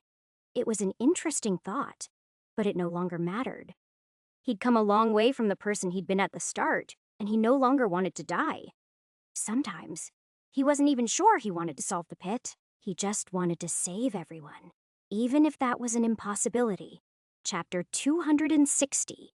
As Simon rode north in search of the 3 zombies that his evil twin had noted on the map, he had a lot of time to think about life and death. He spent most of that time contemplating what he knew or at least what he thought he knew to be true for people who weren't quite so confined to the pit as he was. He imagined that the same cycle of endless reincarnation that he'd been subject to before all of this applied to them, too, and that when they died, they were either reborn to an appropriate fate or consigned to hell. As far as he understood it, no matter how many worlds there was only one hell. That was one point he was pretty sure was true. He wasn't sure how the dragon's words played into that, though. Was he reliving different lives in the same world over and over, as it changed from his actions? Or was he living in different, nearly identical worlds each time? What made more sense? Did it take more energy to unscramble an egg or to create a copy of one? So we've gone from the chicken, and the egg to the egg and the egg. I see, he told himself. That's real progress right there. Simon had devoted a lot of time recently to deep thoughts, but he was still no philosopher. He was just a guy that was edging closer to the truth, whatever that was. There weren't exactly many people he could ask about it, though. He could probably ask the Helades or the Oracle, though he wasn't sure they would tell him. Demons might, though. He had the names of a dozen demons in his mirror. Summoning any of them to the world to have a conversation would be trivial at this point, but still, he resisted. He wasn't sure what good would come of it. Even if the chance of a mishap where he ended up in hell was very low, he was just as likely to find lies as he was to find truth from the words of any of the devils. There was probably a lot of stray magical knowledge, too. But he had no desire to barter his soul or the lives of innocents to get it. Simon was still trying to decide how he might be able to summon a demon and have it end up going well for him when he found his first zombie on the second day. The thing was nearly whole, and at first, he'd thought he was merely a traveler. It was only when he got close enough to see that the sword on its hip was actually thrust through its guts, instead of tucked into a scabbard, that his mind let him see the rest of the gruesome details. He kicked his horse into a gallop and unsheathed his own longsword. The thing never even saw him coming. It didn't even turn toward him as he rode by. Separating its head from its shoulders in a single clean cut, Simon circled back as it slumped to the ground in two pieces, and he examined the desiccated, sun-damaged skin. When he was satisfied that the thing was no more, he took off and wheeled around, cutting to the east. It was straight across the rapidly desertifying grasslands, but his evil twin's first ex had been spot on, so it was likely that the others were as well. That, at least, he understood. He might not know how many worlds there were, or how exactly they connected to hell. He didn't even know if there was a heaven, but he knew precisely why his doppelganger was helping him in this instance. It was to rub his face in the awful dichotomy. The sketchbook he'd seen just before his lengthy stay in the coffin had been the same sort of trick. Whether that was supposed to radicalize him against Helades or make him see that she was right, he really couldn't say. All he knew was that it seemed to be a long con more than a trap, and he wasn't going to fall for it. He found the second zombie almost immediately on the third day. It was right where it was supposed to be, as well. This one he found long before he saw it by the distinctive trail it left in its wake. Only the right foot made clear steps. The left one dragged behind it half useless, leaving behind a trail that blind man could follow. This one at least turned and looked at Simon with dead, milky eyes before he put it down. This corpse had been a watchman on duty when everything had happened. It was still wearing its gorget, but had long ago lost its helmet, so Simon bashed its skull in with his pommel and left it in the dust as he rode off in search of his final quarry. After I get rid of these monsters, I'm going to have to keep going north, he reminded himself. I have to find some way to forestall the war that's coming without using innocent lives. That was sensible. It was even the right answer. But still, he wanted to go back to Hippolyon and be with Zoa. He'd been gone a couple years, but he knew that she hadn't forgotten him any more than he'd forgotten her. You need to stop getting attached to women, Simon, he told himself as he rode. There's literally no point. It's not like you can have a future together. He meant what he said, but he couldn't bring himself to take it too seriously. A flower wasn't any less beautiful because it wilted at the end of spring, nor were any of his lives. The good ones, at least, any worse off because they were forever in his past. That was easier to see now that he wasn't obsessed with Freya anymore. Whether each of them took place in the same world or different ones, it didn't really matter. Leaving Zoa like this by choice, though, wasn't fair to her, and Simon vowed to make his little side quest as short as possible. Maybe there's someone I can bribe, he thought hopefully. He had a lot of gold. Maybe he just needed to find the right baron, or whatever titles it was that the Marani used in the north, and convince him that it was better to invest in his mistresses instead of his armies. Though he'd never tried to probe for such fault lines to stop the wars in Bryn, he was fairly sure that they existed. And if he just explored the Duke's social life for a pressure point or two, he was sure he'd find one. With any luck, his money could do just as much damage to the war effort as hordes of zombies, and he'd be heading back to Ionia within a season or two, with tens of thousands of lives saved. The following day, Simon spotted another in a long, scattered chain of oases he'd been using to water his horse on the horizon. It was towards sunset, and though he only planned to stay there for the night, that plan changed as soon as he heard a distant scream from that direction. That was when he knew he'd found the third zombie as well.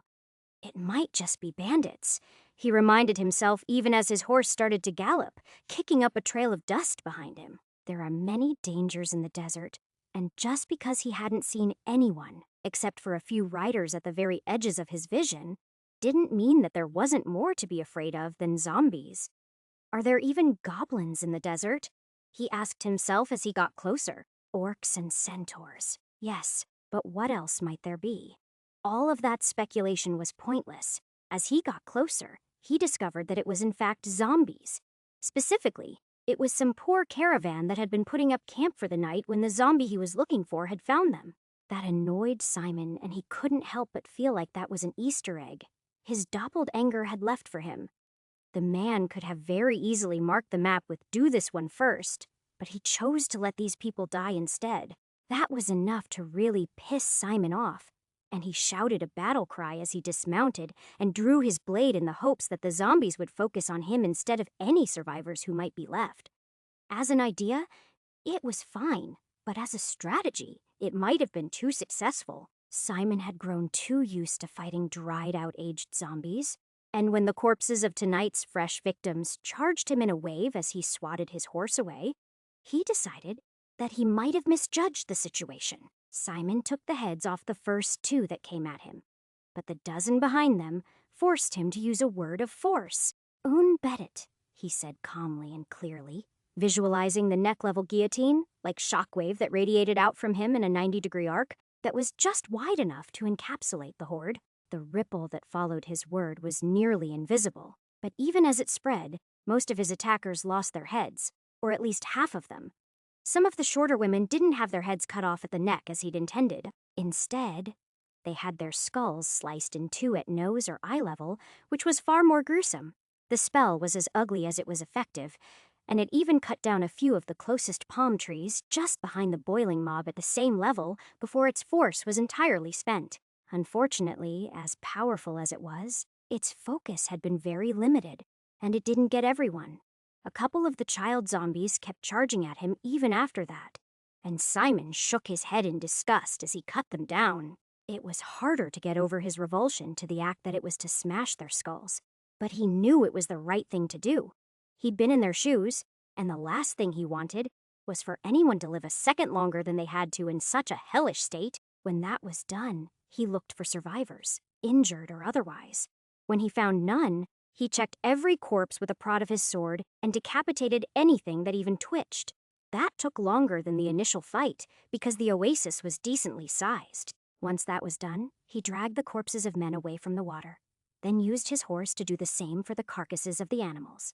He remembered the last oasis he'd seen poisoned, so no need to repeat the process. Maybe that's one way you could prevent a war, some dark impulse whispered to him. The army can't travel to the south to fight a war if there's no water. He could do more than that, he suspected. He could wander the region using words of greater earth to fracture the bedrock and drain the natural well springs or shift sand to bury them. It might even work, too, he realized, but it seemed too cruel. Poisoning the wells is for bitches, he told himself as he started to dig through the tents and wagons, looking for both zombies and valuables. He had a new mission now. He'd just saved the people of this region from being devoured by a wave of death, even though they'd never know it. Now, he needed to figure out how to stop, or at least slow, the war that was to follow without doing something awful. That last bit might seem like an unnecessary qualifier, but it was important to him. He had no real idea where to start, but he had money and magic, so surely he'd be able to figure out something.